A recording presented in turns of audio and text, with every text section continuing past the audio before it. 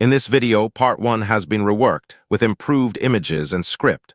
The awakening ceremony begins. A boy named Zhang Tainyu awakens as a Class 3 blacksmith. Another Lao Shizi becomes a Class 5 mason. Standing nearby, a blonde-haired student named Feng Yang scoffs, remarking that they are all useless life-type professions. He complains that even a support type would be less boring than watching this. Another student agrees, praising Feng Yang for awakening as a glorious greatsword warrior, a rare profession those bumpkins could never compare to. Suddenly, someone bumps into Feng Yang. It's a young man with dark hair who apologizes, saying he's in a hurry. Feng Yang's crony angrily asks if he's blind for bumping into his brother. Feng Yang recognizes the young man. His crony, seeing the man's arrogant look, asks if he's some young master. Feng Yang sneers at the idea, then asks if they know about the Lin family that was mysteriously wiped out years ago. He points out that the young man is Lin Han, the last remaining mutt of that family. He calls Lin Han trash for even daring to show up at the awakening ceremony,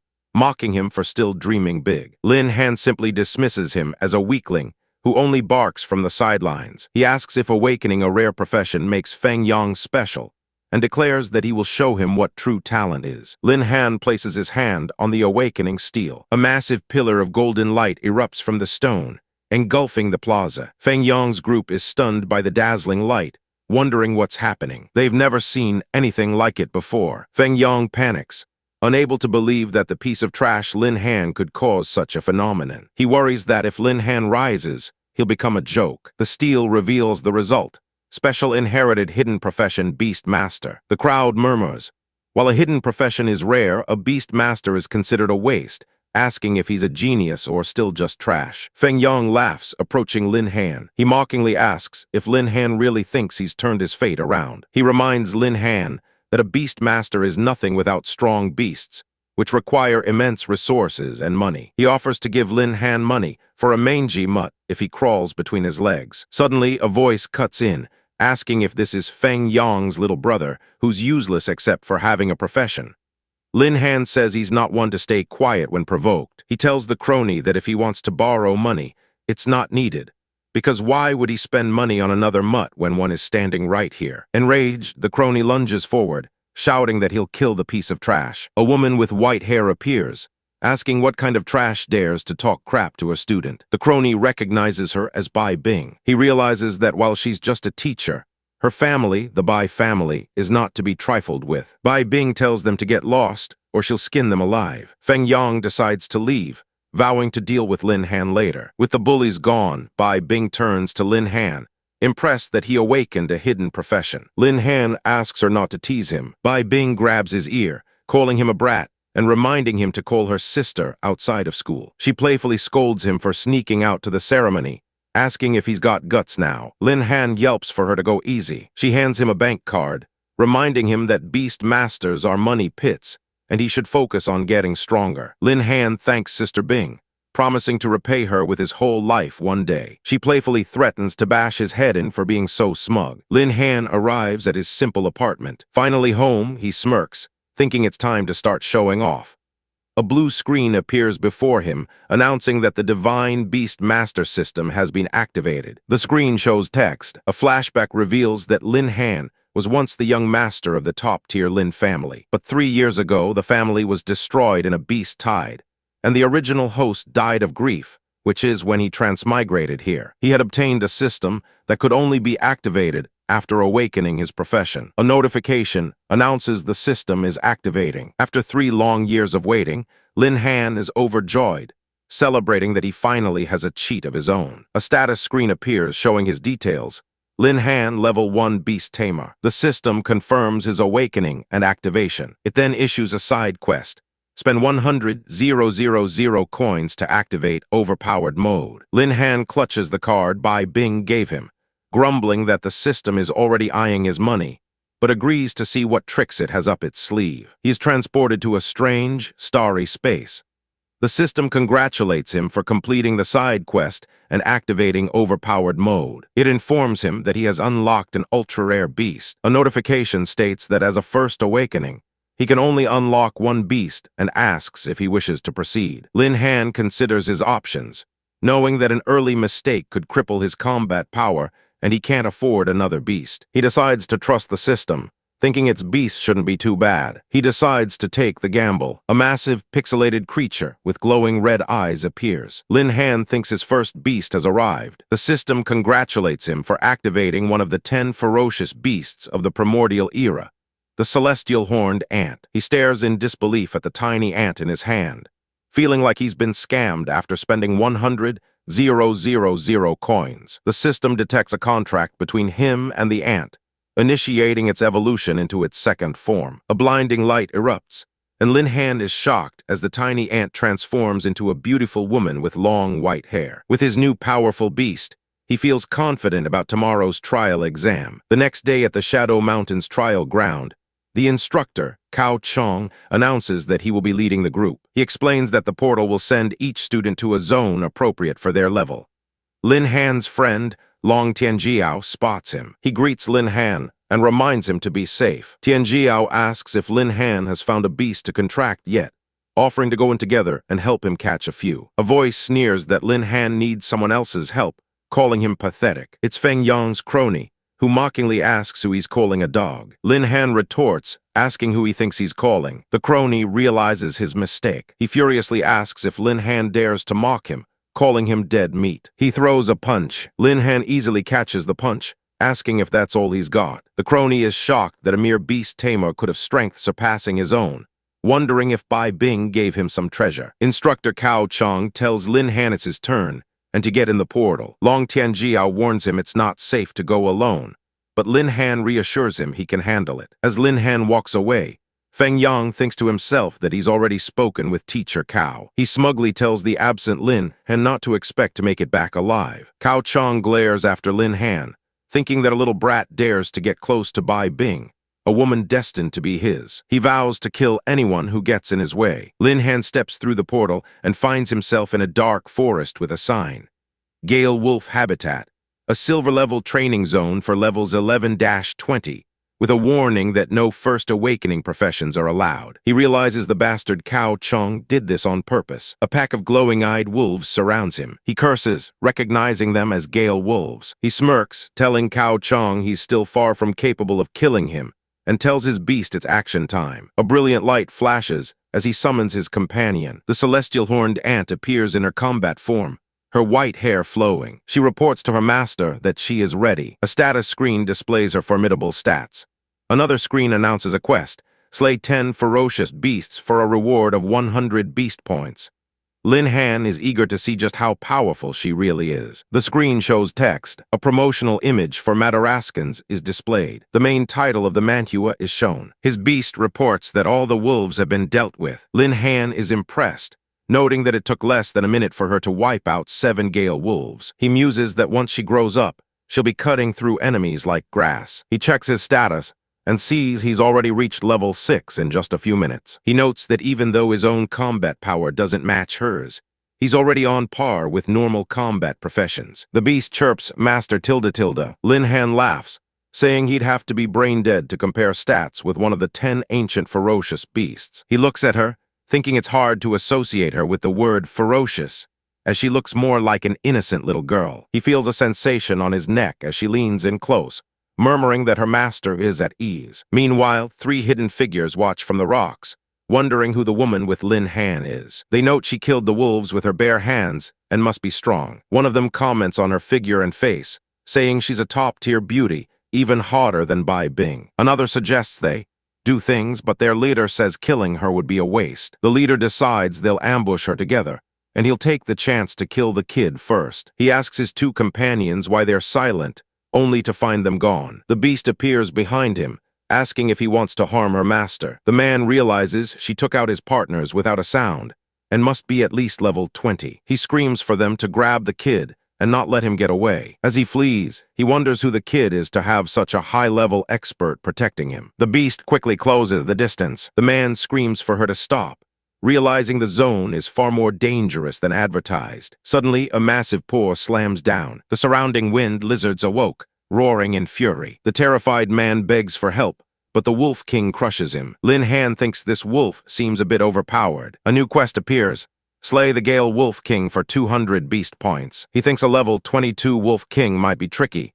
and suggests they retreat for now. But his beast's eyes glow with excitement, clearly not wanting to back down from a fight. Lin Han sighs, seeing she won't give up, and agrees to kill it. The beast charges the Wolf King. The Wolf King snaps its massive jaws. The two titans clash in a flurry of motion. The beast grits her teeth. The Wolf King uses a skill Gale Flash Step, moving with incredible speed. It strikes her, sending her flying. She lands hard. The Wolf King howls, unleashing a torrent of wind blades. The beast braces for the impact. The attack pushes her back. Lin Han realizes the level gap is too wide for her to win in a direct clash. He curses as he sees other wolves hiding to launch sneak attacks. He scoffs, asking if they think they can sneak attack him. He tells them they are way too green. He thanks them for delivering themselves to him from miles away. He says he was just wondering how to kill the Wolf King, and now they've made it easy. He kills one of the smaller wolves, bringing his quest progress to 9 out of 10. The beast is still locked in combat with the Wolf King. Lin Han leaps onto the back of another wolf. He finishes it off. A notification confirms he has completed the first battle quest by slaying 10 ferocious beasts. The first battle mission is complete. He immediately yells for his beast to use Frenzied Strike. A system notification appears. 100 beast points spent to awaken the skill Frenzied Strike for the Celestial Horned Ant, which deals 100% of her strength as damage. The Wolf King looks confused. The beast's eyes glow red as she powers up. Energy crackles around her. She unleashes a devastating attack. The energy envelops her. The energy builds. The beast's power surges. She attacks. She flies through the air, wreathed in dark energy. The attack connects with the Wolf King. The impact creates a massive explosion, obliterating the beast. Lin Han is thrown back by the force, wondering what the hell just happened. A mission complete screen appears, announcing he's killed the Gale Wolf King and gained 200 beast points. He is stunned that a level 22 Wolf King was just insta-killed. The beast grins, thinking that's a real ferocious beast. A notification appears.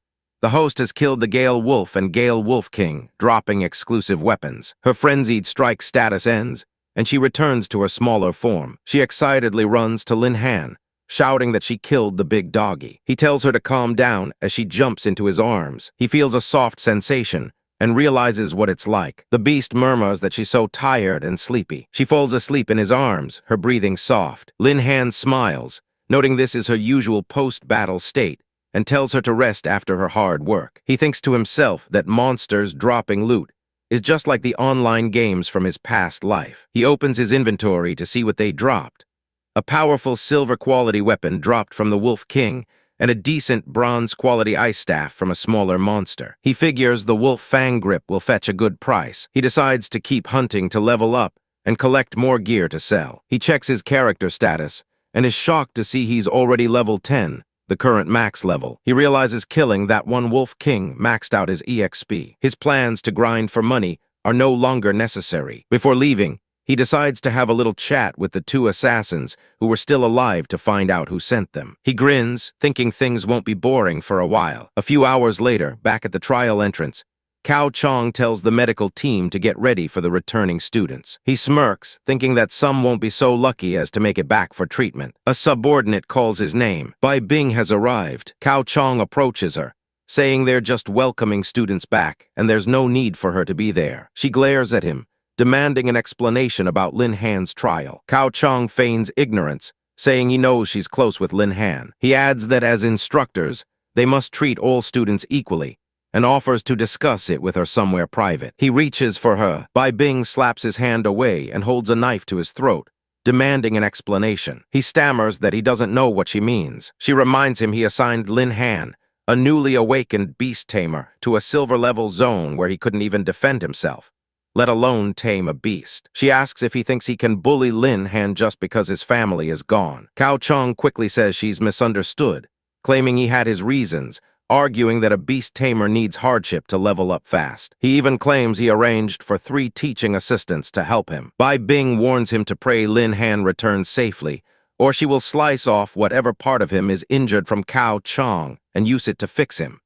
He nervously agrees. As she walks away, he curses her under his breath, thinking she's only acting tough now and will break when she sees Lin Han's corpse. He fantasizes about taking advantage of her grief. A student announces the return of the trial participants. The first one back is Lang Lingsu, a rare storm mage and one of the first High's dual talents. Feng Yang approaches her, saying that as the two geniuses of the school, they should get more familiar. Lang Lingsu sidesteps him. She tells him that if it were the old Lin Han, she might have considered it. But as for him, he should just forget it. Feng Yang is left grabbing at empty air. She walks away. Long Tianjiao arrives, immediately asking if little Lin has come back yet. Feng Yang sneers, saying the fatty got lucky to survive, but his good buddy Lin Han must have died. Long Tianjiao angrily dares him to say that again. Feng Yang taunts him, saying Lin Han was just a trash beast tamer and couldn't have lasted long. Tianjiao yells at him to shut up, but Feng Yang just tells him to stop worrying about others and focus on his own strength. He shoves Tianjiao aside, telling him not to block the way for others. Tianjiao turns away. He mutters that little Lin will definitely come back. An hour later, Feng Yang's cronies are fawning over him. Long Tianjiao worries, as everyone else is back except for Lin Han. Feng Yang says it's obvious he died inside. His crony adds that dying in a pack of beasts is an honorable death for a beast tamer. Suddenly, a voice asks when the school got so many noisy dogs. It's Lin Han, casually walking out of the portal. Long Tianjiao shouts his name in relief. Bai Bing rushes to him, relieved he's okay but scolding him for scaring her. Cao Chong is stunned, wondering how he's still safe and sound after he sent 3 people to deal with him. He concludes that Lin Han was just lucky this time. He vows that he won't let him off so easily. Feng Yang scoffs, asking what a beast tamer without pets can even do. He speculates that Lin Han must have just hidden in a corner the whole time. Long Tianjiao retorts, asking if Feng Yang thinks everyone is a coward like him. Lin Han calmly says he'll find out soon enough. Feng Yang declares that Lin Han, the useless beast tamer who hid trembling for so long, is the true coward. Lin Han asks if Feng Yang is done barking. Feng Yang is enraged, but Lin Han continues, saying that with Feng Yang's skills, he doesn't even deserve to wipe his beast's shoes. Feng Yang challenges him to a bet to see whose level is higher, with the loser having to kneel and call the winner Grandpa. Lin Han agrees instantly, promising to slap Feng Yang's face to the core of the earth. Long Tianjiao tries to stop him, warning him that the instructor is still there. Lin Han tells Instructor Cao that this is between them and asks him not to interfere. Cao Chong smirks, saying that since a bet was made, they must keep their word, and tells Lin Han he asked for this himself. Bai Bing watches, recognizing the scheming look in Lin Han's eyes, and realizing the brat is trying to trick someone. Cao Chong announces that since the bet is set, they can begin. Long Tianjiao steps up, announcing he's joining the round as Lin Han's brother, and reveals he is a level 2 berserker. Feng Yang laughs, unimpressed, and reveals he is a level 3 greatsword warrior. The crowd is amazed, calling him awesome. Long Tianjiao panics, realizing he was careless. Feng Yang tells Lin Han it's his turn, sneering that since Tianjiao is only level 2, there's no way the useless Lin Han is higher. He declares that both of them should prepare to kneel. Lin Han calmly tells his friend to wait. He tells Tianjiao not to worry, as he doesn't take Feng Yang's strength seriously at all. He says that even if he had to start from scratch, he'd still be miles ahead. A powerful blue aura explodes around him as he reveals his status, LV-10 Beast Tamer. The crowd stares in utter disbelief. Feng Yang stares in disbelief, sputtering that a good-for-nothing beast tamer couldn't possibly get so strong so quickly. He accuses Lin Han of cheating, claiming not even the school's top student Lang Lingsu could do it. Lin Han scoffs, asking if they think others can't do something just because they can't. He calls upon Instructor Cao to witness the bet he has won, asking him to make sure Feng Yang doesn't back out. With a smirk, Lin Han adds that he was able to reach level 10 thanks to the help of a few teaching assistants. He sarcastically asks Cao Chong to convey his respects to them for going to so much trouble to protect him. Cao Chong is stunned, realizing Lin Han knows he sent people after him and wonders if they've been captured. He fumes, determined not to let this little brat ruin the position he worked so hard for. From a distance, Lang Lingsu watches, impressed that Lin Han reached level 10, acknowledging him as the Academy's former #1 genius. She vows to catch up to him, her own status showing she's a level 5 storm mage. Just then Bai Bing walks over, asking Lin Han why he's still there. He tells her his business is finished. She replies that it's her job to be here after all. Long Tianjiao excitedly tells her about Lin Han reaching level 10 in just a few hours, boasting that he'll soon be invincible. Bai Bing simply lets out a thoughtful hem. Suddenly, Cao Chong snaps, lunging at Lin Han and screaming for him to die. Bai Bing leaps in front of Lin Han, telling him to watch out. She blocks the attack, angrily asking what he thinks he's doing and reminding him that attacking a student is against regulations. Cao Chang snarls that she shouldn't try to use the rules on him. He declares that he must take Lin Han down today. He overpowers Bai Bing, sending her stumbling back. She lands hard on the ground. Cao Chang vows she won't succeed as long as he's there. As he moves to strike her again, Long Tianjiao shouts for her to hang on, realizing she's no match for the instructor. Cao Chang grabs her by the throat, sneering that he'll collect some interest first for her interference. He pulls back his fist. A foot slams into his face. It's Lin Han, who has sent the instructor flying with a kick. Bai Bing stares in shock. Lin Han helps her up,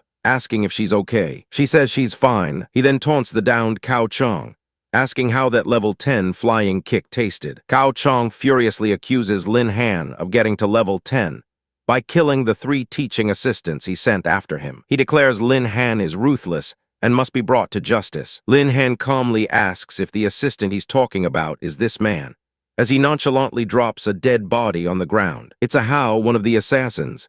Cao Chang is shocked that he's actually dead. Internally, he thinks this is perfect, since the dead can't testify. He demands to know what Lin Han could possibly argue. Lin Han replies that he's not arguing, merely that he kindly brought out someone he saw die. He sighs, calling it a shame the man is being used as a pawn even after death. Outraged by the shameless denial, Cao Chang threatens to break his bones. Lin Han taunts him, asking if he's flown into a rage out of shame. He loudly questions what kind of instructor would send people to harm his own student, asking if he's seeking revenge or trying to silence someone. Cao Chang throws a punch, which Lin Han easily dodges. Feng Yang and the others can't believe it. Cao Chang is stunned that the trash dodged his fist, something even a level 20 combat class student couldn't do. Lin Han knows he's no match in a direct fight, but states he won't just be using his fists. He summons the ice staff, and a wave of ice shoots toward Cao Chang. What's happening? Cao Chang is momentarily frozen before shattering the ice, grunting in pain as he's knocked back. Lin Han thinks his increased strength allowed him to suppress the instructor just long enough to create an opening. He smirks, planning to create some distance, because he won't need to handle this himself. He summons his beast, Yi, thinking that while his own stats are lower than Cao Chang's, hers are not. Yi appears in her humanoid form, declaring that Cao Chang will have no choice but to take a beating. A status screen reveals she's now a level 13 Skyhorn ant with immense power. She glares at Cao Chang, declaring that anyone who harms her master, it deserves to die. She unleashes a massive wave of energy, blasting Cao Chang away. Long Tianjiao gawks, exclaiming that little Lin was hiding a girl, while Bai Bing wonders who the powerful woman is. The students are shocked that Instructor Cao was actually sent flying. Yi lets out a furious roar. Lin Han quickly calls her back, knowing her identity as an ancient fierce beast is too sensitive to be exposed. Yi returns to his side, asking if she was a good girl for listening and stopping. She beams happily. He praises her, but tells her to change back into an ant first. She transforms back into her tiny blue form and returns to him. Cao Chang struggles to his feet, accusing Lin Han of colluding with outsiders to attack him. He bellows that such a morally corrupt student must be severely punished. A calm voice tells him to hold on. A man in a sharp suit appears between them. It's the dean of the academy, Sikong Cheng. Cao Chang immediately points to Lin Han, repeating his accusation that he killed the teaching assistant just to level up. He implores the dean to execute Lin Han. Lin Han scoffs at the baseless accusations. The dean ignores them and calmly examines the corpse, noting the ruptured organs and shattered bones. He concludes that the fatal injury looks like the work of a large, fierce beast. He points out that if Lin Han had killed him, it would have been difficult to bring back the corpse in one piece. Cao Chang insists Lin Han must be involved. Bai Bing steps forward, stating that she also has her doubts about Cao Chang's claims, especially his suspicion that he was plotting to harm a student. Cao Chang screams that it's all nonsense. The dean asks Lin Han if he has any proof to back up the accusation. Cao Chang internally celebrates, thinking that since the people he sent are dead, no one is left to testify. Lin Han states that he does, in fact, have proof. He reveals the 2 other assassins, alive and bound. They flinch in pain. Lin Han explains that the 3 of them were secretly monitoring him when they ran into the Gale Wolf King. One died, and he saved the other 2. He then asks them to explain why Instructor Cao sent them to monitor him in the first place. He gives them a little kick for encouragement. Terrified, the 2 assassins confess that it was all Instructor Cao's arrangement. They can't take the pressure anymore and spill the beans. Lin Han then reveals that he has an ancient fierce ant that can exude pressure on other ant-like creatures. He turns to Cao Chong, calmly asking if he shouldn't be giving an explanation now. Cao Chong begins to sweat, realizing he's been caught. The dean declares that Cao Chong has severely violated the academy's principles and must accept his punishment. A bolt of energy erupts from the pin on the dean's collar, striking Cao Chong and binding him in ethereal chains. The dean tells Lin Han and Bai Bing that the matter is concluded and they can leave. Bai Bing takes Lin Han's hand, telling him he must be tired. As they walk away, Lang Lingsu appears before them, asking Lin Han directly if he was the one who killed the Gale Wolf King. She steps closer, logically deducing that it would be impossible for him to fight it head-on without a powerful beast companion to draw its fire. She gets right in his face, stating the only explanation is that he's bound to a powerful beast, and challenges him to a simulated battle so she can experience his abilities. Lin Han is flustered, thinking that the cool and aloof Lang Lingsu actually has the personality of a curious baby. He gently pushes her back, explaining that what she needs now is to sum up her experience from the trials, not start another fight. Bai Bing steps between them, telling Lang Lingsu that Lin Han just fought and needs to rest, so he can't agree to her request. Lin Han awkwardly waves, saying he's tired and asks if they can disband. He quickly tries to escape the situation by commenting on the nice weather. Bai Bing glares, thinking about the strange woman who appeared and now Lang Lingsu, wondering when Zai Ohan became such a playboy. She decides it's none of her business and tells them she's leaving. Lang Lingsu reminds Lin Han he hasn't answered her question yet. He stammers that he's tired and they can talk another time. She agrees, but tells him to remember his promise before turning to leave. Lin Han watches her go, wondering why Sister Bing seemed so angry. He heads to the Shadow Mountains Exchange to sell the gear he looted. The manager, a man named Tian Baiyan, greets him. Lin Han presents the 2 pieces of equipment. Tian Baiyan recognizes the quality, and then recognizes Lin Han himself. He reveals that he and Lin Han's father were friends for over 10 years, and tells Lin Han to call him Uncle Tian. He praises the boy's strength, and says the Lin family's revival is not far away. Lin Han, seeing an opportunity, agrees to leave the equipment with his uncle. Uncle Tian offers 5 million for the gear, citing their acquaintance. Lin Han politely insists the transaction be conducted according to the rules. He points out that the equipment was dropped by the Wind Wolf King and is worth at least 8 million. They begin to haggle, with Uncle Tian offering 5.5 million and Lin Han countering with a lucky number, 7, 88 million. They finally settle on 66 million, a price Lin Han is more than happy with. They shake on it, and Uncle Tian feels like he's been played by the kid. The funds are transferred, and Tian also gives Lin Han a VIP membership card for the trading bank, which can overdraw up to 3 million. Lin Han thanks him and decides to browse some magic scrolls while he's there. 10 minutes later, as Lin Han leaves, Tian reflects that the boy's future achievements may be immeasurable. Arriving back at his apartment, Lin Han finds an armored truck and a man waiting for him. He recognizes him as Uncle Liu. The man introduces himself as the Bai family manager, Liu Butler. He greets young Master Lin. The butler explains that Miss Bai Bing had personally led a team into a diamond-level secret realm to capture a void beast for him. However, because of her unauthorized actions, the family master has ordered her to stay home. Lin Han is touched that she went to such lengths for him. Liu Butler then delivers a message from the master. The Bai family has done their best for him, and if he takes the void beast, they will have nothing more to do with it. He ends by telling Lin Han to please stop bothering their young lady. Lin Han corrects him, calling him Butler Liu. He firmly states that he appreciates the kindness, but has no connection with the Bai family, and he never asked for their help when his own family fell. He tells the butler to take the void beast back. As Lin Han walks away, the butler warns him that no one can refuse what the Bai family wants to give. He reaches out with a threatening aura, telling Lin Han to consider his own weight. Lin Han's eyes flash red, and an immense pressure slams into the butler, who gasps in shock. He can't understand what's happening. The butler trembles, wondering why he's afraid of a useless beast tamer. Lin Han tosses Bai Bing's bank card back to him, telling him to return the money with interest. He tells the butler to thank her for her kindness, but that he, Lin Han, won't owe anyone anything.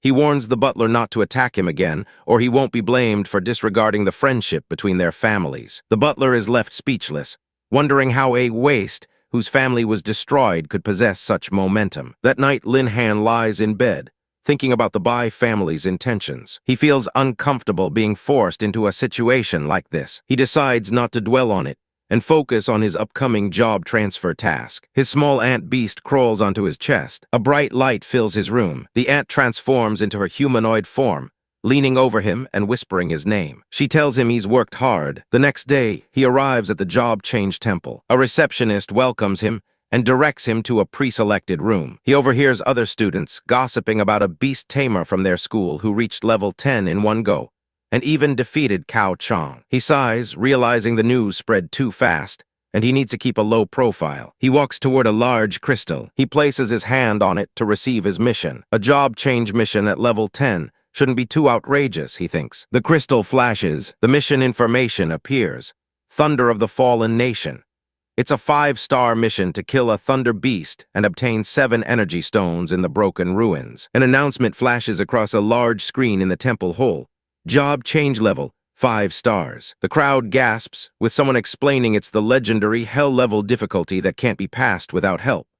Lin Han facepalms, lamenting his terrible luck. A system notice boomed across the hall, announcing the release of a 5-star mission. The mission, named Thunder of the Fallen Nation, required the participant to kill thunder beasts in the ancient ruins and collect 7 energy stones. A man in the crowd wondered, aloud, who on earth could be so unlucky as to trigger such a difficult mission. Fortunately for the protagonist, Lin Han, only the task's content was announced, not his identity, saving him a lot of potential trouble. Thinking there was no time to lose, the young man smiled confidently. The mission location was set for the broken ruins. He arrived at the desolate landscape, where a mercenary gathering place had been set up. A muscular, bald man lounged on a chair, complaining that no one had come to do the task, meaning he'd have nothing to eat this month. Suddenly, his eyes twitched as he sensed someone approaching. He looked up to see Lin Han walking toward their camp. 2 mercenaries nearby sized up the newcomer, noting his nice clothes and guessing he might be some rich young master on a mission. They smirked, thinking they just bumped into a fat sheep, and it was time to open for business. One of them reminded the other to watch his wording, as that was their boss. The bold mercenary boss stood up and asked Lin Han if he was there to complete a mission. He offered the services of his mercenary group, guaranteeing their quality and even offering a 20% discount since Lin Han was a newbie. Lin Han flatly stated that he had no need for their services. The bald man persisted, offering to negotiate the price and even waive the commission just to make friends. Lin Han repeated that he didn't need their help and turned to leave, but the mercenary grabbed his arm. With a sharp warning to watch out for his arm if he kept getting entangled, Lin Han's eyes glowed menacingly. He effortlessly twisted the muscular man's wrist, causing him to cry out in pain. Lin Han then casually tossed the large man aside. He coolly asked if they really thought he was a naive rookie who knew nothing, questioning why they would offer their services for free. There was only one reason a mercenary group like this would do such a thing. Their true purpose was to kill people and rob them of their money. As Lin Han walked away, the enraged mercenary leader vowed to kill him, but another man stopped him, reminding him to forget it. A red-haired woman, the true boss, emerged and slammed her hand on a table, asking if they were just going to let him go. The man explained that a security team was watching, so it wasn't appropriate to act now. No one could provoke them and leave safely. The red-haired woman smiled wickedly, deciding they would wait until he left the safe zone and then have some fun with him. Meanwhile, Lin Han stood in the vast desert, wondering if this was the broken ruins, noting how different it looked from the Shadow Mountains. He called for his companion Ai, telling her they were ready to go. A beautiful, white-haired woman in blue armor materialized from a flash of light, announcing that she was ready. Lin Han affectionately patted her head, promising her a good fight today. Suddenly, a new system notification appeared before him. He had triggered a lighter-level mission. The mission, Thunder Heart, required him to hunt down the Thunder Apostle and obtain its heart, with a reward of 300 beast taming points. Lin Han mused that this was a good thing, as Ai's strength improvement depended on it. He considered his situation. He still needed to complete the job change mission first, but he didn't know where the Thunder Apostle was. He decided to buy some information from Uncle Tian. He told Ai they would do the job change mission first, and then he would earn beast taming points for her. They ventured into the ruins, and were soon surrounded by a pack of wolf-like creatures. A system panel identified them as thunder beasts, level 15 social animals. Ai leaped into action, tearing through the pack with incredible speed and power. As the beasts were preoccupied with Ai, they turned their attention to the seemingly weaker Lin Han. He smirked, asking if they wanted to deal with him since they couldn't beat Ai, and pulled out a fiery magic scroll. He told them to give it a try. The thunder beasts looked on in horror, realizing they were done for. Lin Han activated the magic scroll, unleashing a devastating fireball barrage upon the pack. The area was rocked by massive explosions as the fireballs rained down. System notifications dinged one after another, confirming he had successfully killed the thunder beasts but gained 0 experience. He also received an energy stone for defeating a beast. The remaining beasts tried to flee in terror. Another notification warned him that he had reached the maximum limit for his first job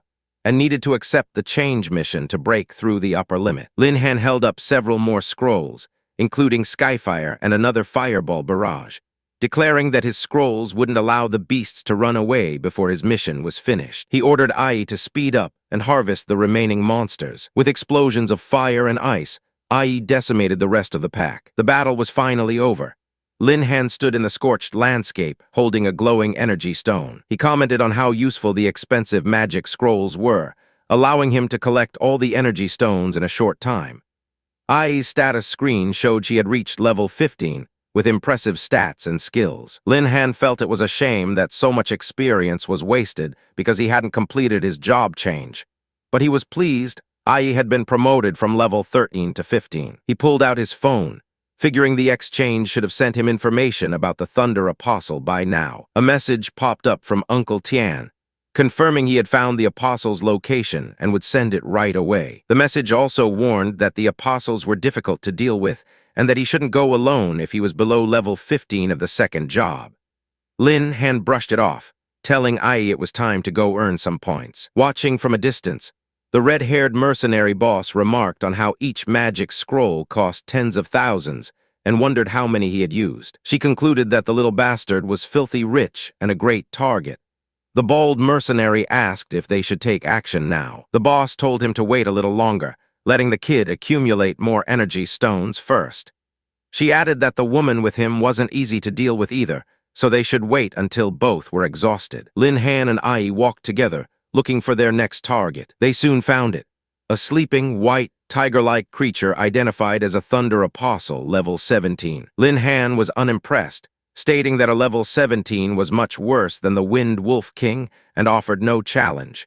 He cheerfully told Ai to kill it so they could go home. Ai leaped forward with a happy, "Yes, master." The awakened Thunder Apostle roared in anger. Ai transformed, her humanoid form shifting as she prepared to attack. She changed into her true form, a massive blue insectoid creature that burrowed into the ground. The Thunder Apostle was suddenly lifted from the ground, caught off guard. Ai emerged from beneath it, her massive claws ready to strike. She viciously tore into the beast, showcasing her immense power. As Ai continued her assault, Lin Han decided to help out, pulling out another scroll. The Thunder Apostle was thrown into the air, bleeding from its wounds. Lin Han told it to die for him. He unleashed the scroll's power, summoning a massive ice cone from the sky. The huge spike of ice slammed down, impaling the Thunder Apostle. A notification confirmed the beast was killed, but again, he received no experience. Ai, back in her human form, sighed that she was tired.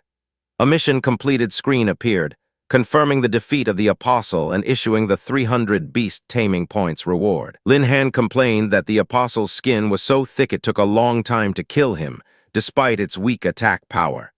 Still, he was happy to get 300 points and make a lot of money. Deciding to use the points right away, he invested them to awaken one of Ai's innate skills. He successfully awakened the sky-horned ant's innate skill, Iron Bones. Ai felt a surge of energy as the skill activated, increasing her defense by 20%. She cheered that she felt even more powerful and thanked her master. Overjoyed, she leaped into his arms, prompting him to remind her to be careful, as they were in the wilderness. Suddenly, a voice called out, complimenting him on being good at fighting. The mercenary group, led by the red-haired woman, had surrounded them. Lin Han looked at them with a smirk, sarcastically asking the bold guy if he was going to help for free, or perhaps give his grandfather a leg massage now that all the monsters were defeated. The red-haired woman angrily told him he would pay the price for rejecting their group earlier. The bald mercenary demanded he hand over his treasures obediently, or he would never leave alive. Lin Han calmly asked if they weren't afraid of being discovered by the security team. The woman explained that they were in an unsafe area deep in the ruins where security forces don't patrol. She taunted him, saying that if he died here, it would be ruled as an attack by a vicious beast, and he had only himself to blame for picking on the wrong person. She smiled menacingly, promising to treat him well. One of her subordinates then asked if the girl would belong to them, to which Lin Han simply replied, "Okay." The mercenaries were momentarily confused, wondering about the woman with him. In a flash, Ai appeared before the red-haired woman, her eyes glowing with red energy. The mercenary boss cried out a warning to be careful. Ai grabbed her and effortlessly tossed her aside. The other mercenaries yelled in panic, calling Ai a scary woman and crying for their moms as she dispatched them with ease. She grabbed the red-haired woman and threw her into a group of her own men. The mercenaries were in chaos, with one shouting that this woman was trouble and they had to kill her quickly. Another lamented what a pity it was, as she was a top-notch beauty. They opened fire with their rifles. The bullets sparked against Ai's body but did no damage, thanks to her iron bones skill which had just activated, increasing her defense by 20%. The red-haired woman, lying on the ground, realized her opponent was too strong and ordered a retreat. As she looked up, she saw Lin Han standing over her, surrounded by crackling lightning. He smiled, holding another scroll, and told her it was too late to run. He unleashed a powerful lightning attack that swept across the battlefield. The remaining mercenaries screamed as they were electrocuted. Lying amidst their defeated bodies, the mercenaries wondered what kind of monsters they had encountered. A woman who was immune to bullets, and a boy who kept using all kinds of magic scrolls. The bold man whispered to his boss that the woman seemed to only listen to the boy, and he must have used up all his magic scrolls by now. Convinced that Lin Han was just a weakling without his scrolls, the bald man decided he was going to fight him. Lin Han casually asked if he still wanted to fight back. More magic scrolls materialized around him, glowing with power. He declared that while he had ambition, he was also a weakling with nothing but money in his pocket. The mercenaries trembled in fear as Lin Han demanded they hand over all their equipment, energy stones, and skill books. He told them he would consider letting them go if they complied. Otherwise, he would show them what all fear comes from insufficient firepower truly means. The red-haired woman, now the one being robbed, could only wonder who the real robber was here. Sometime later, Lin Han arrived at the Job Change Temple. A female receptionist was pondering the person who had activated the 5-star mission that morning, a man named Lin Han. She thought he was handsome but unlucky, figuring such a difficult mission would take him at least 10 days to complete. Just then, Lin Han greeted her. The receptionist jumped in surprise, startled by his sudden appearance. He calmly told her he had just completed the Job Change mission and came back to hand it in. She looked at him in disbelief, thinking she must have heard him wrong. Flustered, she assumed he wanted to inquire about the mission information and began to look for the papers. He clarified that he had really completed the mission and was there to change his job, leaving her utterly bewildered. What? She stammered, asking if he'd truly completed it. He replied that yes, it was rather easy. She told him to wait a moment while she booked a room for him, directing him to room 996. As he walked away, she couldn't help but wonder how he could have completed the task in only a few hours, suspecting he was just bragging. Just then, a system-wide announcement declared that the 5-star mission, Thunder of the Fallen Kingdom, had been completed. The receptionist realized it was actually true. Her jaw dropped and her eyes went wide with shock. The news spread through the hall, with other people exclaiming that someone had completed a 5-star mission. They wondered when such a strong person had appeared. Inside the room, a notification congratulated Lin Han on completing the job mission task and successfully reaching the second job mission. He placed his hand on a glowing panel. The system announced his second job, Beast Tamer. He clenched his fist, feeling good about his second career change. His new status screen appeared, listing his occupation as Yushin Scholar 2nd level, a hidden occupation, and showing his improved stats. The successful job change also unlocked powerful new professional talent skills: lightning wings, skill copy, and bloodline reversion. He also triggered a system reward, offering a choice between 3 new skills: fusion, telepathy, or malicious fluctuation. He pondered the new skills he had acquired after changing his job. He muttered lightning wings and skill copy to himself, deciding to test the power of his new abilities. A brilliant light erupted from his back, and he was lifted into the air. He exclaimed in shock that he could actually fly. He marveled at the fact that he had unlocked a flying skill, which was normally only learned from advanced skill books, at only the second level, confirming that Beast Tamer was indeed a powerful hidden job. He then thought about skill copy, realizing it meant he could copy and use Ai's skills, which would be a huge advantage in battle. He noted that although the skill copy only lasted 5 minutes, it could determine the outcome of a battle at a critical moment. Next, he considered the upgrade reward, reviewing the options. Fusion, which lets him merge with his beast. Telepathy, for better communication.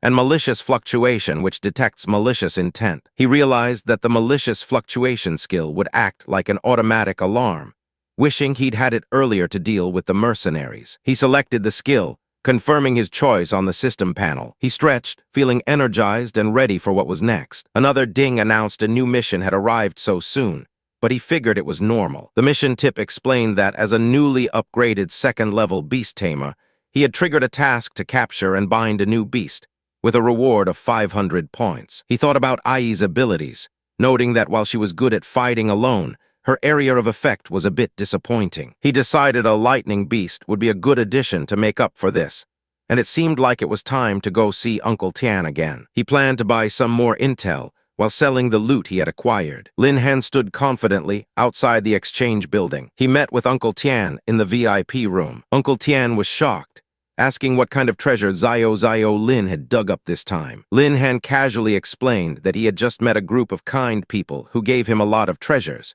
gesturing to a massive pile of gold and items. He told Uncle Tian he planned to sell everything and asked him to count it.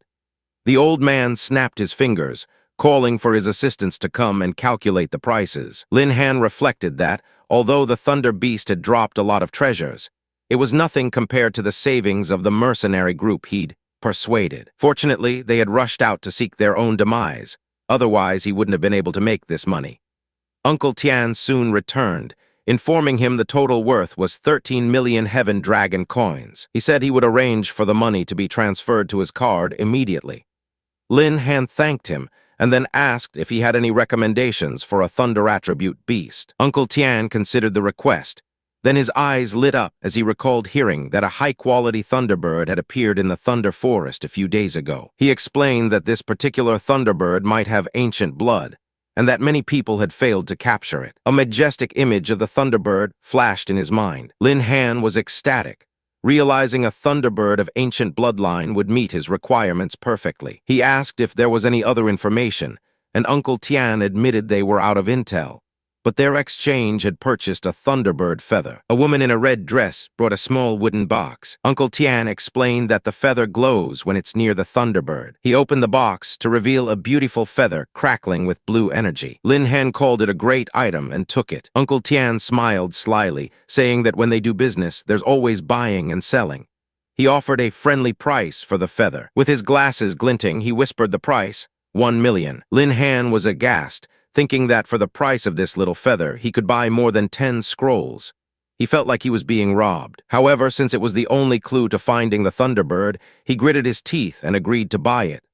Uncle Tian laughed, thanking him for his patronage. As he took the box, Lin Han reasoned that if the feather could improve his efficiency, 1 million was worth it. Later, he arrived at the dark and ominous Thunder Forest, a place recommended for levels 0-20. He recalled Uncle Tian's parting words. The feather would glow when he was within 10 meters of the Thunderbird.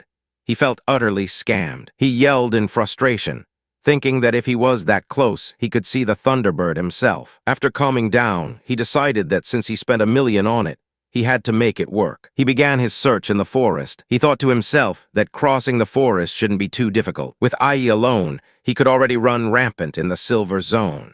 He daydreamed that if he collected one more beast, he'd be able to dominate the Golden Zone. A tiny, angry version of Ai appeared on his shoulder, jealous of his thoughts. From a digital screen, a Chibai Ai pouted, complaining that her master was a bad guy for thinking she wasn't enough and wanting to find other beasts. She started playfully punching him, and he laughed, telling her not to be angry. Suddenly, they were interrupted by a cry for help. A girl with pink hair was running for her life from a large, shadowy beast. The creature was a thunder leopard, level 19. The girl, Su Nyanwei, a level 10 tracking master, felt a sense of dread, knowing she would be caught soon. She tripped on a root and fell. The thunder leopard lunged at her. She braced for the end, thinking she was dead, but the attack never came.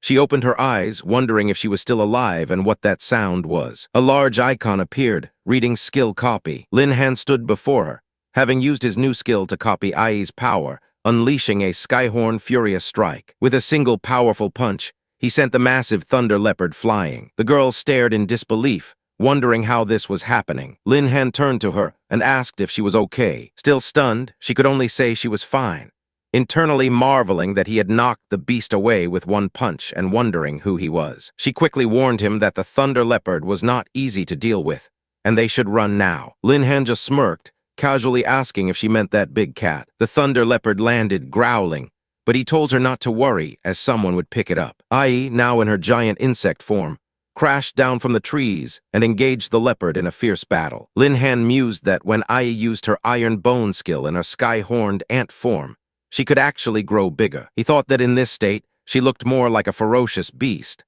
The pink-haired girl, sitting on the ground, wondered if another vicious beast had arrived. Lin Han walked over, asking if she was hurt. He offered her a hand, asking if she could stand up. She took his hand, her mind racing.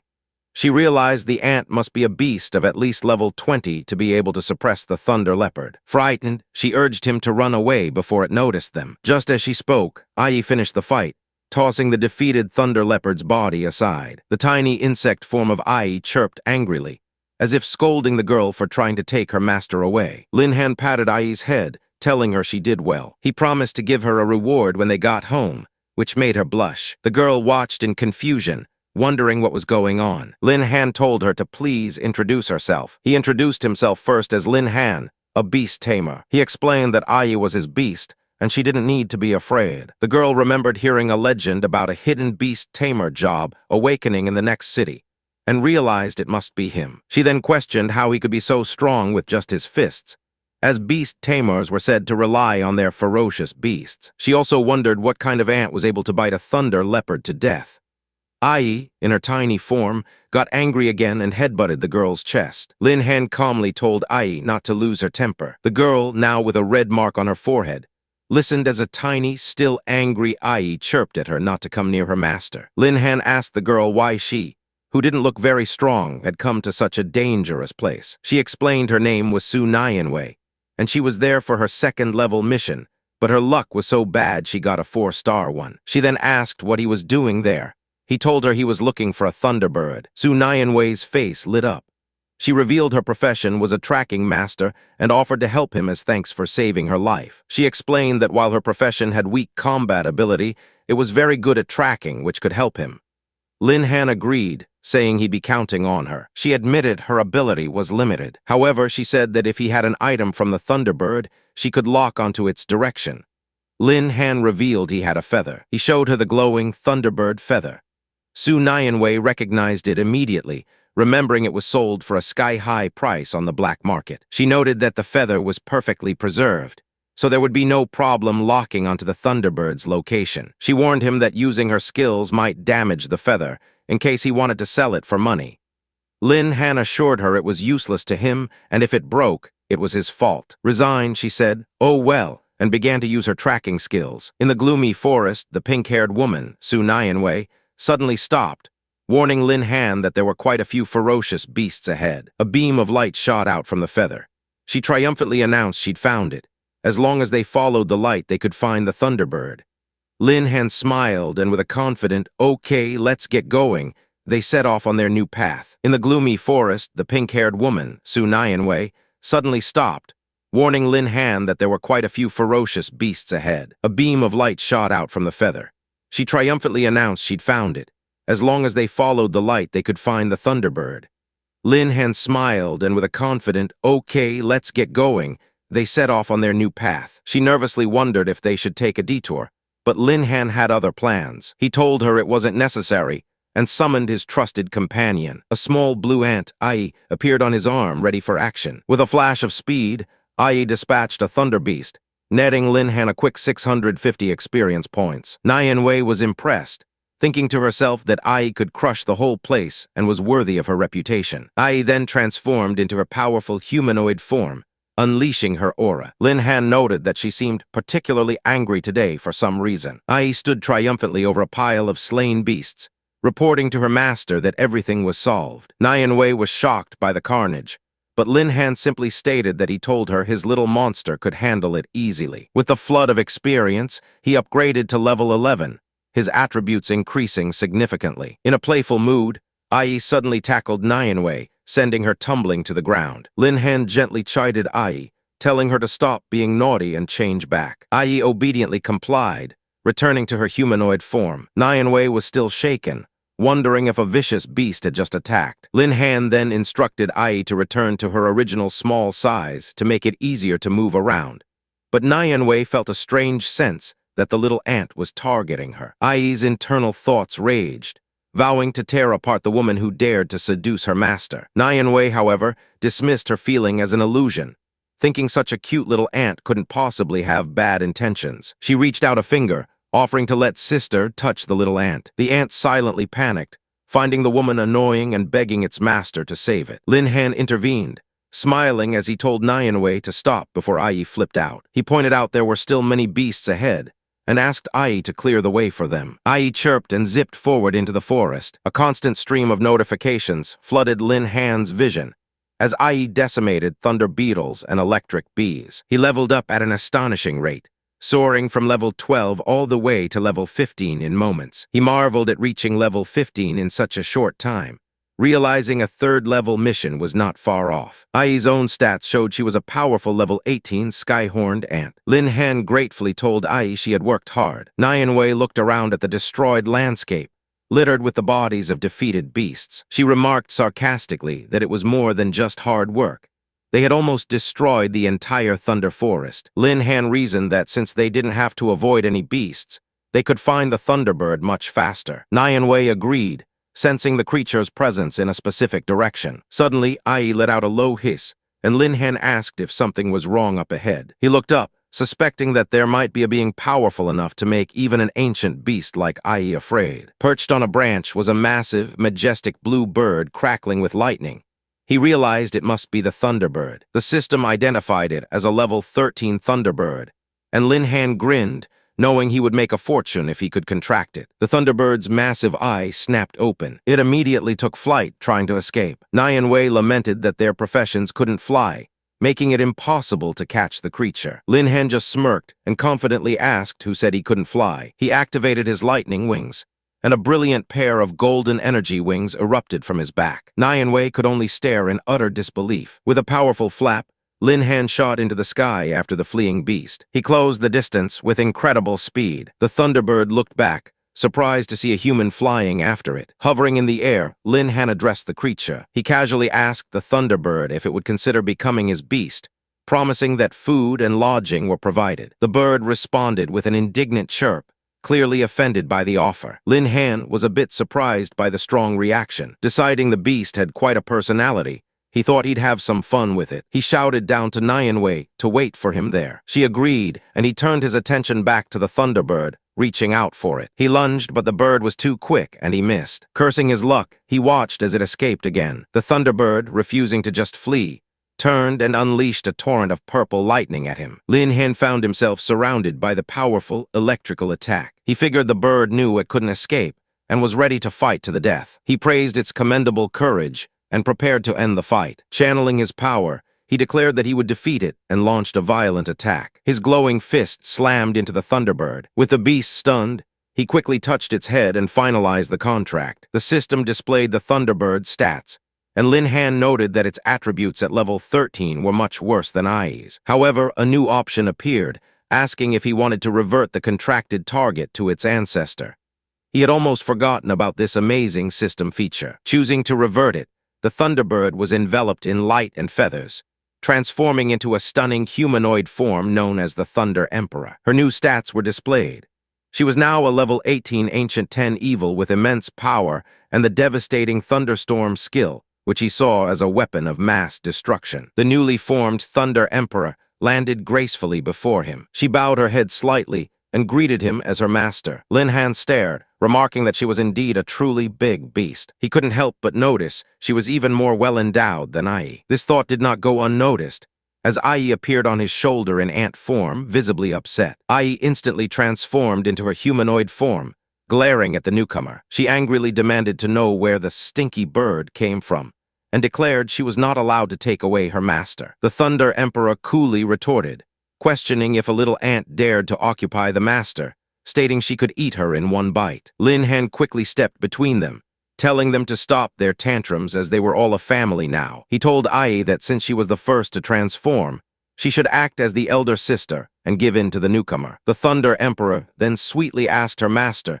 if he could give her a name too. Lin Han thought for a moment, recalling a poem he had heard about yin and yang colliding to form thunder, which was called the Drum of Heaven and Earth. Based on that, he decided to name her Tiangu. Tiangu was delighted with the name and thanked her master profusely. He mused that it was strange for such a gentle girl to possess a skill as wild as thunderstorm. He then realized this was a perfect chance to test out her newfound abilities. Back on the ground, Nianwei was sitting alone, wondering where Lin Han had gone and when he would be back. The scene shifts to a large barbarian camp. Lin Han and Nianwei stood overlooking it, and she asked if he really intended to help her complete her 4-star mission to hunt the leader, admitting it was too difficult. He replied that it was only right since she helped him find the Thunderbird, and besides, he wanted to test Tiangu's strength. Tiangu was ready to show her power. Lin Han gave the order, telling Tiangu to let him see how strong she really was. Tiangu took to the sky in her bird form, transforming back to her humanoid form amidst the clouds. She prepared her attack. She spread her arms, calling down a massive storm. A huge vortex of purple lightning began to form in the sky above the camp. The storm crackled with immense power. Lightning began to rain down upon the unsuspecting barbarians. 2 barbarians looked up, confused by the sudden storm. The barbarian leader also looked to the sky, wondering what was happening. The thunderstorm raged, bolts of lightning striking everywhere. The barbarians could only watch in terror. The leader was still bewildered. Lin Han commented to Nianwei that the monsters were too low level for Tiangu's thunderstorm.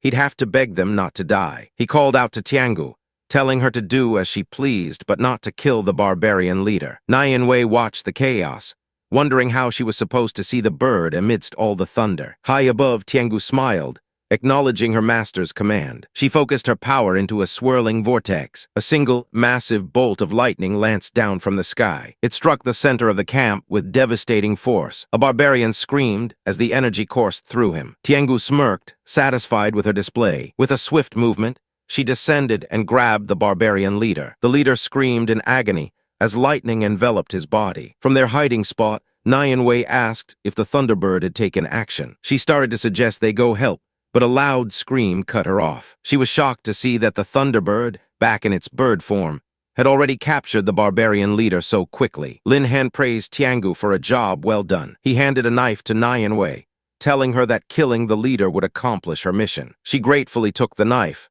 thanking Lin Han and admitting she couldn't have done it without him. After completing her mission, Nianwei offered to accompany Lin Han around Yuzhou City. He politely declined, saying she had helped him just as much by leading him to the Thunderbird. He turned to leave, telling her they would see each other again someday. Nianwei watched him walk away, blushing and hoping they would indeed meet again. With his 2 powerful beasts at his side, Lin Han felt incredibly lucky to have caught a second one in just half a day. Now he needed to carefully plan his next leveling route. Suddenly, his phone began to ring. It was a call from Fatty Long, and Lin Han wondered if something important had happened. He answered, jokingly asking if Fatty was calling to treat him to a meal. Fatty Long brushed it off, saying he had something important to tell him, and asked if he had ever heard of the Illusion Realm. Fatty Long explained that the fantasy realm is a virtual world. It was set up by the Imperial military. The realm can simulate various battle scenes. It can also generate different types of ferocious beasts for the awakened to fight. This makes it an ideal training ground. While it cannot increase experience points,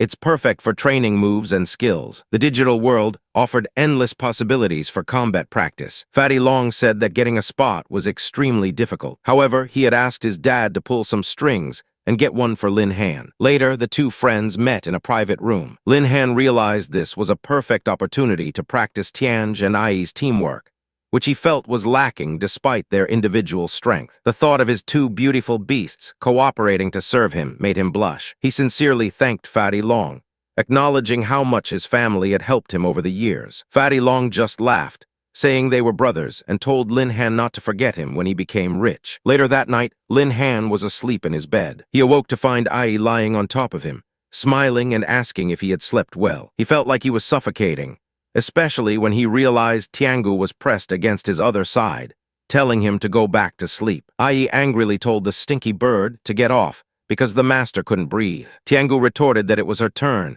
and teased Ai for being so small. They began to bicker, with Ai furiously insisting that the master had said she was the elder sister. Lin Han, caught in the middle, was completely exasperated, thinking they wasted their mature appearances by acting like children.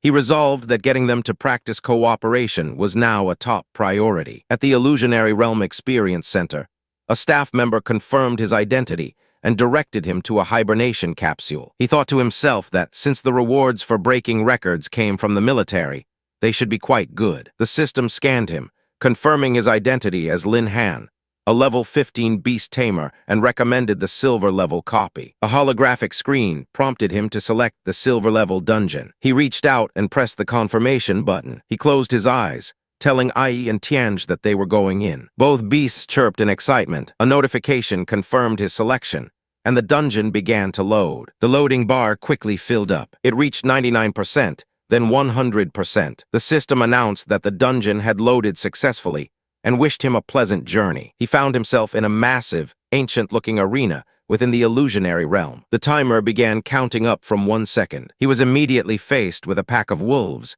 which he wryly called old friends. Ai, in a small fairy-like form, declared she would show the stinky bird who was most suitable to be with the master. She shot forward like a blue blur, sending the wolves flying. The impact was devastating. Tiangu watched with a bored expression. She gave a dismissive, provocative gesture toward Ai, pointing at a much larger level 15 wolf. She scoffed at Ai's accomplishment. Tiangu announced she would show the little ant what true strength was. She unleashed a massive wave of purple energy, annihilating the remaining wolves in an instant. Lin Han tried to intervene, reminding them that they were all one family and should love each other. But both Ai and Tiangu simultaneously declared they had no intention of making love with the other. Their conflicting energies erupted, catching their poor master in the middle of the blast. Seeing him get hurt, they both rushed to his side, anxiously asking if he was injured anywhere. They apologized profusely, admitting their jealousy had made them forget about his safety, and vowed to take the next battle seriously. A system warning then announced the arrival of the third wave of beasts,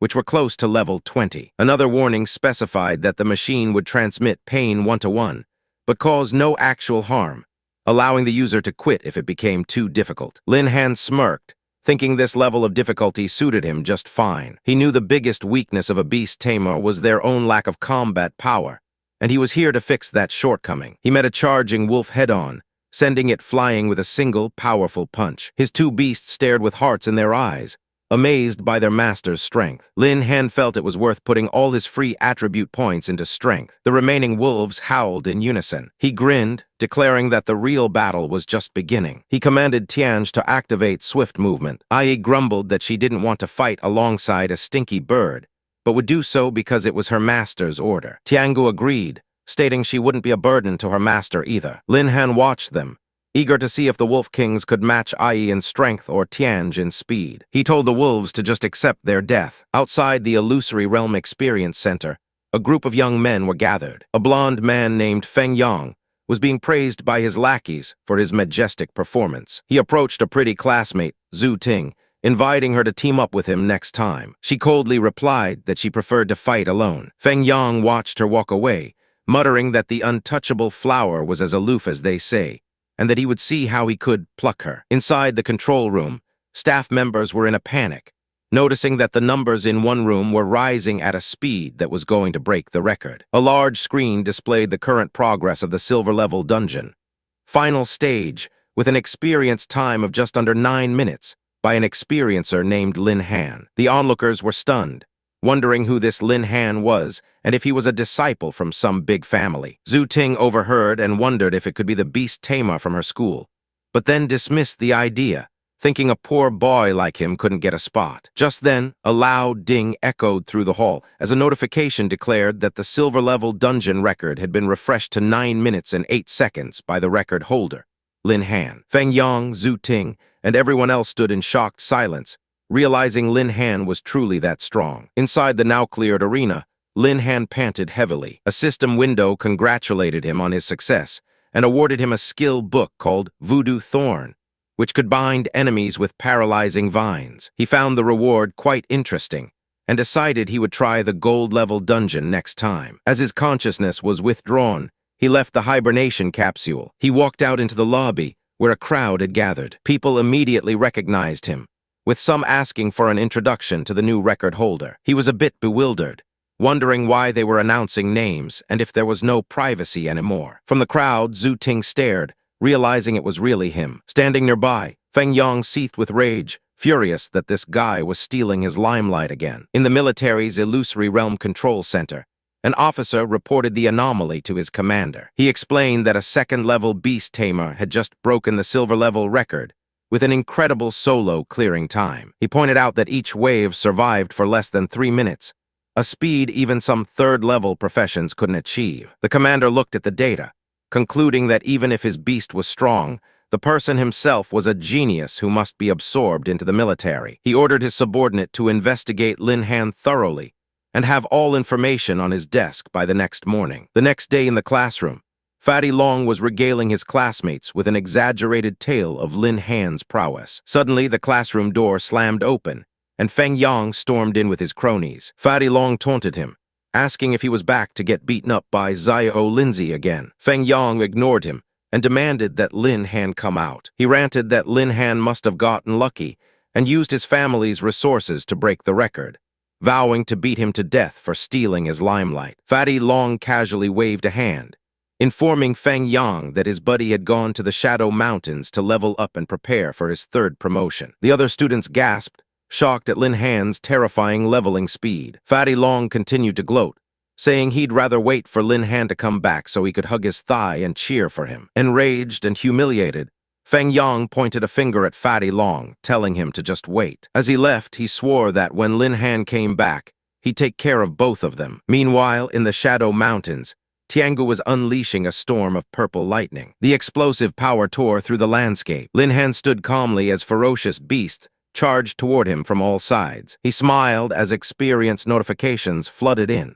thinking his 2 experience harvesters made achieving the 3rd level an easy task. Ai leaped into his arms, proudly boasting about how many beasts she had killed. Tiangu then sidled up to him, claiming she had counted her kills and had 2 more than her sister. This immediately sparked an argument, with Ai accusing the stinky bird of making a false report, while Tiangu mockingly asked if the little guy could even count. Lin Han sighed, realizing their abilities were getting so strong that the beasts in the Silver Zone were no longer a challenge.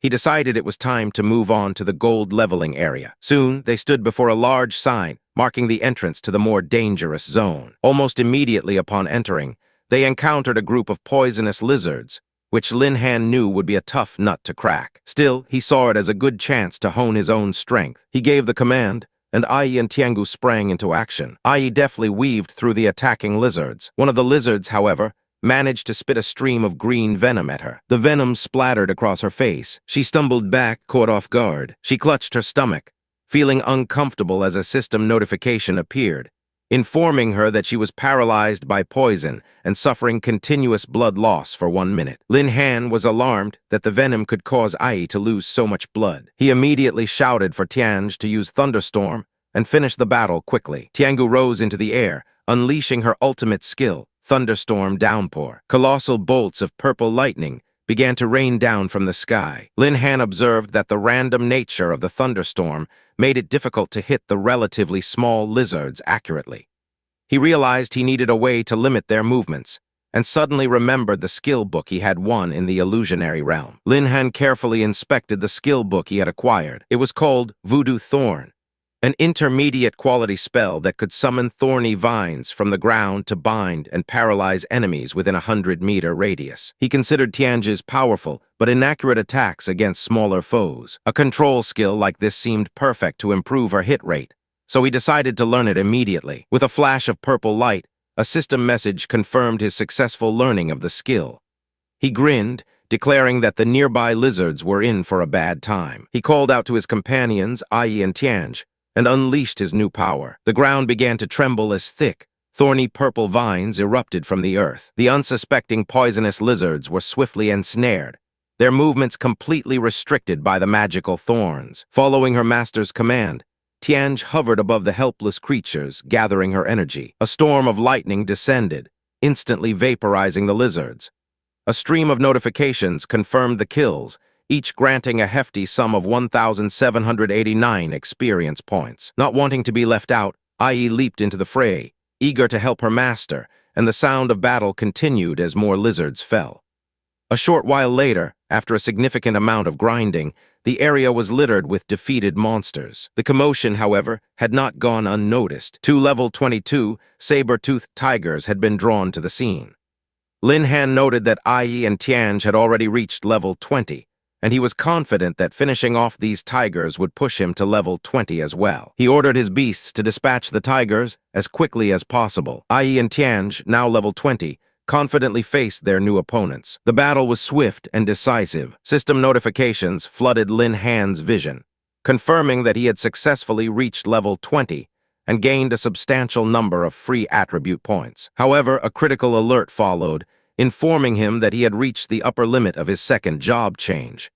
He would need to accept a job change task to break through the cap, as he could no longer gain experience points. Realizing further grinding was pointless, he decided to return and prepare for his third job mission. His status screen displayed his new and improved stats. Back at the imposing job change temple, he walked towards the mission board, surprised at how quickly he needed to change jobs again. Just as he approached, a loud announcement echoed through the hall. A new 5-star mission had been released. The surrounding adventurers erupted in chatter, marveling at the recent string of high-level missions and the powerful individuals undertaking them. In a nearby office, an administrator sighed wearily, knowing without a doubt that it had to be Lin Han again. She wryly wondered if he was some legendary leveling maniac. Lin Han himself groaned as he saw the mission details, feeling as though the system was deliberately trying to overwhelm him. The mission was titled Whisper of the National Spirit Ship, a 5-star quest with 2 objectives. Board a ghost ship to eliminate all ghosts and collect 3 rare materials: Fire Dragon Flame, Grass Spirit, and the Eye of Wind. His plans for a relaxing nap were officially ruined. That night, standing on a dark, desolate wharf, Ai reassured her master, telling him not to be afraid. Tianj added her own promise of protection. Lin Han, bolstered by their confidence, told them it was almost time to begin. As if on cue, a massive, spectral ghost ship materialized from the thick fog, its ethereal form glowing in the darkness. The trio stood at the edge of the pier, watching the eerie vessel approach. Ai mentioned that Sister Bing had told her legends about this ship, a popular but notoriously frightening dungeon. She explained that most who challenged it were scared away before they could discover the true horrors that lurked inside. Without warning, a ghastly specter materialized directly in front of Lin Han. He flinched, startled by the sudden appearance of a real ghost. He threw a punch, but his fist passed harmlessly through the creature's intangible form. A smirk crossed Lin Han's face. He taunted the ghost, asking if it really thought he couldn't touch it. He sarcastically asked if being able to fly was really that impressive. With a flash of light, his own golden lightning wings unfurled, and he took to the air, vowing to teach the ghost a lesson in pain. A bolt of lightning shot from his hand, and the ghost dissipated with a faint cry.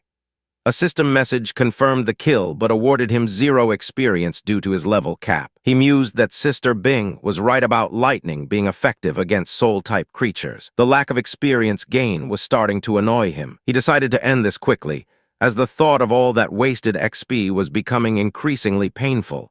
More ghosts began to swarm the ship's deck. The deck was now crawling with spectral figures. Lin Han commanded Tianj to obliterate them, and she eagerly complied. Unleashing her full-power thunderstorm, Tianj bathed the ship in a storm of purple lightning, wiping out the ghosts instantly.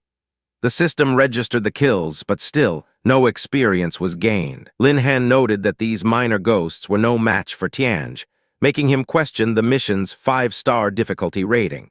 It felt more like a 4-star challenge at most. Suddenly, a low, ominous wail echoed across the water. The chilling sound grew louder and more menacing. From the captain's cabin emerged a far more formidable figure, a level 25 ghost captain, clad in spectral pirate attire. The ghost captain immediately opened fire with its ethereal pistol. Lin Han grinned, remarking that things were finally getting interesting.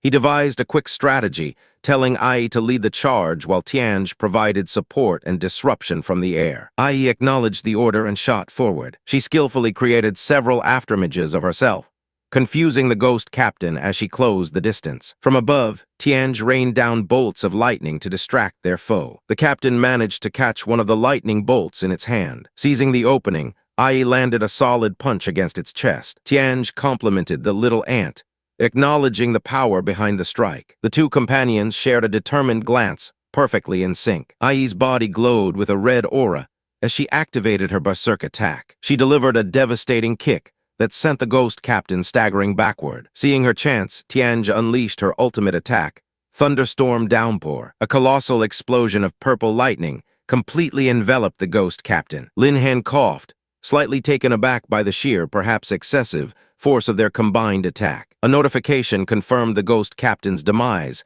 again with 0 experience points. Ai cheered, proud of their victory. Lin Han was immensely pleased with their teamwork, realizing that the combined power of his two ancient evil spirits was far greater than the sum of its parts. With the first part of the mission complete, he turned his attention to the next objective, finding the 3 materials in the red flame forest. They soon arrived in a forest bathed in a perpetual crimson glow. The area was inhabited by packs of level 22 wind lizards. Closing his eyes, Lin Han extended his senses, scanning the forest for their targets. His eyes snapped open. He had found something. He announced that he had located the second material.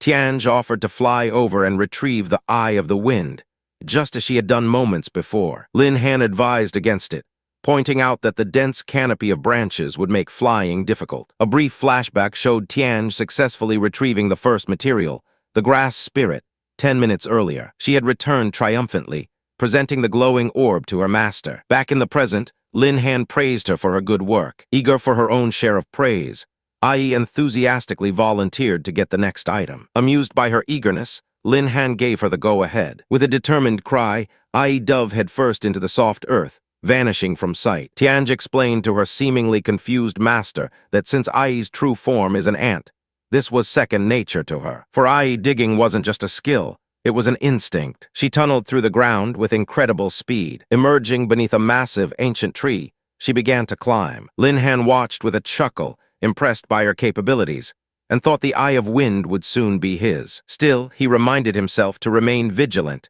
as Ai scaled the trunk towards a glowing blue flower. She reached out and plucked the flower, the Eye of Wind, from the tree. But as she did, a sudden, violent gust of wind blasted her off the trunk. The surrounding wind lizards awoke, roaring in fury. The wind swirled into a frenzy around them. One of the larger lizards let out a deafening roar. Ai landed gracefully, annoyed by the wind and the fact that her stealthy approach had failed. Now completely surrounded by the hostile lizards, she stood her ground defiantly, shouting that she wasn't afraid of them. Seeing the overwhelming numbers, Lin Han knew it was too dangerous for her alone, and ordered Tianj to retrieve her immediately. Tianj shot through the air like a blur. Using her swift movement skill, she closed the distance in an instant. She swooped in and grabbed Ai, who grumbled about being rescued by the stinky bird. Tianj simply ignored her. She reminded Ai that it was the master's order to save her. Returning to Lin Han's side, Tianj reported that she had brought her sister back safely. Lin Han commended her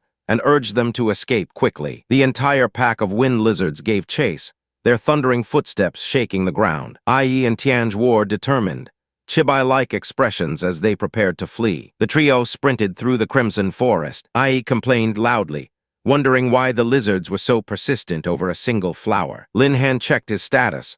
With his current agility, shaking off these crawlers would be difficult. He noted his 700 unspent attribute points. Without hesitation, he allocated all 700 points to agility, pushing his stat to an impressive 3,270. With a burst of newfound speed, he shot forward. Ai looked on in surprise, asking if he was faster now. Lin Han just grinned mysteriously, telling them to keep running toward the front, as everything would be fine once they reached it. They ventured deeper and deeper into the red flame forest. The landscape grew increasingly fiery and volcanic. Suddenly, the pursuing wind lizards skidded to a halt. Hissing in terror, they quickly turned and fled in the opposite direction. Ai and Tianj were relieved to see the reptiles gone, and Tianj correctly guessed that their master had led them here on purpose. Lin Han confirmed her suspicion, explaining that the fire lizards who dwelled in these depths were the undisputed overlords of the forest, feared even by the other lizard species combined. And there, glowing amidst the flames, was their final target. He revealed that the third material, the fire dragon flame, grew exclusively among the fire lizards. Their mission was almost complete.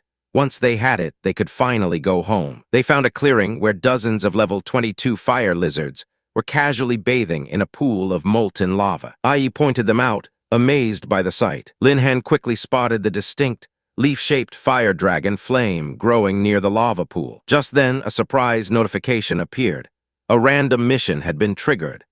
The task was to wake and kill the sleeping fire lizard leader for a reward of 1,000 beast taming points. He was caught off guard by the unexpected quest. The reward was tempting, but the risk of being swarmed by the entire lizard family was high. Deciding to secure the quest item first, he ordered Tianj to retrieve the fire dragon flame. She dove down, deftly plucking the flaming leaf.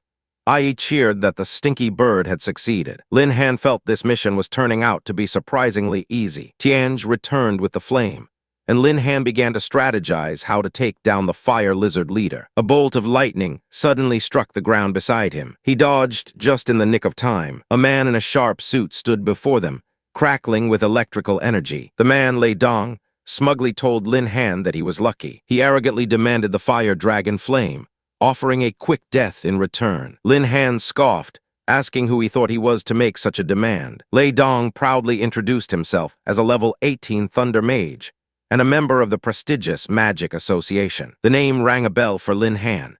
He knew the Magic Association was nothing more than a glorified local gang that preyed on ordinary people. Just as Lei Dong was about to continue his threats, one of his men whispered to him, directing his attention to the two stunning women behind Lin Han. A predatory gleam appeared in Lei Dong's eyes as he sized up Ai and Tianj. With a vile grin, Lei Dong announced a change of plans.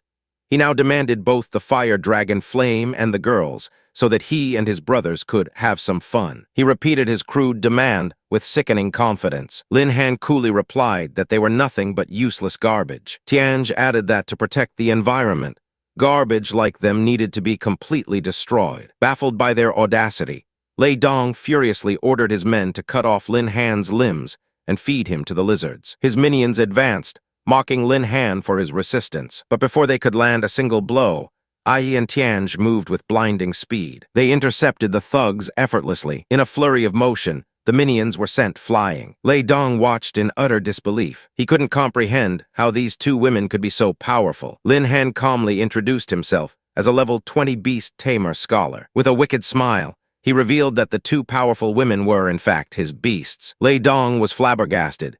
He had never heard of tamed beasts that could take on such perfect human forms. Thinking quickly, he began to charge a lightning spell, reasoning that beasts are loyal and wouldn't abandon their master. His plan was to seriously injure Lin Han and make a run for it. However, Tianj appeared before him and casually gripped his orb of lightning, neutralizing it completely. She declared coldly that as long as she was there, no one would be touching her master. Fear washed over Lei Dong's face. Before he could react, Ai was on him, vowing to beat the bad guy to death for daring to threaten her master. She delivered a brutal beatdown, while he screamed threats about the Magician Association's inevitable revenge. Lin Han grabbed the beaten Lei Dong by his hair, speaking in a deceptively calm tone.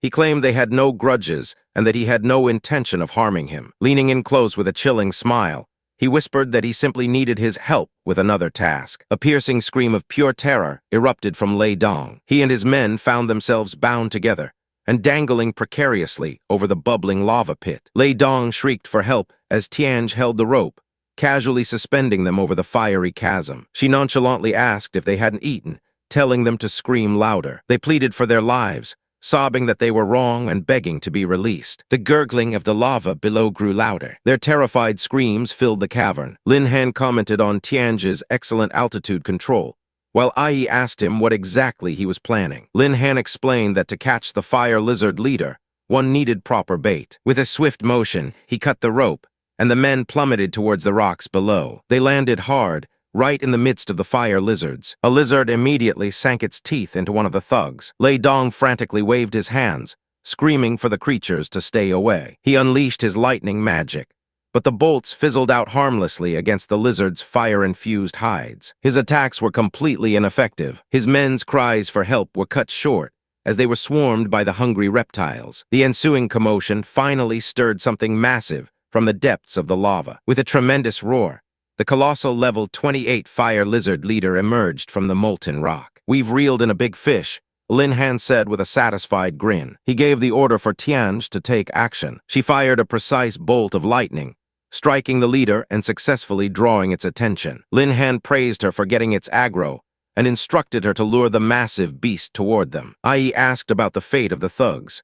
Lin Han replied dismissively that they wouldn't last long anyway. He stated that they were habitual criminals and pests, and he would have killed them himself if the lizards hadn't. For now, he told them, they needed to focus on completing the mission. Ai nodded, ready for the fight. She launched herself at the fire lizard leader, initiating a violent attack against its head. Her flurry of blows managed to draw blood, and Lin Han urged her to keep up the pressure. The lizard roared in annoyance. It swatted her away with its massive head. Wasting no time, Tianj swooped in to continue the assault. Lin Han was confident that despite the level difference, their coordinated efforts would eventually wear the beast down. The leader, however, unleashed a deafening, reality-shaking roar. Lin Han clutched his head, momentarily stunned by the sonic force. A powerful shockwave emanated from the beast, knocking both Ai and Tianj back as it let out another furious roar. It opened its giant maw, and a massive sphere of concentrated fire began to form. Realizing the danger,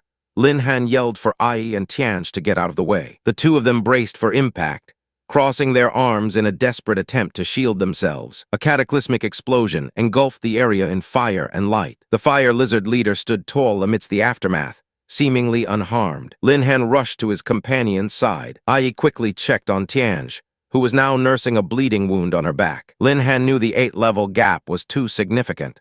He considered retreating, unwilling to risk losing either of his precious beasts. But Tianj, despite her injury, insisted she could continue fighting. She argued that the master's mission was too important to abandon, and retreating now would only result in them being hunted down by the enraged leader. Ai fiercely agreed, declaring that the master's business was their business, and they would see it through to the end. With renewed determination, they both turned to face the lizard, ready to fight on. Lin Han was deeply moved by their unwavering loyalty. He resolved to formulate a new plan, one that would guarantee their victory without putting them in harm's way. He analyzed the situation again. The leader's immense size and powerful defense made a direct assault difficult. They had to change their tactics. His eyes then fell upon the bleeding gash on the leader's neck, the wound from Ai's earlier attack. An idea sparked in his mind. He instructed them to continue their assault, but to focus all their attacks on that specific wound to enlarge it. Though they didn't understand the plan, they trusted their master completely and charged back in. Ai zeroed in on the neck wound, landing a series of precise strikes to slowly widen the gash. When the lizard swatted her away, Lin Han immediately directed Tianj to follow up. Tianj unleashed a concentrated blast of lightning that struck the wound directly. The leader roared in agony as the electricity coursed through its vulnerable flesh. The impact caused a significant explosion on its neck. His companions looked on, surprised by the effectiveness of the targeted strike. But Ai noted that even after all that, the effect was still limited. "No, that's enough," Lin Han declared. He understood now that their individual attacks were only causing minor damage. He realized this limitation only applied when they fought alone. It was time for him to join the fight. Activating his lightning wings and his skill copy ability, he prepared to channel the power of both his beasts through himself. He copied Ai's berserk and titanic strength, feeling a surge of raw power. He then added her violent attack to his arsenal, knowing it would allow him to deal more effective damage. He decided to become the focal point of the attack, drawing the lightning himself. He copied Tianj's thunderstorm and Ai's defensive iron bone skill. He charged forward, his body crackling with copied powers, and slammed into the lizard's wounded neck. He roared at the beast, telling it to prepare to be turned into a piece of charcoal.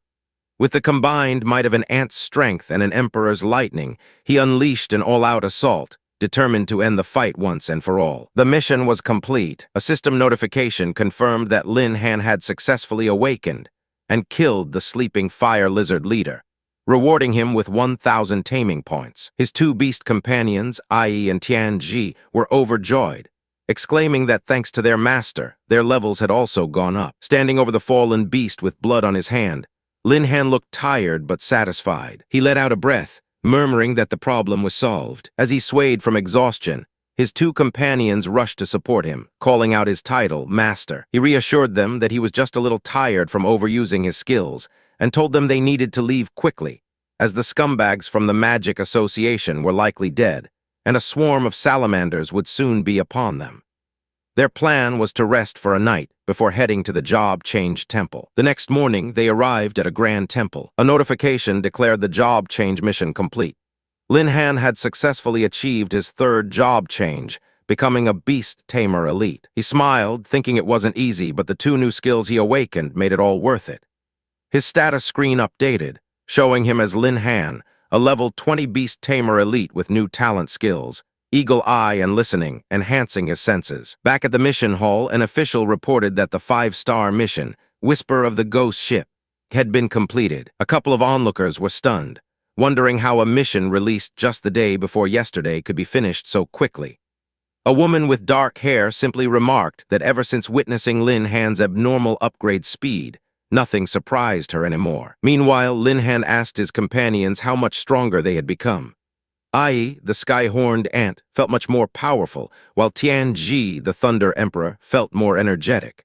Ai's new level 21 stats were impressive. Tianji commented that the feeling after upgrading was not bad, and that it unlocked new combat forms for her. Her own level 21 stats appeared, showing a massive boost in agility and spirit. Lin Han jokingly thought to himself that they must be cheating, as their stats were vastly different from his despite only a 1-level gap. He quickly decided that since they were his beasts, the stronger they were, the better. He immediately used all 1,000 of his newly acquired taming points to strengthen their skills. Remembering the 3rd-level reward, he saw he had 3 options: fusion, telepathy, or perception shielding. His two companions looked over his shoulder at the choices. Both Ai and Tianji became very excited about the fusion skill, eagerly telling their master that becoming one with him would be a wonderful experience, and that he should choose it because it's handsome. Lin Han was completely baffled by their serious enthusiasm. He considered their suggestion, realizing that fusing with them would allow him to combine Ai's strength with Tianji's agility, a power far greater than simply copying skills. He regretted not having this skill when he fought the Fire Lizard leader, but figured other skills would appear at his 4th job change. He decided to choose the simple and powerful skill, fusion. His beasts gratefully thanked him. He told them they would find an opportunity soon to try out the new skill. Just then, a notification pinged. It seemed a new mission had appeared with surprising speed. The mission prompt appeared: bind the 3rd beast. The reward was 1,500 beast points. The system confirmed that by completing his 3rd job change, he had triggered the mission to bind a 3rd beast tamer. Lin Han smirked, thinking this kind of mission was a surefire win. His confidence, however, caused Ai to burst into tears, worriedly asking if he still wanted her now that he was getting a new beast. Tianji gently comforted her, patting her head and reassuring her that their master would never abandon them. She then looked to Lin Han for confirmation. He quickly agreed, explaining that their first priority was to continue leveling up because another big event was just around the corner. A few days later, the scene shifted to the Wazhuno, one middle school's entrance exam. Crowds of students had gathered on the school grounds. An elderly man with white hair, likely the dean, announced over a microphone that it was the big day for colleges to recruit students from their school. Standing in the crowd, Lin Han mused that he had been so focused on leveling up that he almost forgot about the exam. He was relieved he remembered, thinking that Sister Bing would have torn him apart if he'd missed it. He had to send his 2 powerful companions, Ai and Tianji, into his beast-controlling space. They were not happy about it, crying out for their master from within the cramped dimension. He told them to be quiet. He reasoned that today's event was serious, and it wasn't appropriate for them to be seen. The dean formally welcomed the college directors, starting with Director Liu Tianyi of Qingsheng College and Director Lai Tui of Beishan College. The students whispered in awe, recognizing the deans from the 2 major colleges of the Tianlong Empire. Lin Han's stout friend, Long Tianjiao, asked him which of the 2 prestigious colleges he wanted to attend. Lin Han's gaze was fixed elsewhere, as he told his friend that compared to those 2, He was more interested in the college represented by another man on the stage. The dean then introduced the final guest with great fanfare. Director Yi Taking of the Military Academy. Long Tianjiao gasped, realizing the military academy's status was far higher than the other two. He told Lin Han that this was the real boss. As they waited, Long Tianjiao asked Lin Han about his current level and what beast he had contracted. Lin Han casually replied that he had reached level 15 and suggested they go kill some people when they had a chance. Long Tianjiao was impressed, recalling Lin Han's previous claim about going for his third job change. Their conversation was interrupted by a sneering voice. A blonde student named Feng Yang mocked Long Tianjiao for being simple-minded enough to believe Lin Han's nonsense. Feng Yang told Lin Han to just admit his weakness, instead of shamelessly bragging. Long Tianjiao angrily stepped forward, ready to fight, but Lin Han stopped him, calmly reminding Feng Yang about the 100,000 Heaven Dragon coins he still owed from a lost bet. Caught off guard, Feng Yang recovered and suggested they settle the debt right now. He then leaned in, warning Lin Han that he was definitely not his opponent today. Lin Han simply raised an eyebrow and asked if he was sure. With a confident smirk, Lin Han retorted that he was afraid Feng Yang was in for a disappointment. Just then, an announcement signaled the start of the entrance examination, which would consist of a level test and practical exercises. The announcer explained that the top 3 teams in the practicals would receive special resource packages and priority selection qualifications from the colleges. However, to ensure fairness, students would have to rely solely on their teammates to succeed. The colleges would make their final decisions based on individual performance and comprehensive scores. With that, the exam officially began. For the first part, the level test, students were instructed to line up by class. The test crystal could accurately detect levels between 10 and 20. The initial results were modest, with a level 10 chicken farmer and a level 11 blacksmith being announced. A bystander noted that this big test would determine the student's entire future. Elsewhere, a woman with white hair, Teacher Bai, was angrily confronting a young man, scolding him for not accepting the void beast she had gone to great lengths to capture. Feng Yang approached her, tauntingly asking if she should be more selective about who she protects. He sneered, saying he couldn't understand why a loser like Lin Han deserved her special care. Teacher Bai's eyes narrowed, warning Feng Yang that if he wanted to test her, he should just do it. But if he badmouthed her students again, he shouldn't blame her for getting angry. Feng Yang scoffed, boasting that even without saying it, he was obviously much stronger than Lin Han. He declared that he would show them all what it means to be gifted and placed his hand on the testing crystal. The orb lit up, displaying the number 16. The crowd buzzed with excitement. Someone announced that Feng Yang, a great sword elite from Class 4, was level 16. It was the highest level seen so far, and many assumed the various college directors would be scrambling to recruit him. Feng Yang turned to Lin Han with a smug grin, telling him to take a good look at the gap between them, and declaring himself the strongest in the school. Lin Han simply smiled and replied that being the strongest in no one middle school wasn't necessarily true. Feng Yang looked confused. Just then, Leng Lingsu from Class 5 stepped forward. As she touched the crystal, it glowed even brighter, showing level 17. The crowd erupted, shocked that she was a Storm Grandmaster. Feng Yang's claim was immediately shattered. The college directors murmured their approval, with the representative from Beishan College noting that with her level and combat thinking, she would have no problem joining their institution. The director of the military academy, Yi Taking, then addressed the dean, asking about the other so-called twin hero of the school, a beast tamer named Lin Han. He was curious if this student was present today. The dean hesitated, unsure how to answer. Director Yi reviewed Lin Han's file, remembering he was the one who broke the Illusion Realm record. He wondered aloud what other surprises this boy could offer, while another official remarked that old demons would reveal themselves before the tester. As Lin Han walked toward the testing crystal, all eyes were on him. Feng Yang sneered from the sidelines, saying he was waiting to see Lin Han make a fool of himself. Teacher Bai, whom Lin Han called Sister Bing, clenched her fist, thinking the little bastard deserved to be beaten. Lin Han turned to her and whispered that the only way to deal with a clown is to hit him hard in the face. She gave a slight nod of approval. Lin Han recalled that the testing crystal could only measure strength up to level 20.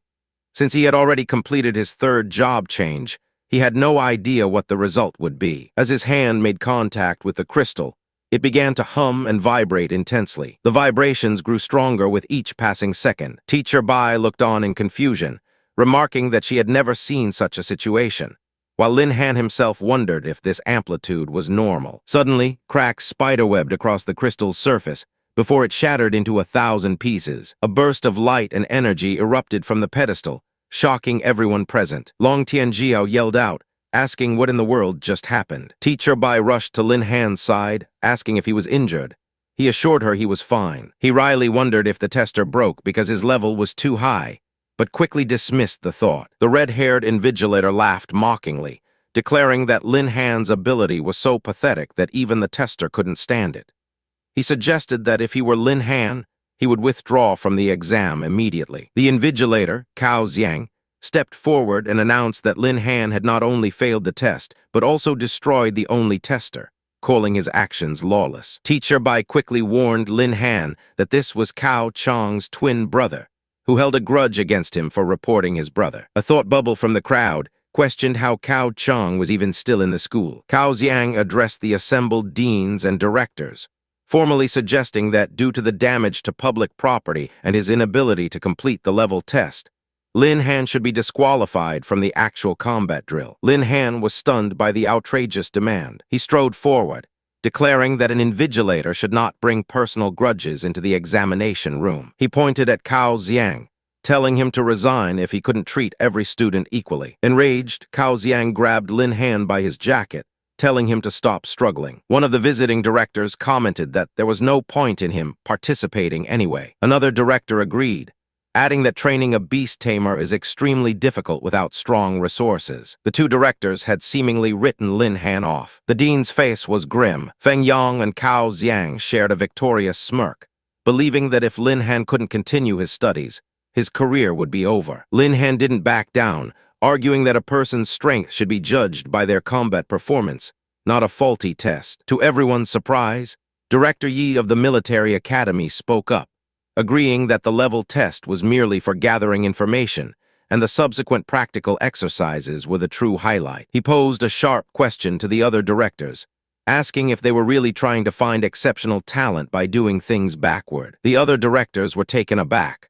One of them quickly backpedaled, claiming Director Yi's words had awakened the dreamer, and that they should indeed see how the student performs in the second round. Director Yi turned to the dean and asked if that arrangement was acceptable. The dean profusely thanked Director Yi for giving Lin Han a chance. Teacher Bai told Lin Han that Director Yi was a good person, noting she was surprised he would speak up for him, given his impartial reputation. She then grabbed Lin Han, telling him this was a hard-won opportunity, and he had to give those who looked down on him a slap in the face. Feng Yang swaggered over, mocking Lin Han for being lucky, but insisting that trash moved to a new location is still trash. He let out a derisive laugh. Lin Han coolly asked Feng Yang if he really thought he was all that for being given a little space. He told him to keep talking. A dark, menacing aura flared around Lin Han as he warned Feng Yang that he wouldn't mind killing him during the fight. Startled by the sudden intensity, Feng Yang could only let out a small gasp.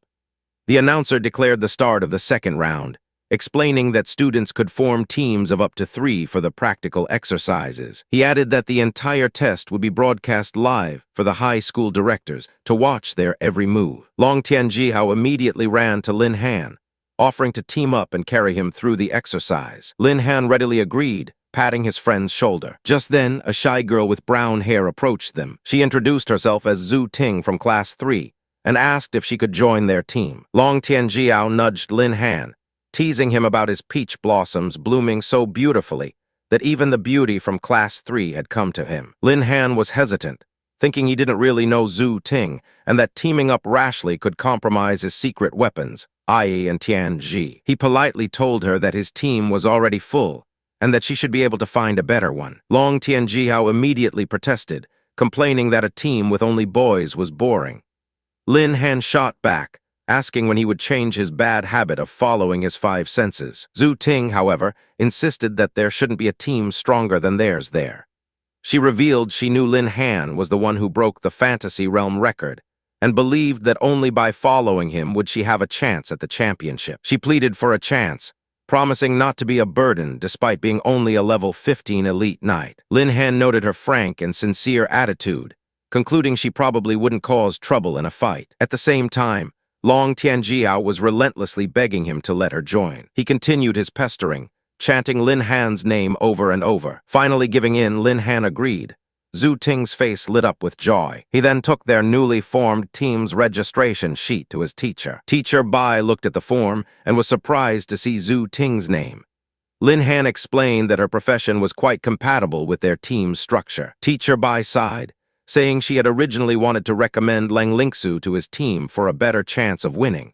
But Feng Yang had already snatched her up. Lin Han confidently reassured his teacher not to worry, declaring that their team was determined to win the championship this time. Flustered, Teacher Bai turned away, claiming she wasn't worried about him, but rather that he would bring shame to Class 6 if he failed to form a proper team. He smiled, agreeing that they couldn't let anyone ruin her reputation.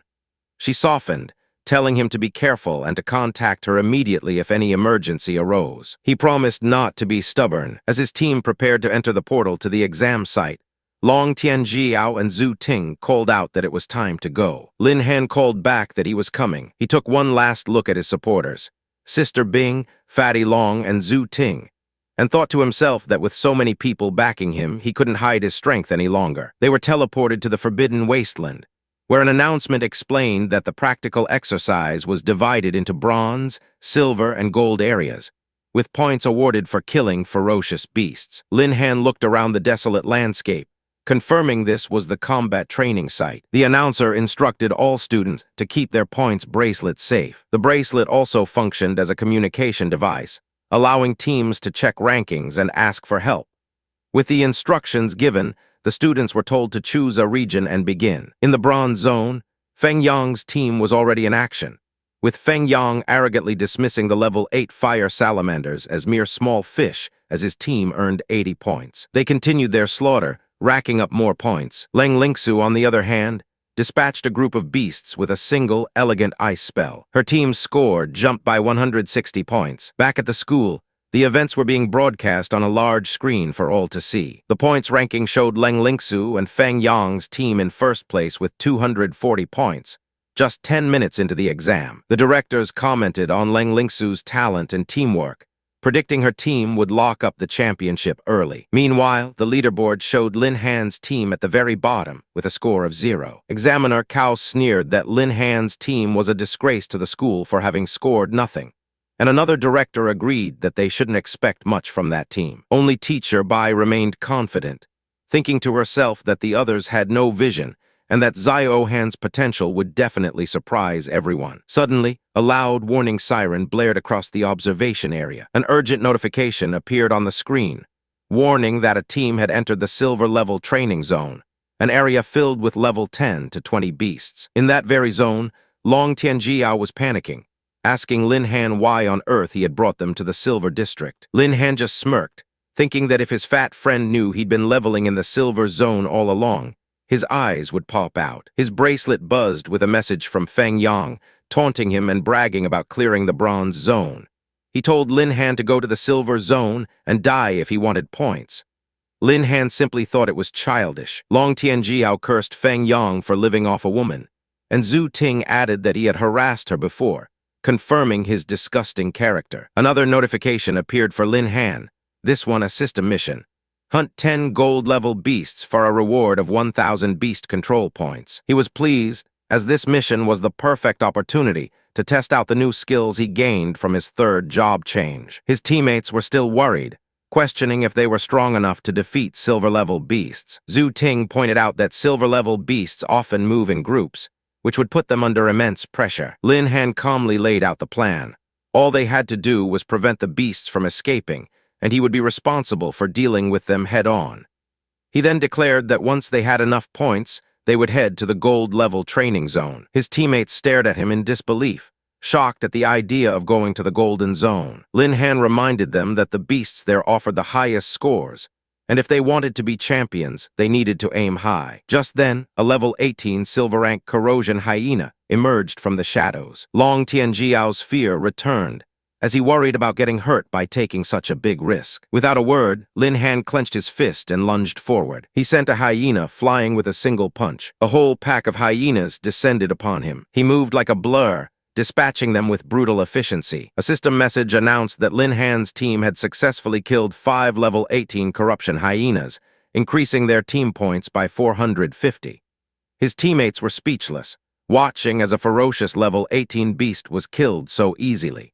Long Tianjiao wondered if he was truly clinging to the thigh of a powerful expert. Lin Han turned to them, asking if they had made up their minds about going to the Golden Zone, as notifications of experience points flooded his vision. Both Long Tianjiao and Zhu Ting gave an enthusiastic thumbs up, shouting that they must go. Back at the school, an alarm blared across the viewing area as a warning sign flashed on the main screen. It announced that Lin Han, Long Tianjiao, and Zhu Ting's team had entered the silver-level training zone. Zhu Ting's teacher immediately confronted Teacher Bai, furiously asking if Lin Han was crazy for taking her student into such a dangerous area. She declared she wouldn't forgive him if anything happened.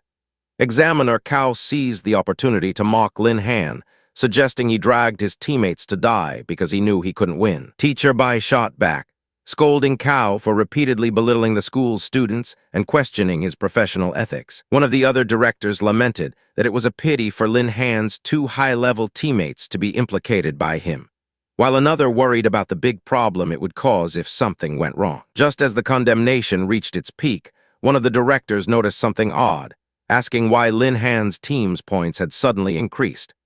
A notification appeared on the screen.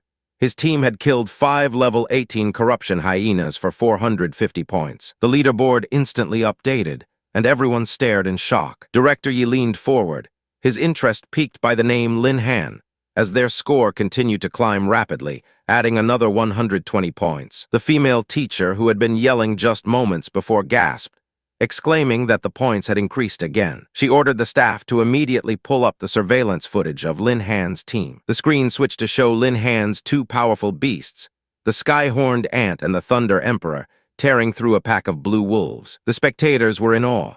The directors murmured that these 2 beasts looked powerful and were likely Lin Han's trump card. Examiner Cao, however, remained unconvinced, arguing that even with rare beasts, it didn't mean Lin Han could dominate the entire Silver District. He claimed there were too many beasts for just 2 to handle. As if to spite him, notifications of Lin Han's team killing more and more beasts, including swift wolves and thunder leopards, flooded the screen, their points skyrocketing. Teacher Bai smiled smugly, remarking that Lin Han's 2 beasts were like walking points harvesters, sweeping across the entire Silver Zone. At this rate, the other teacher admitted, it wasn't impossible for them to take first place, and she apologized for her earlier outburst. Teacher Bai playfully asked her if she still thought Lin Han was leading her student to her death. She then mused to herself that it was no wonder he had been unwilling to accept the Void Beast. He already had far better options. The battle rages as Tianji, the Thunder Emperor, unleashes a storm of purple lightning. Lin Han, with his sky-horned ant Ai, lands a devastating blow on a massive beast, shouting with effort. His team's ranking skyrockets to 5th place, which Long Tianjiao thinks is fantastic. Zhu Ting, ever the perfectionist, corrects him, pointing out they're actually in 3rd place now. With the area cleared of beasts, Lin Han decides it's time to move on and find a new spot to continue their hunt. Long Tianjiao is completely baffled by Lin Han's power, wondering if he awoke at the same time as them, calling his upgrade even more exaggerated than Leng Lingsu's. Lin Han just smiles, asking whoever told them he was only at the 2nd level. His friends are stunned, jokingly accusing him of cheating for reaching level 3 so quickly. He playfully pats Long Tianjiao on the head, telling him to talk nicely and not use force. Tianji flies ahead as Lin Han announces that the Silver Zone can no longer satisfy them. He'll lead the way to the Gold Zone. His teammates are all in, ready to cling to his golden thighs. Watching on a large screen, the teachers see the team's plan. Bai Bing expresses her concern, worrying that the Gold Zone is too dangerous for Lin Han. Examiner Cao scoffs at what he perceives as overconfidence. He questions if Lin Han truly thinks he's invincible, just because he beat a few beasts in the Silver Zone. Bai Bing fires back, asking how Examiner Cao can be so ignorant, telling him to trust his students instead of being sarcastic. She points out that a qualified teacher would have more faith. Annoyed, Examiner Cao internally fumes about Lin Han being the reason his brother is in jail. He decides he's going to take care of him no matter what, pulling out his phone. Meanwhile, at the border between the leveling zones, Feng Yang and Leng Lingsu are surrounded by defeated beasts. Feng Yang smirks, confident that the loser Lin Han can never catch up to him. Suddenly, his phone buzzes with a notification. Leng Lingsu suggests they just kill the monsters where they are and not go any deeper. She feels it would be troublesome to provoke more beasts. As they talk, the ground trembles. She wonders where the people are, before sensing a ferocious beast approaching. A massive, white-furred, long-armed ape demon crashes through the trees, roaring. Feng Yang shouts for Leng Lingsu to work with him to kill it. He grins wickedly, thinking that Examiner Cao giving him the beast's location was a fortunate turn of events. He believes that as long as he kills this creature, he will definitely win. The ape demon is incredibly fast, however, lunging at him before he can react. A cone of ice slams into the beast's chest. Though injured, the ape roars in fury. It charges forward, unfazed. Leng Lingsu scolds Feng Yang for provoking a silver-level beast, but he tells her to stop complaining and help him get rid of it. She glares at him, regretting her decision to team up. This was all his fault. She unleashes another volley of ice cones. The beast simply smashes through her attacks. It leaps high into the air. The ape completely ignores her magic. It roars as it prepares to crush her. Leng Lingsu closes her eyes, bracing for impact. She feels the immense pressure of the incoming attack. Suddenly, the roar stops. She opens her eyes in shock to see Lin Han standing behind her. He casually asks how they got there. Before anyone can answer, Ai, in its true form, leaps onto the ape demon's back, tearing into it viciously. The beast roars in agony. Tianji swoops down, blasting it with a bolt of purple lightning. Ai jumps away as the lightning strikes, and the beast lets out a final, pained cry. The long-armed ape demon collapses to the ground, dead. Leng Lingsu is stunned that a level 20 beast was killed so easily, wondering just how strong Lin Han's beast control is. Lin Han turns to them, condescendingly asking who gave them the courage to provoke such a beast with their meager strength. She can only stare at him, muttering his name. Lin Han remarks that he felt a malicious wave and wondered who was so unlucky to be attacked, adding that if he'd known it was Feng Yang, he might have waited a bit longer to intervene. Feng Yang dips his fingers in the dead ape's blood, a sinister look on his face. He gets up, scowling. He grabs Lin Han's shirt, demanding to know who asked him to take action and accusing him of stealing his prey. Lin Han remains unfazed. Leng Lingsu tells Feng Yang he must have been hit in the head, reminding him that he would have been beaten to a pulp if Lin Han hadn't saved them. Feng Yang shoves her hand away, accusing Lin Han of just being there to steal points. He arrogantly claims that the two of them, as geniuses, could have handled the ape demon alone. His delusion is cut short when Leng Lingsu slaps him across the face. He stares at her in disbelief, asking if she dares to hit him. She coldly confirms that she does. She warns him that if he doesn't learn when to advance and retreat, he will be the one who suffers. Lin Han finds the drama amusing, but states he's not interested in wasting his time, as his teammates are waiting for him. As he walks away, Feng Yang glares after him, vowing that this is the only time Lin Han will get to be so arrogant, and that he'll soon feel the gift prepared for him in the gold zone. Bloodstains from Feng Yang's hand are now on Lin Han's shirt. Lin Han and his team arrive at the edge of the golden leveling zone. Long Tianjiao is worried, saying it's been a while and Lin Han should be back. He dramatically falls to his knees when Lin Han returns, crying about where he went. He reminds Lin Han that any beast in this zone could devour them. A menacing growl interrupts his theatrics. A massive LV-28 nether wolf appears from the shadows. Lin Han calmly tells his friend that he's back now, isn't he? He swiftly dispatches the wolf. A system notification confirms the kill and the start of a new quest. Lin Han recalls that nether wolves are pack animals, which can only mean one thing. Both his friends are shocked at the thought of a level 28 beast, let alone a whole pack. The glowing red eyes of countless wolves appear in the darkness, surrounding them. His friends panic, realizing they're facing a group of level 28 beasts. Lin Han, however, is completely calm, noting that the beasts they killed earlier were enough to level up Ai and Tianji. This herd would just be a warm-up. He tells his beasts not to hold back, and to turn the entire pack into experience points within 10 minutes. A flurry of notifications fills his vision as Ai and Tianji annihilate the wolves. He and his beasts level up multiple times. The system displays the new, much higher stats for the sky-horned ant. It then shows the upgraded stats for the Thunder Emperor, followed by another level-up notification for the host. The ground is now littered with the corpses of the nether wolves. Lin Han stands amidst the carnage. The system confirms his mission is complete and displays his new stats as a LV-27 Beast Tamer Elite. He thinks it's great to level up so quickly, but something feels off. Running into a whole pack of nether wolves right after entering the zone seems too coincidental. He decides to strengthen his own stats first, just in case, and allocates his free attribute points. Suddenly, a small blue ant crawls onto his chest. His friends let out a small cry of surprise. It seems to be Ai in a different form. A tiny, humanoid version of Ai with white hair appears on his chest, excitedly reporting that the big dogs were beaten to death. Another tiny, winged humanoid, Tianji, appears, reminding Ai that they agreed not to monopolize their master. Lin Han chuckles, telling Ai to be good and get off him. He then notices the bloodstains on his shirt and realizes what happened. He calms his bickering beasts, telling them they still have monsters to kill. Long Tianjiao is amazed that Brother Han can even keep ferocious beasts as pets, a stark contrast to his impression of beast tamers. Lin Han just tells him to get used to it, wanting to reward his friends for following him.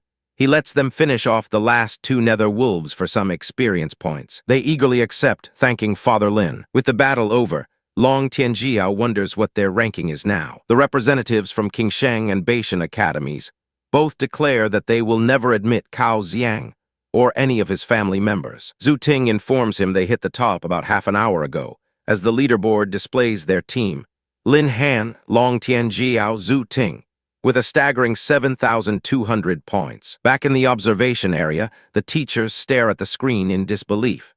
They wonder what their colleagues would think, with one of the students remarking that they owe their incredible score to Lin Han. A large man in a suit, a representative from Qingsheng Academy, slams his fist down, declaring that they absolutely must have Lin Han. His counterpart from Beishan Academy scoffs, questioning his shamelessness and arguing that Lin Han should join Beishan, which has experience with beast tamers. The Qingsheng representative retorts, asking if Beishan has more resources. The two begin to bicker. The dean and Bai Bing watch, amused.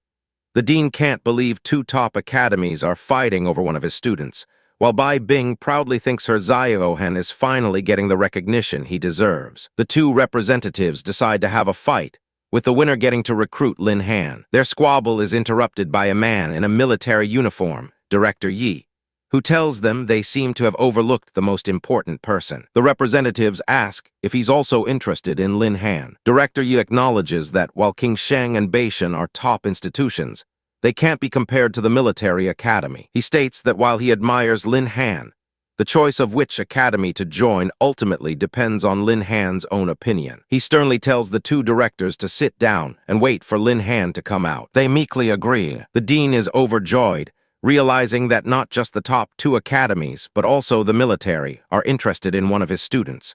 He feels this is the day his school rises. Bai Bing calms him down. She smiles, thinking that Ziohan is indeed outstanding and deserves all of his achievements. Elsewhere, Examiner Cao watches the screen, unable to comprehend how Lin Han suddenly became so powerful, muttering that he's supposed to be a waste. In the silver zone, Feng Yang sees the updated rankings and is furious that Lin Han's team is in first place.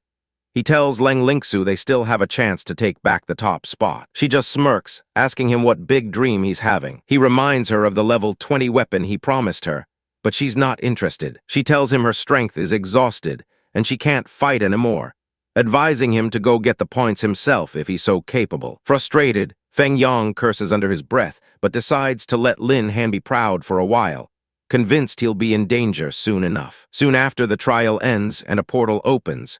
The dean welcomes everyone back safely. An announcement declares Feng Yang and Leng Lingsu's team as the second-place winners. The dean praises their teamwork, especially Leng Lingsu's skillful movements. He notes that Feng Yang's performance was also remarkable, though a bit too impatient, which almost got him into trouble with the ape demon. The directors from the other academies offer some half-hearted praise. The Beishan director asks where Lin Han is. Feng Yang smirks to himself, recalling how he deliberately smeared demon ape blood on Lin Han. He's certain that the blood, which attracts beasts, has led to Lin Han being torn to pieces. Just then, someone shouts that Lin Han and the others are back. A new announcement confirms that Lin Han's team has ranked first, They walk through the portal, looking perfectly fine. Feng Yang is horrified, unable to believe that Lin Han isn't dead. He wonders why his plan didn't work, shouting that it's impossible. The directors from Qingsheng and Beishan immediately rush past him, shouting for classmate Lin Han. They shower him with offers of scholarships, resources, and even a contracted beast tamer if he joins their respective academies. Lin Han's friends can only watch, commenting on how overly enthusiastic the two directors are. The directors continue their frantic sales pitch, with the Qingsheng representative begging him to choose them, while the Beishan one insists his academy is the best choice. Lin Han's friends think they look like old liars trying to scam someone. Director Yi steps in, asking them to hold off on their recruitment efforts so he can have a chat with Lin Han first. He looks at Lin Han and asks if he would mind telling them his current level. Before Lin Han can answer, the director states that if he's not mistaken, Lin Han should have reached the 3rd level. The entire crowd is thrown into an uproar. The revelation of a 3rd-level student sends shockwaves through the group. The directors realize they've found a true treasure. The dean turns to Bai Bing, asking if she knew all along, to which she playfully claims ignorance. She then silently scolds Lin Han for keeping such a big secret from her, vowing to punish him later. Feng Yang is consumed by jealousy, refusing to believe that Lin Han, who he sees as inferior, could have surpassed him. He declares that he should be the #1 genius. He shouts that Lin Han must have cheated, demanding the teachers not be fooled. Lin Han turns to him, saying he had almost forgotten about him. Director Yi looks from Feng Yang to Lin Han, a knowing expression on his face. He gestures for Lin Han to proceed, giving him the floor. Lin Han understands that Director Yi has likely figured out Feng Yang's scheme and is giving him a chance to expose it. He decides not to waste the opportunity. He tells Feng Yang that he hadn't planned on dealing with him, but since he jumped out on his own, he should take a good look. A holographic panel appears, displaying LV-27 Beast Tamer Elite. Everyone is stunned that the former good-for-nothing has reached such a high level so quickly. Lin Han then asks Feng Yang why he was so sure he would die. He smiles menacingly, asking if it was because of the demon ape blood he deliberately stained him with. Feng Yang panics, denying everything and claiming he doesn't understand. Lin Han says there's no point in denying it, as everything is recorded by surveillance cameras. He looks at Examiner Cao, asking him to turn on his monitor for everyone to see. Feng Yang smirks, thinking it's a bad move. He had already handed his surveillance camera over to Cao Xiang. Examiner Cao smirks, claiming that unfortunately, Feng Yang's monitor was damaged in battle and can no longer replay the content. Bai Bing snatches the broken device, finding his excuse impossible. Cao Xiang internally mocks her, thinking he had already acted the moment Feng Yang left the battlefield, leaving no evidence. Just as he feels smug, Director Yi calmly states that his surveillance camera may be broken, but he has another one they can look at. Examiner Cao is shocked. Director Yi explains that the military set up their own cameras in advance to ensure fair ratings, and he didn't expect they'd be used as evidence. He projects the footage. The video clearly shows Feng Yang smearing the demon ape blood on Lin Han. The crowd gasps as the truth is revealed. Director Yi explains that while the demon ape is only a silver-level beast, its blood has a hypnotic effect on higher-level beasts, meaning Feng Yang's move was a clear attempt to kill Lin Han and his team. He glares at Feng Yang, telling him he should be thankful he isn't one of his soldiers, or he'd make him regret it for the rest of his life. Feng Yang trembles, stammering. The dean furiously denounces Feng Yang for his despicable actions and expels him from the school on the spot. Lin Han isn't finished. He tells the dean that Feng Yang is just a pawn. He points out the absurdity of a mere student knowing the specific effects of demon ape blood, coupled with the convenient destruction of his surveillance device. He looks directly at Examiner Cao, mentioning how his brother had targeted him before and how the camera broke in his hands, asking if it isn't too much of a coincidence. He accuses the examiner of being the real mastermind behind the plot. He sees him as the true chess player in this game. Examiner Cao vehemently denies it, questioning how he could possibly do such a thing. But Feng Yang, terrified, cracks under the pressure. He points at Cao Xiang, shouting that it was he who sent him a message detailing the use of the demon ape blood and ordering him to smear it on Lin Han. Cao Xiang tries to silence him, asking when he had ever done such a thing. He punches Feng Yang, sending him flying. Feng Yang's phone clatters to the ground. Bai Bing picks it up. She confirms that Feng Yang was right. There is indeed a message from Cao Xiang on the phone. Enraged, Cao Xiang lunges for the phone, yelling that it's a false accusation. The dean intercepts him, radiating power and declaring that he didn't expect Cao Xiang to be as despicable as his brother. He shouts that people like him must be punished. Director Yi orders Cao Xiang handed over to the military. He tells the disgraced examiner that for abusing his power and framing students, he will face a punishment beyond his imagination. The representatives from Qingsheng and Beishan academies both declare that they will never admit Cao Xiang or any of his family members. A fellow student sneers at the disgraced duo, saying they got what they deserved. Feng Yang collapses, his future ruined, muttering that it's all over. Lin Han reflects that if Ai hadn't been affected by the blood, he wouldn't have discovered the plot so quickly. He's also impressed by how easily Director Yi uncovered everything. He thinks it would be nice to enter the military academy. Director Yi approaches him. He praises Lin Han's performance and extends a formal invitation to join the military academy at any time. However, he is frank, stating that the academy can't offer flashy conditions and that the training will be rigorous. The academy directors try to interject, telling Lin Han not to be hasty and to consider their offers. The dean watches, noting it's the first time he's seen such a fierce competition for a talent from his school. After all, Lin Han is his student, and he has to support him. Later at the awards ceremony, the dean announces the winners. Third place goes to Du Heyanen, Tian Kun, and Yuan Bo. Second place is awarded to Feng Yang and Leng Ningxu. Finally, he announces the first place winners: Lin Han, Long Tianjiao, and Zhu Ting. The dean presents Lin Han with his prizes: a villa in the city center and an advanced skill book called Heavenly Fist. There is also a gold-level item, an amplification necklace that increases all attributes by 20% for 3 minutes. It can only be used 3 times. Lin Han gives a gracious acceptance speech, thanking the dean, the school, and the city for their support. Afterwards, as they drive away, Bai Bing asks Lin Han if he has any idea which academy he'll choose. He says he was just about to ask her for advice. She explains that if he wants a stable path, Qingsheng or Beishan is the best choice. But the military academy is an excellent place to train if he wants to pursue greater goals. Lin Han reflects, without his system, acquiring resources at a top academy would be the logical choice. But with his system, what he truly needs are beast taming points, which can only be honed through constant battle. He makes his decision, telling her there's no need to consider it further. He'll go to the military academy. The protagonist, now represented as a chibai head, playfully tells them not to worry, as they can all share, inviting Tian Ji on top of him. Ai's chibai head also says she wants one too. Tian Ji declares that the master only belongs to her. Xiao Zhen and Ai angrily demand to know what she just said. Tian Ji retorts that she's only reluctantly putting up with them for their master's sake and warns them not to push their luck. Xiao Zhen challenges her to try, refusing to give up her master. The 3 of them begin to squabble. The chibai protagonist gets caught in the middle of their fight. Ai declares she will teach them a lesson on behalf of their master. The real protagonist steps in, telling them to stop. He says they are all partners and shouldn't be fighting like this. He proposes a solution. They can each get 3 hours with him, taking turns. He smiles and says they are all family and can't quarrel. The 3 beasts blush and agree, saying they will listen to their master. The next day, on the edge of the military academy, outside the fallen forest, the 3 friends begin their journey. The protagonist asks Zhu Ting what's wrong, guessing she didn't get enough rest.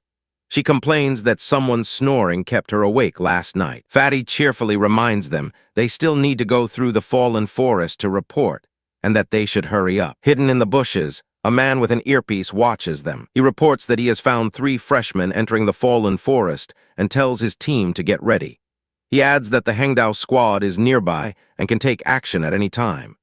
Suddenly, the protagonist's system prompts that a malicious energy wave has been activated. His expression turns serious as he senses the impending danger. He quickly pushes his friends out of the way, shouting for them to be careful. A blast of fire erupts where they were just standing. A large, clawed foot stomps down, belonging to a formidable beast. A system window identifies it as a level 40 flame black panther. The protagonist tells his friends to get ready for battle. Zhu Ting and Fatty are shocked to see a level 40 beast just outside the academy. Fatty mentions he'd heard rumors about an entrance exam for new students, but didn't expect it to be true. The protagonist tells them to take care of themselves and leave the rest to him as he runs forward. The flame black panther growls, its body wreathed in fire. The beast suddenly disappears, teleporting through the forest. The protagonist is shocked, exclaiming, "Teleport." The panther reappears behind him, lunging at his friends. Zhu Ting yells for Fatty to be careful. Just as the beast is about to strike, the protagonist's system announces that his swap ability has activated. He teleports, switching places with Fatty, and coolly states that the panther isn't the only one who can teleport. He orders Ai to use her great force. Ai, glowing with red energy, flies forward. She slams into the flame-black panther with incredible force, creating a massive shockwave. The protagonist stands over the defeated beast and remarks that the so-called entrance examination is too weak. Fatty thanks Brother Han, saying he helped them pass the military entrance examination so easily. The protagonist stands proudly with his friends behind him, the defeated panther on the ground. He confidently tells them they won't regret hanging out with him. Suddenly, his system warns him again. Malicious energy detected, with a large number of hostile entities surrounding him. He wonders why the assessment isn't over yet. He senses an attack and yells for his friends to be careful. He ducks, and a long, thin needle flies past his head. He holds up the needle he just caught, much to his friends' astonishment. Fatty exclaims at how long the needle is. The protagonist warns his friends that there's something wrong with this trial. Fatty wonders if there are enemies nearby. The protagonist senses that the malicious energy couldn't pinpoint their exact location, and deduces the enemy possesses an ability to conceal their presence. Hidden in the trees, an attacker is shocked that the freshman caught his weapon with his bare hands, thinking it must be luck. Otherwise, his strength is too exaggerated. The attacker smirks, thinking that compared to him, the protagonist's methods are still a bit worse. He leaps from the tree, ready to attack. The attacker yells, "Try this," as he throws a volley of projectiles. The projectiles rain down from the sky. The protagonist stands ready to defend his friends. The protagonist warns his friends to be careful. He summons his new black tortoise shield to block the incoming attack, thinking that it's easy to avoid an open attack, but difficult to guard against a hidden one. Fatty complains about the trial's difficulty. The shield successfully deflects all the projectiles. The attacker, perched on a branch, remarks that treating him like a fixed target is getting interesting. The shield continues to deflect the barrage of needles. The protagonist thinks they can rest easy for now with the shield protecting them. He instructs his friends to attract the enemy's attention while he goes around from the side. Fatty and Zhu Ting agree. The attacker thinks to himself that the damn turtle's shell is quite hard, as even his hidden weapons can't penetrate it. Someone asks him over his earpiece if he wants to try heavy firepower. He replies no, as that would cause fatalities. Suddenly, the protagonist appears behind him, startling him. The protagonist remarks that he didn't realize the attacker was such a kind person. She walks away across the lava-like ground towards her car. She stops and turns back, telling him she'll wait for him to find her, and that he must surprise her when he does. He vows that he definitely will. He watches her car drive away. With Sister Bing gone, he turns to his newly tamed Firebird and announces it's time for its ancestral awakening. He commands it to begin. The Firebird lets out a powerful cry and erupts in a massive column of flame. Its eyes glow with intense power. A system notification declares that the Firebird has successfully reverted to its ancestral form. In a brilliant flash of light, the bird transforms into a beautiful woman with long blonde hair, clad in a red and gold outfit. A new status window appears, identifying her as a true phoenix, one of the 10 ancient evils.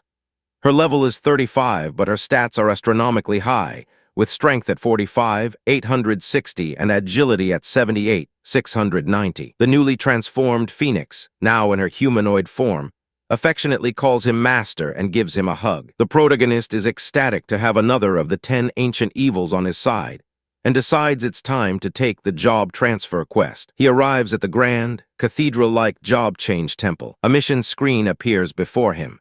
The mission is named Reproduction of Lizard Turtles, with a 5-star difficulty level. The details require him to kill 50 lizard turtles in the Bitterwater Swamp to improve its ecology. He confidently accepts, thinking that another 5-star mission doesn't matter since he's no longer the same person he was before. Inside the temple, other people are shocked, wondering why another 5-star mission has appeared. One man complains about the world being broken with so many 5-star tasks. Another speculates that maybe the same person is issuing all of them. The protagonist stands ready, flanked by his 3 powerful humanoid beasts, i.e. the ant beast, Zio Zhen the phoenix, and Tianji, the celestial bird, all stand beside him in their beautiful human forms. His gaze is set and determined. He declares that it's time to tackle the 4th job mission and head to the Bitterwater Swamp. They arrive at the Bitterwater Swamp, a dark and murky place under a starry night sky. The protagonist's beast warns him that this is the Bitterwater Swamp, and it doesn't look very dangerous. A statement that practically guarantees trouble. The water begins to bubble and stir. Purple, serpentine creatures with finned heads emerge from the swampy water. The snakes slither through the water, their numbers increasing. A massive water snake lunges from the depths, hissing aggressively. The protagonist calmly tells Xiao Zhen that he'll leave these snakes to her. She floats above the water, surrounded by fire, and promises her master that he will be satisfied. She unleashes her power, declaring that the bastards should get out of this world. A torrent of phoenix flames engulfs the snakes. The snakes are incinerated instantly, their forms dissolving in the intense heat. The protagonist, watching from the side, wonders why there are only snakes and no lizard turtles yet. Xiao Zhen's fiery form illuminates the dark swamp. Floating in the air, she announces to her master that she has spotted a lizard turtle right in front of them. The protagonist commends her and says they should set off without delay. They travel over the dark waters of the swamp. Suddenly, the protagonist sees a horrifying sight. A massive cluster of turtles, so many that it triggers his trypophobia. He reacts in a comically terrified chibai form. Recovering his composure, he notes that at least it's good they are all together, so he won't have to search for them everywhere. He tells Ai and Tianji that he'll leave these bastards to them. Tianji assures her master he can rest easy.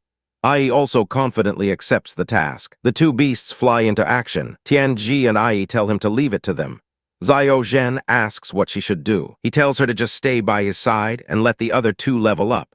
The lizard turtles begin to swarm. Ai, in her blue armored form, unleashes a flurry of powerful blows on the turtles. Her strikes are swift and deadly, shattering shells and splattering blood. Tianji, floating gracefully, summons bolts of purple lightning from the sky. The thunderstorm crashes down on the turtles, electrocuting them in droves. The protagonist relaxes on the shore, sipping a drink brought by Xiao Zhen. He thinks to himself that the feeling of completing a mission by just lying around is truly amazing.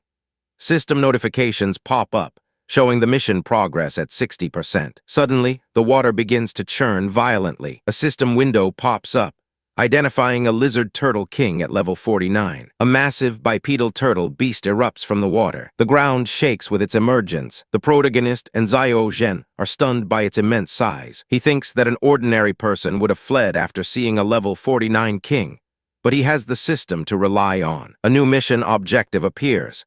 Defeat the lizard turtle king to receive 1,500 beast taming points. The protagonist prepares for battle, ready to claim his reward. He confidently states that if his 3 beasts come together, they can still fight it. He orders Ai to use her massive force. Tianji is commanded to use her thunderstorm attack. And finally, he tells Xiao Zhen to give it the final blow. She unleashes a massive fire attack. The combined assault of physical force, lightning, and fire engulfs the lizard turtle king. The massive beast is overwhelmed by the devastating attacks. It collapses into the water, seemingly dying. The protagonist observes that the beast survived the full-strength attacks of his 3 ferocious beasts, which is deserving of a level 49 creature. He smugly thinks that this is the end, and he'll gladly accept his system reward. But before he can claim victory, a massive black python lunges from the water and bites the dying lizard turtle king. The python kills the weakened king, stealing the final blow and the reward.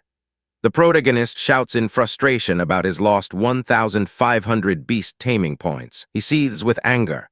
A system notification confirms the mission to defeat the lizard turtle king has failed. However, a new mission appears.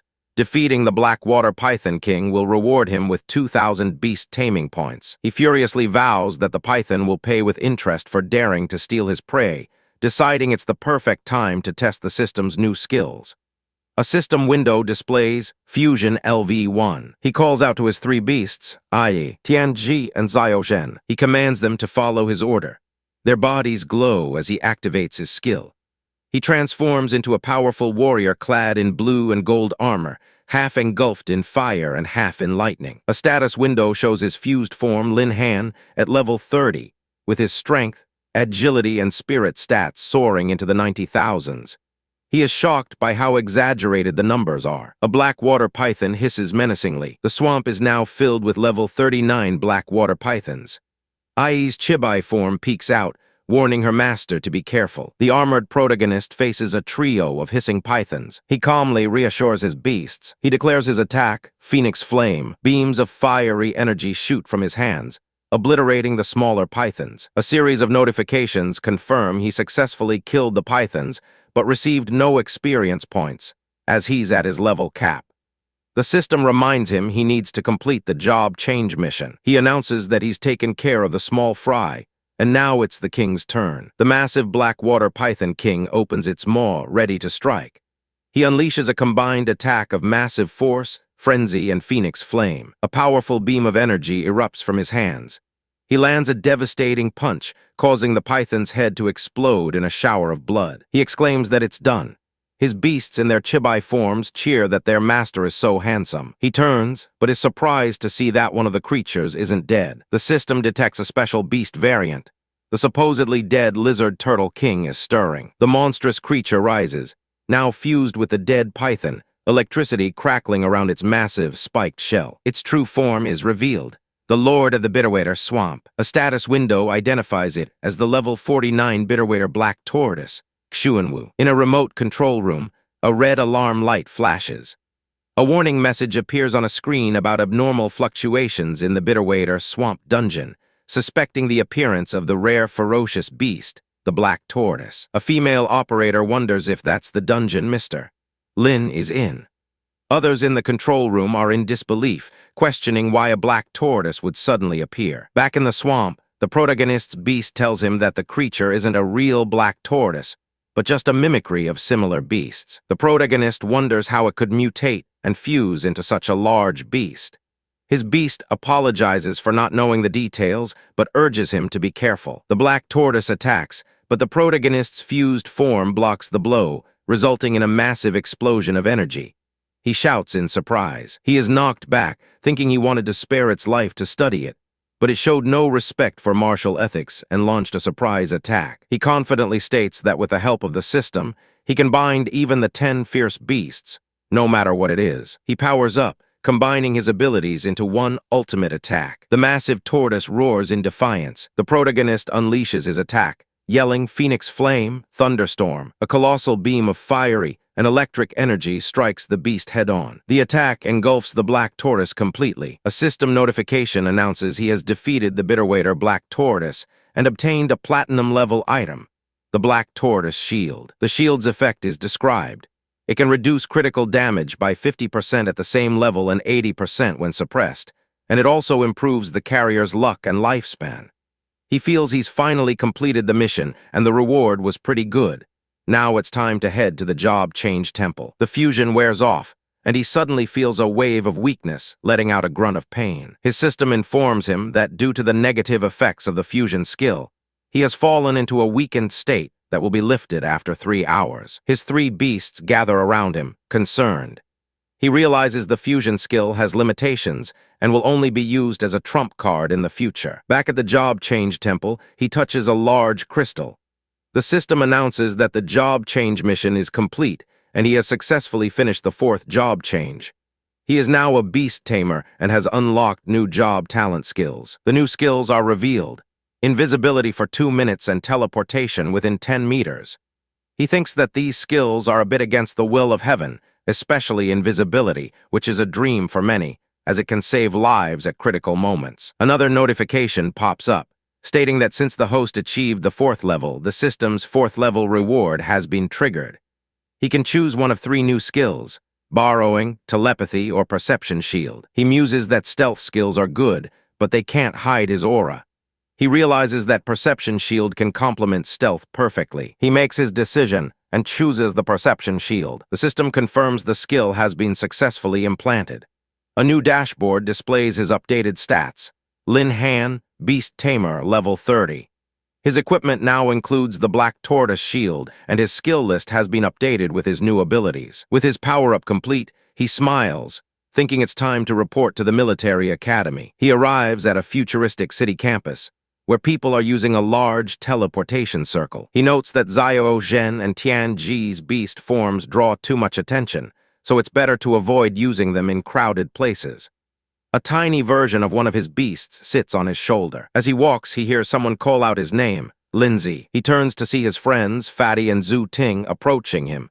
He asks why the two of them are here. Fatty reminds him that they agreed long ago to go to the same academy. Zhu Ting adds that she said she would hang out with him from now on. He explains he was thinking of surprising them after they got to the academy, but didn't expect to meet them here by coincidence. Fatty throws an arm around his shoulder, and they agree to hang out together from now on. The three of them check into a hotel for the night. In his room, the protagonist is wide awake, annoyed by the loud snoring coming from his friend. He complains that he didn't expect the fat guy to snore so loudly and worries about what he'll do if he can't sleep, since he has to pass through the fallen forest tomorrow to report. A digital voice tells him not to worry, as they have a solution. His three beasts appear in their humanoid forms, gathering their energy. He is amazed to see that their beast-taming energy can create a closed space that isolates noise, thanking them for being so thoughtful. With the snoring silenced, the three beasts begin to argue. Xiao Zhen tells Tian Ji to move over because she wants to hug their master. The protagonist, now represented as a chibai head, playfully tells them not to worry, as they can all share, inviting Tian Ji on top of him. Ai's chibai head also says she wants one too. Tian Ji declares that the master only belongs to her. Xiao Zhen and Ai angrily demand to know what she just said, but his attack was stopped cold as a calm, black-haired man effortlessly caught his fist.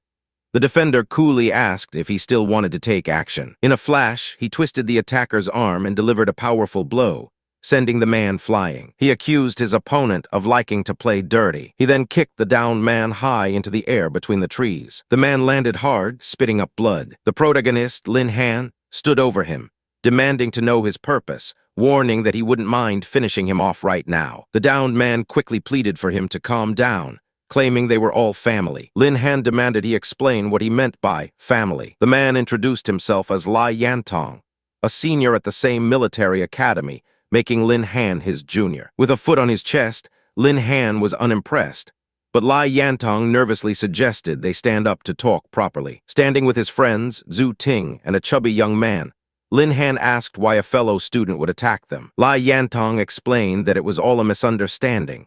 The needle he used was just a paralyzing shot, part of a school tradition. He detailed the rule.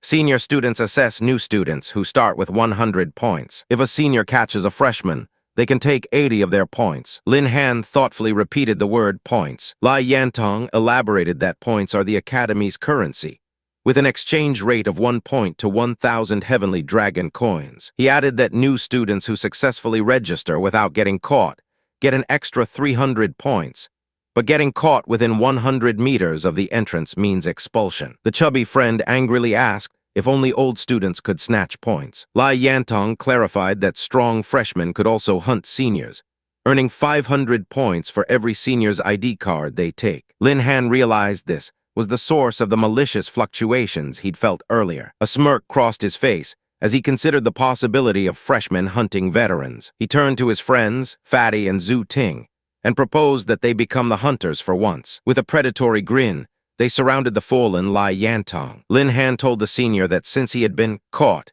he would now be deducted 500 points according to the academy rules. He reminded Lai Yantong that 500 points is equivalent to 500,000 Tianlong coins, which couldn't be a small amount for him. Lai Yantong paled, admitting it was almost all of his savings. He internally panicked, worried about his future at the academy if he cooperated with this freshman to hunt others. Lin Han offered a deal, promising Lai Yantong wouldn't suffer any loss if he cooperated, even giving him a 50-point rebate for each senior they defeated. Lai Yantong's interest was piqued.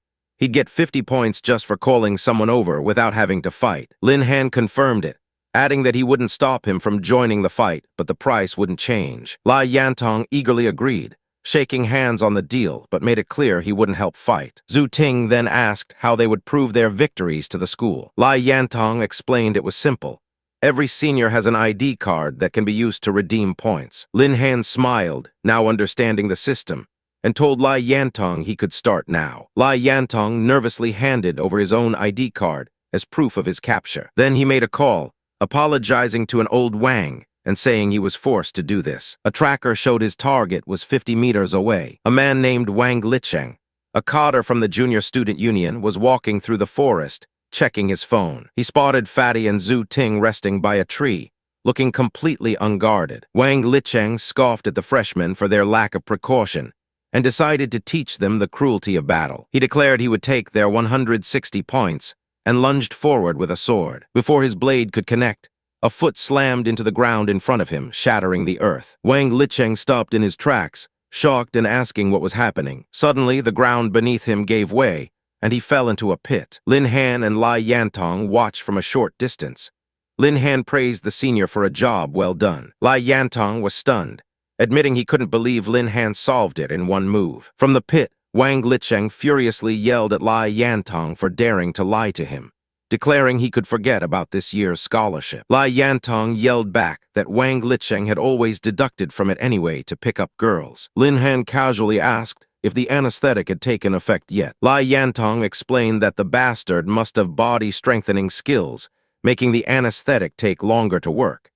He decided to increase the dosage for the next unlucky guys. With a dark smile, he said it was time to get to the next one, as Wang Licheng lay unconscious below. The now corrupted senior was having the time of his life, eagerly calling his friends into the trap. He celebrated with each new capture, gleefully shouting that they'd gotten another one. With each takedown, 500 points were added to their score. Lai Yantong was ecstatic, declaring them the best partners. He excitedly prepared to call a few more people over. Deep in the jungle under a full moon, reports were coming in to the senior's command post. A subordinate frantically informed his captain that several teams were unreachable, with many people having suddenly disappeared. The captain listened grimly, concluding that there must be a monster among this year's freshmen. Elsewhere, Lai Yantong was making a deal with another senior, Old Chen, promising to tell him if he found any new students. Old Chen agreed, saying he'd give Lai Yantong half the points if he succeeded. Lai Yantong then peeked from behind a tree, spotting Lin Han's friends again, identifying one as a berserker. Old Chen, brimming with confidence, said it was okay. He could knock them out in one move. Just as he prepared to attack, a message came through his earpiece. An alert for all interception teams about a special situation and a possible red target in the southeast. Lai Yantong was shocked, wondering if it meant freshmen were hunting seniors, and then realized with horror that they were in the southeast direction. Old Chen dismissed it as a mistake, questioning how a freshman could possibly beat a senior. He decided they should reunite with the captain first, but as he turned to leave, Lin Han appeared and kicked him to the ground, telling him he'd better stay. Lai Yantong acted surprised, asking Lin Han what happened and if the senior said something. He nervously explained that the captain had issued the red target plan, and that they were in trouble. Lin Han asked what a red target was. Lai Yantong explained it was the college's incentive program for when multiple seniors fail in one area, allowing them to jointly intercept new students. He warned that even if Lin Han was strong, he couldn't handle all the seniors at once. Lin Han deduced that the seniors only noticed something was wrong, but hadn't exposed their group yet. He told his 3 companions to hide while he scouted the area, handing Lai Yantong a device to give the newly captured senior a shot. Lai Yantong accepted the task, warning Lin Han to be careful as many talented seniors were participating. He then slung the unconscious man over his shoulder. Lin Han told them he'd be back soon, and then vanished in a flash of golden light. Meanwhile, a pink-haired girl ran through the forest, wondering why the freshman interception was so intense when her father said it was just a simple gesture. She leaped through the trees with incredible agility. A voice called out, telling her not to run as she was surrounded. Several senior students were perched in the trees, cornering her. The girls scoffed, asking if they thought she was a fool who wouldn't be able to report them if caught. Another senior, a woman with a gun, told her there was no point in running, as intercepting a red target would earn them 1,000 points. She aimed her weapon, which fired a web-like projectile, and told the pink-haired girl to blame her bad luck. The girl dodged the first shot, but was caught by a second one. She drew a knife, declaring that if she was going down, she would fight to the death and take a layer of skin off them. As the seniors closed in, a voice told her she was resilient but should just have some sleep. Bullets rained down from above, but an invisible force field protected her. A system notification declared that Iron Bones had been activated. The seniors were shocked, demanding to know who was there. Lin Han appeared, holding the now unconscious pink-haired girl, and apologized to her, whose name he knew as Sunayanwei, for accidentally implicating her. He noted that she was knocked out by the anesthesia attack. A tiny ant-like pet on his shoulder chirped, wanting to be petted too. The seniors were stunned that a new student could survive their attack unscathed. Lin Han told them to make it quick. Purple lightning crackled around his hand. He unleashed a powerful thunder attack, taking out the entire group of seniors in one electrifying blast. With a confident smile, he declared that since they were about to be exposed anyway, they might as well take the initiative and attack. Sometime later, he explained to his friends that Su Nyanwei was someone he knew before, and also a freshman. The chubby friend commented on how popular Lin Han was with women. Su Nyanwei woke up, asking Lin Han why he was there and if he had saved her. He explained that his group of freshmen were just passing by when they rescued her. She was confused, recalling that she was trapped by old students, and that the last time they met, he was only at the 2nd level. Lin Han calmly revealed that he had already reached the 4th level. Su Nyanwei was utterly shocked by the news. She couldn't believe he had already gone through his 4th evolution. Her disbelief was shared by his friends. The chubby friend gave a thumbs up, declaring Lin Han was worthy of being his brother. Zhu Ting simply called him her big thighs, a slang for a powerful ally. Even Lai Yantong was stunned, wondering if this was a real genius. Lin Han held up a handful of ID cards he'd collected, suggesting that instead of hiding, they should take the initiative and hunt the seniors for points. He then asked Su Nyanwei if she was interested in joining them. She looked from the ID cards to his confident face, shocked at the idea of hunting 3rd-year students. She hesitated, admitting that since entering the forest, she had been relying on her tracking ability to escape. Now, he was asking her to take the initiative to hunt those same students. Her hesitation turned into excitement, and she flexed her arm, declaring that it was cool because she'd always disliked those old guys. Lin Han introduced her to his teammates, Berserker Long Tianjiao and Knight Zhu Ting. He laid out the plan. With Su Nyanwei's ability to lock onto the seniors' positions, she could act as bait while he took care of the rest from behind. He also tasked Lai Yantong with collecting internal intelligence, with the profit sharing remaining the same. Lai Yantong gave a thumbs up and said okay. With the plan set, Lin Han declared it was time to officially start the battle. Back at the seniors' command post, the communications officer reported that they had detected signals from the missing team members nearby. The captain ordered the scouts to find their exact location. The scout reported back that the missing team member was found. They discovered Wang Licheng, unconscious but fine, likely hit with anesthesia and a mild electric shock.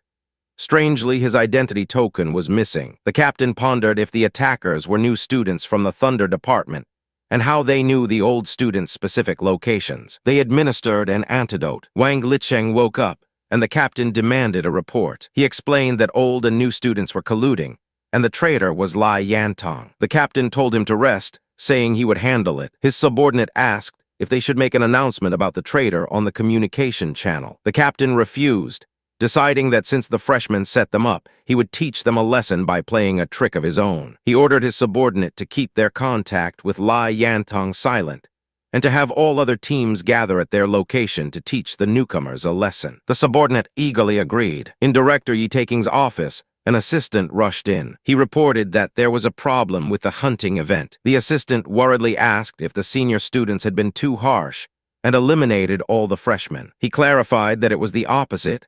The old students were being hunted. Director Yi seemed pleased, noting that it was a good thing someone finally broke the precedent. However, the assistant explained that the freshman was hunting the seniors crazily, with over 20 already taken down and one small team completely wiped out. The director sat up, shocked, and demanded to know who did it. The assistant identified the student as the beast tamer Lin Han from Wuzhou City, the very student director Yi had personally recruited. He calculated that the points Lin Han had earned today alone would be worth several million heavenly dragon coins. Director Yi murmured to himself that Lin Han had grown so fast. The assistant asked if they should intervene. The director stood up, telling him not to panic and reminding him who the captain of the senior team was, stating that Lin Han wasn't the only genius.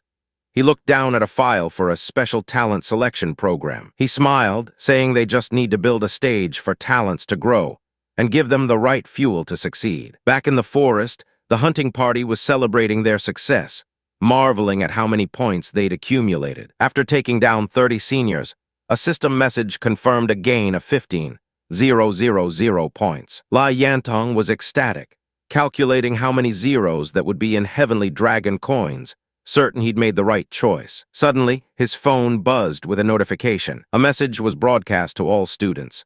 Freshmen have been hunting old students continuously. To encourage healthy competition, a reward is now issued.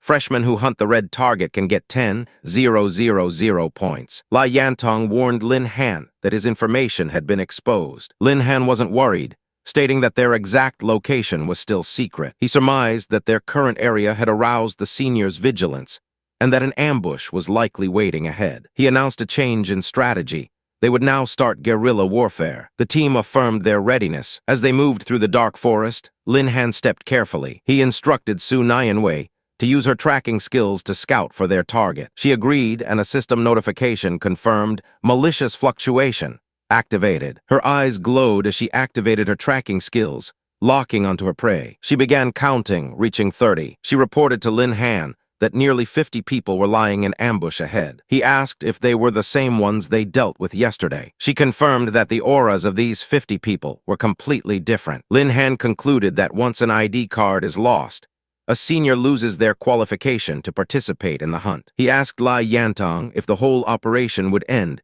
if the commander lost his qualifications. Lai Yantong confirmed that according to the rules, it should, but it had never happened in the Academy's history. A cunning smile spread across Lin Han's face as he decided to play a big one. Elsewhere, a senior scout reported finding a new student who didn't seem to be a red target. His superior ordered him to take the student out. The scout leaped forward to attack. He landed in front of a lone, orange-haired freshman, telling him to take a nap and that he'd be at the academy when he woke up. The freshman pleaded for him not to come closer, but just as the senior was about to strike, Lin Han appeared and chopped him on the neck, knocking him out. The senior let out a grunt of pain before collapsing. The orange-haired boy was surrounded by Lin Han's group. He nervously asked who they were. Lin Han calmly replied that they were just a group of freshmen passing by. After a brief explanation of their plan, the new recruit was shocked to learn they were hunting senior students. Lin Han offered him 10% of the profit if he was willing to help. The boy gratefully declined the profit,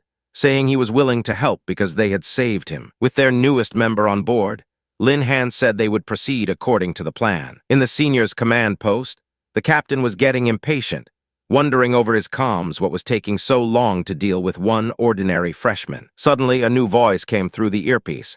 It was Lin Han introducing himself. He cheerfully informed the captain that his friend probably wouldn't be waking up for a while. The captain coldly stated that Lin Han's location was surrounded, and offered to let him go if he returned the sign now. Lin Han laughed, asking if the senior really thought he, an adult, would believe that. The captain insisted, telling him to just reveal his location so they could meet and talk. Lin Han winked and cheekily told the senior not to worry, they would meet later, and to remember to bring his ID card. He hung up, leaving the captain fuming with rage. The captain asked his subordinate if they had pinpointed their location. The subordinate confirmed that Lin Han's position was locked via the earphones, but suspected it might be a trap since Lin Han would know it would expose him. The captain ordered the information posted on the forum. He was certain that no matter what tricks Lin Han used, they would be useless in the face of absolute power. The subordinate took off his own earpiece and gave it to the now-conscious scout, who then put on a disguise. Back with the group, Lai Yantong was looking at his phone, exclaiming that they were really famous now. A blue ant pet sat on Lin Han's shoulder as he looked on. The school forum was buzzing with news about freshman Lin Han and the bounty on his head. Fatty proudly declared that Lin Han had become a school celebrity before even officially starting. Lin Han smiled, saying that if they want to play, he was more than ready. He held up an ID card, vowing that he was determined to get all the ID cards of the old students. In his office, Director Yi watched the events unfold on a screen, impressed. He remarked that it was wonderful to see Lin Han take the initiative against an enemy that outnumbered him more than 10 times. He praised the youth as truly formidable. The map on the screen showed the green dots of the new students, surrounded by the red dots of the old students. An orange light spot also appeared, indicating that the senior captain, Kai Tian, was near Lin Han. Director Yi leaned forward, eager to see just how strong Lin Han really was. In the trees, Su Nianwei sensed that a large number of old students were approaching. A system message alerted Lin Han to strong, malicious fluctuations in the area. He smirked, noting that the fish had taken the bait and it was now up to Zhu Ting and the others. The new recruit worriedly asked what would happen if the trap failed. Lin Han reassured him, confident that if they could stall long enough, he would be able to take down the third-year commander and end the hunt. A stealth activation message popped up. Someone announced that they were coming. The group of freshmen, with Fatty at the forefront, waved cheerfully, asking the approaching seniors if they had brought their ID badges. The orange-haired boy, Liu Suyi, thought about how he didn't expect Senior Lai to have a tool that could change appearances.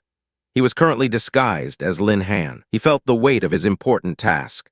A senior in a bow tie identified the one on the right as Lin Han, based on Wang Licheng's description, and rallied the others to teach him how to talk to seniors. Lai Yantong, hidden, informed the real Lin Han that the two in front were the commander and communications officer. Lin Han told him to wait a little longer. Zhu Ting activated her giant force skill. She stomped the ground, sending a shockwave that knocked the charging seniors off their feet. A live forum stream has started, broadcasting the confrontation for all to see. The senior, Kai Tian, told the freshman Lin Han that he was about to receive his first lesson at the military academy. Lin Han simply told him to stop talking nonsense. With a smirk, Kai Tian warned his junior not to cry later, and activated his skill, Icefall Fist. A blue aura flared around him as he prepared his attack. Lin Han was taken aback by Kai Tian's incredible speed, wondering if this was the true power of a 5th-level fighter. As a system notification announced a temporary 300-point drop in his agility. He quickly realized that ice crystals clinging to him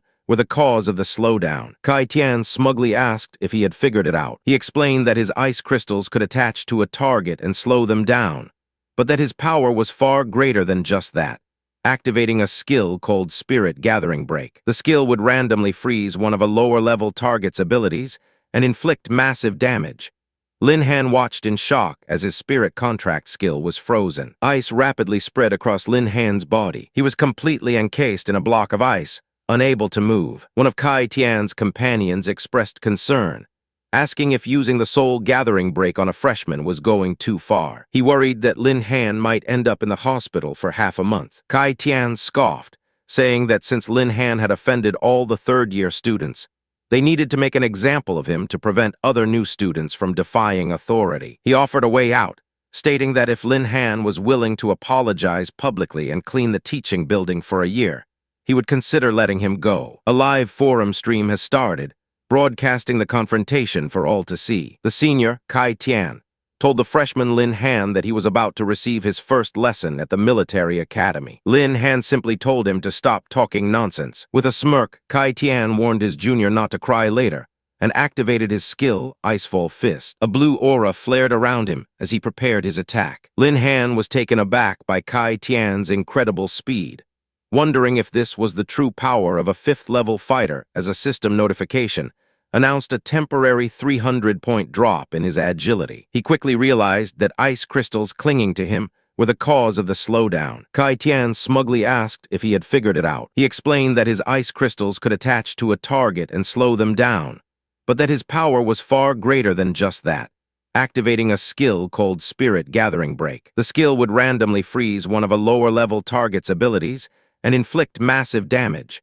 Lin Han watched in shock as his spirit contract skill was frozen. Ice rapidly spread across Lin Han's body. He was completely encased in a block of ice, unable to move. One of Kai Tian's companions expressed concern, asking if using the soul gathering break on a freshman was going too far. He worried that Lin Han might end up in the hospital for half a month. Kai Tian scoffed, saying that since Lin Han had offended all the third-year students, they needed to make an example of him to prevent other new students from defying authority. He offered a way out, stating that if Lin Han was willing to apologize publicly and clean the teaching building for a year, he would consider letting him go. He then taunted the frozen Lin Han to apologize in front of the live camera, questioning the use of a beast tamer who couldn't even summon his beasts. In a nearby office, an instructor told Director Yi that the farce seemed to be over, pointing out the vast difference in their levels. Director Yi, however, asked if he was so sure, revealing that according to admission information,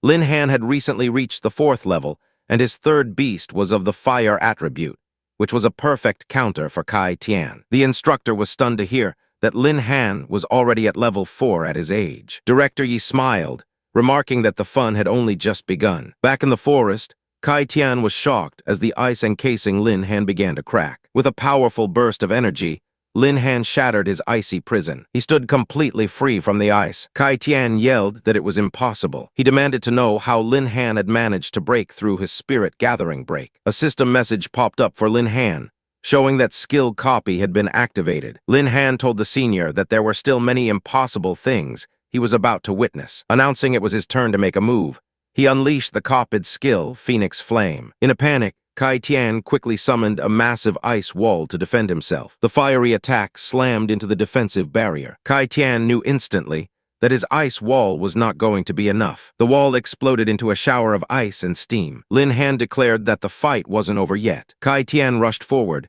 throwing a diamond ice fist. The two exchanged a flurry of blows, with Lin Han dodging and weaving through the attacks. Kai Tian cried out in frustration. He was bewildered as to why none of his attacks were landing. Lin Han sent him flying backward with a swift kick. He then charged his fist with fiery energy, preparing another Phoenix Flame. The attack connected, and Kai Tian cried out in pain. The force of the blow slammed Kai Tian into the ground, creating a small crater. Clutching his side, he grunted in pain. Surrounded by the lingering flames of his attack, Lin Han stood over his defeated opponent and declared that he had won the game. The other third-year students looked on in disbelief as Lin Han, emanating a dark aura, asked if anyone else wanted to challenge him. The students were terrified, admitting they couldn't even comprehend fighting him. One of them stepped forward and conceded, telling the junior he had won the hunting competition. He offered Lin Han the captain's ID card and pleaded for him to release their leader. Lin Han simply said he got it. He casually grabbed the unconscious Kai Tian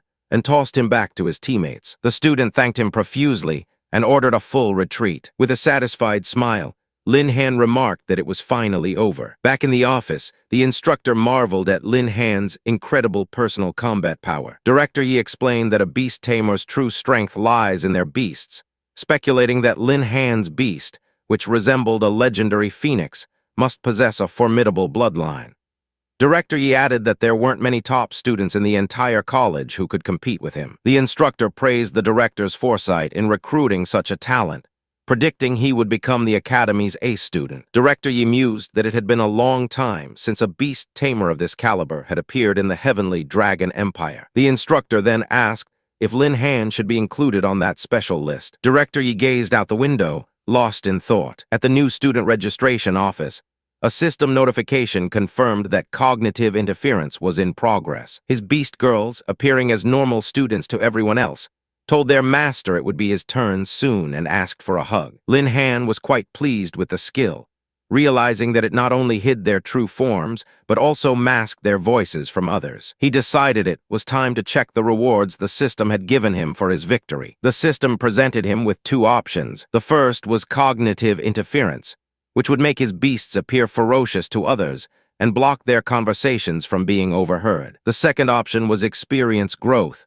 providing one free experience point every day, which he thought would add up over time. He realized that with cognitive interference, his beasts would no longer have to hide. He asked the system for the effective range of the skill. The system informed him it worked within a 100-meter radius and bypassed all reconnaissance skills, regardless of level. With that knowledge, he decisively chose cognitive interference. Back in the real world, a helpful senior informed him that his registration was complete. Just then, a group of second-year students noticed him, whispering about how he had supposedly wiped out the third years, and deciding they should test his strength themselves. Another student advised Lin Han to head to the dormitory quickly to avoid being surrounded. Lin Han agreed, thinking that retreat was the best strategy, and hurried away with Fatty. They made it to their dormitory building. Lin Han was relieved that the commotion with the other students had created a diversion, allowing them to slip in unnoticed, while Fatty wondered aloud about their new roommates. Inside their room, introductions were made. Lin Han introduced himself as a beast tamer. Fatty revealed his name was Long Tianjiao, and he was a berserker. And a third roommate, Liu Sui, was a therapist. Their fourth roommate, Sun Tianqi, a gunner, burst into the room. He pointed dramatically at Lin Han. Sun Tianqi excitedly asked if he was the legendary Lin Han. He then showed Lin Han his phone, where an article on the Military Academy forum hailed him as the #1 freshman, a monster who had cleared the hunting competition. Fatty slapped Lin Han on the back, laughing about how famous he was. Lin Han sighed, quoting the old saying about famous people and fat pigs, worried that his newfound fame would make him a target in future academy activities. Later that night, the sound of Fatty's loud snoring filled the room. Lin Han, thoroughly annoyed, wished the system would offer a reward that blocked his hearing. He decided to let his beasts out, and they immediately materialized, piling on top of him affectionately. One of them noted that it had been 9 hours and 48 seconds since she had last seen her owner. Lin Han apologized, explaining he couldn't summon them with others around, and promised to let them out more often, pinching her cheek playfully. Another lamented that her core energy became unstable when he was away, expressing envy for her sister's ability to patiently wait. The third beast proudly declared herself the best behaved and least troublesome of the group. Lin Han chuckled, reassuring them that they were all his darlings. One of the girls sighed, wishing she could just hold him quietly. Another then suggested they use their usual method to create a private, closed space for themselves. Their combined power created a separate dimension. Lin Han thought it was great, as he was finally free from the torture of Fatty's snoring. The next day at the military academy freshman square, a senior approached Lin Han's group. The senior asked Lin Han if he was adapting well to the academy. Lin Han replied that it was a bit hotter than his hometown of Wuzhou City, but he was managing. The senior offered to explain some things about the academy. He stated that unlike other major colleges, the military academy was under the direct jurisdiction of the military, not the Ministry of Education. The teaching style heavily relied on a 4-person team system. Everything from class assignments to combat assessments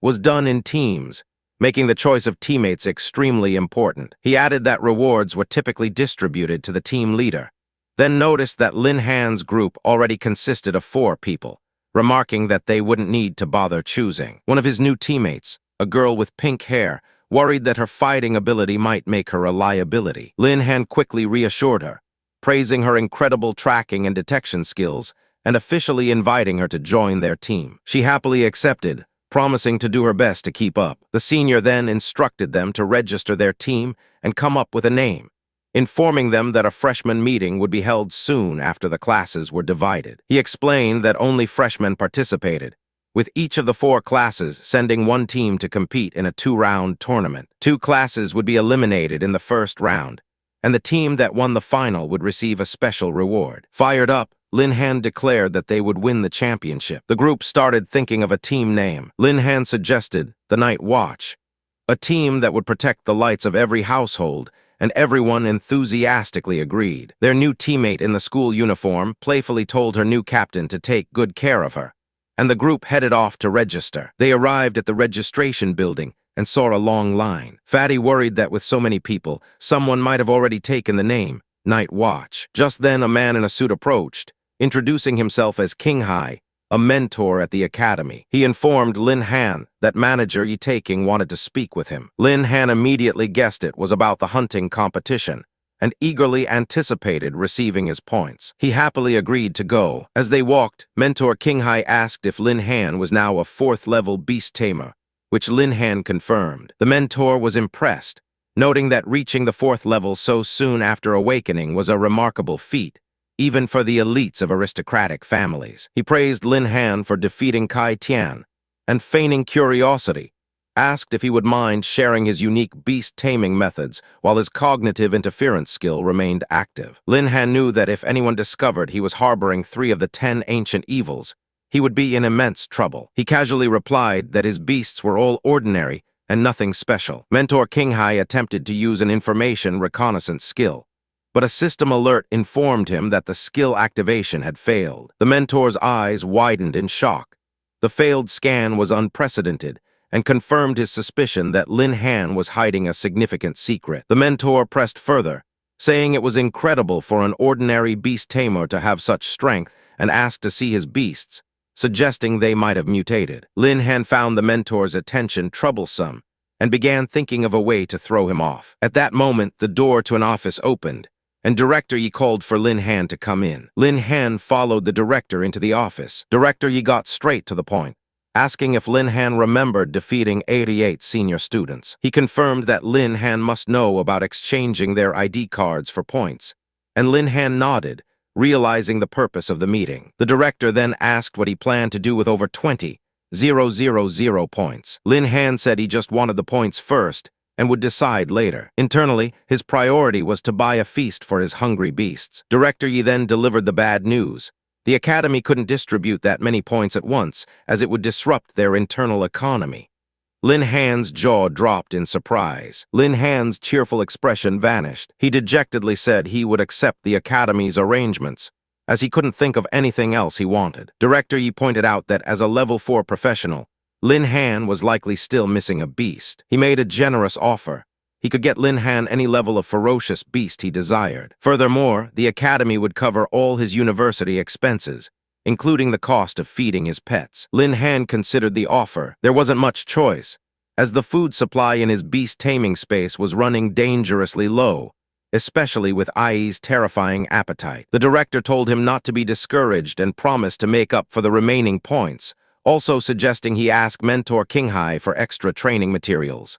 Lin Han agreed. After Lin Han left, Director Yi spoke to Qinghai, emphasizing that they needed to compensate Lin Han properly to avoid being mocked by other top academies. Qinghai then entered the office and made a formal request to become Lin Han's homeroom teacher. Director Yi was surprised, noting that Qinghai hadn't taught new students for several years. Qinghai explained that he believed an outstanding freshman like Lin Han could develop even further under his personal guidance. Convinced, Director Yi approved the request, appointing Qinghai as the teacher for Lin Han's class. Qinghai politely thanked the director. He walked out of the office. As he left, he silently vowed to keep a close watch on Lin Han until the secret of his beast taming came to light. Back with his friends, Fatty proudly showed off their new squad badge, which read Night Watch, Class 4. Lin Han wondered what their new teacher would be like. He checked his phone and saw a notification that the Night Watch squad had officially joined Class 4. His teammate reminded him that everyone needed to introduce themselves on the class channel. Lin Han posted his introduction, identifying himself as the captain of the Night Watch squad and a beast tamer. Fatty was immediately jealous, showing Lin Han the flood of friend requests he'd received from girls while his own phone remained silent. The class chat exploded with excitement as students realized the famous Lin Han was in their class. One girl even boldly asked if the handsome new student was in need of a girlfriend. As Lin Han scrolled through the messages, a new notification popped up. It was from their new homeroom teacher, Mentor Qinghai. Later, at the Academy's Merit Square, the students of Class 4 were assembled. Lin Han knew he would have to be extra careful now that the suspicious mentor was his teacher. Suddenly, Qinghai announced that the entire class would run 10 kilometers together. The students stared in shock. The students scrambled into formation. Mentor Qinghai explained that the first order of business was to elect a class monitor, who would be responsible for reporting everything to him. Fatty whispered to Lin Han, asking if becoming monitor would be a piece of cake for him. Lin Han wasn't so sure, admitting he didn't know if there were other talented students in the class. Qinghai then revealed the incentive. The class monitor would receive an extra 100 Heavenly Dragon coins every month. At the mention of the reward, the other students' eyes lit up, and they all declared their intention to become the class monitor. Lin Han sighed, thinking that being famous really did bring trouble as he felt the glares of his classmates. The other students quickly formed a temporary alliance. They reasoned that with Lin Han present, none of them stood a chance individually, so their only option was to eliminate him first. A barrage of elemental attacks flew toward him. Lin Han calmly told his team to fall back, assuring them he could handle it. His opponents shouted encouragement to each other, confident that their superior numbers could wear him down. They unleashed a torrent of water and ice attacks. The attacks converged on Lin Han, creating a large cloud of dust and steam. When the smoke cleared, the students were stunned to see that he was completely unharmed. A confident smile spread across Lin Han's face as he announced it was his turn, promising to be gentle. A wave of purple energy erupted from Lin Han, sending his classmates flying. They screamed for him to stop, yelling that they surrendered. Mentor Qinghai watched, astounded that Lin Han had defeated everyone without even summoning his beasts. He declared Lin Han's team the winner and asked them who would be the class monitor. Fatty and his other teammates unanimously agreed that it should be Lin Han. Lin Han respectfully accepted the position. However, Qinghai warned him that being monitor wouldn't be easy, as the Academy's freshman assembly was fast approaching. Lin Han asked what his duties would be. Qinghai simply told him to lead Class 4 to victory in the upcoming competition, and Lin Han confidently agreed. The mentor added a final condition: Any damage to the venue would have to be paid for out of his own pocket. Lin Han, in a moment of chibi-fied cuteness, nonchalantly said to just deduct the cost from his points. King Hai acknowledged his impressive personal abilities, but cautioned that a true battle couldn't be won alone, stating he looked forward to seeing his performance. At the military academy playground, Fatty daydreamed about the perks of winning the freshman competition, imagining all the girls' contact information he could get. His teammate joked that they might as well just send Lin Han to compete by himself. Lin Han's beasts, still under the effect of cognitive interference, asked if they could come out and watch. He gave them permission. One of them excitedly declared her desire to fight as well. Suddenly, Lin Han's senses picked up on a malicious fluctuation, and he wondered where the ill will was coming from. A young man from another class swaggered over, disdainfully asking if he was the overhyped idiot Lin Han. Surrounded by his companions, Lin Han coolly replied that he'd never heard of the guy and asked if he was supposed to be famous. Angered, the student boasted that he was from the prestigious Zhao family. Lin Han shot back, sarcastically asking which Zhao family he was talking about and whether they owned the academy. The student from the Zhao family, furious, declared that their class 3 would crush them and take first place. Lin Han mocked him, saying that winning required more than just talk, and that as they were both tamers, they would soon see who was truly superior. The student from the Zhao family sneered at the term beast tamer, claiming his profession, which involves living with ferocious beasts from birth, was inherently stronger in the early stages. He then goaded Lin Han, calling him a coward if he didn't accept his challenge. While Lin Han's friends grew angry, his beasts were enraged. One asked if she could burn the insolent challenger. Lin Han calmed them down, assuring them he could handle it himself. He accepted the challenge and asked what the stakes of the bet were. The challenger laid out the terms. They would bet on which team took first place in the freshman competition, and the loser would have to kneel, kowtow 3 times, and call the winner Grandpa 3 times. Lin Han taunts his opponent, saying that since he is so eager to be his grandson, he will agree to it. The opponent, Zhao Feng, is being goaded into attacking first as a way for Lin Han to test his strength. Enraged, Zhao Feng yells and asks who he is calling a grandson. He furiously declares that Lin Han is courting death for playing tricks on him and launches an attack. Lin Han thinks to himself what a fool his opponent is for taking the bait. As he prepares his own skill, his hands crackling with purple energy, 2 men in the distance notice the strong skill fluctuation and decide to investigate. Zhao Feng's punch is stopped midair by a man in a military-style uniform, who tells them to stop and asks if they are planning a private fight. The man, a teacher, tells Lin Han to put away his skills.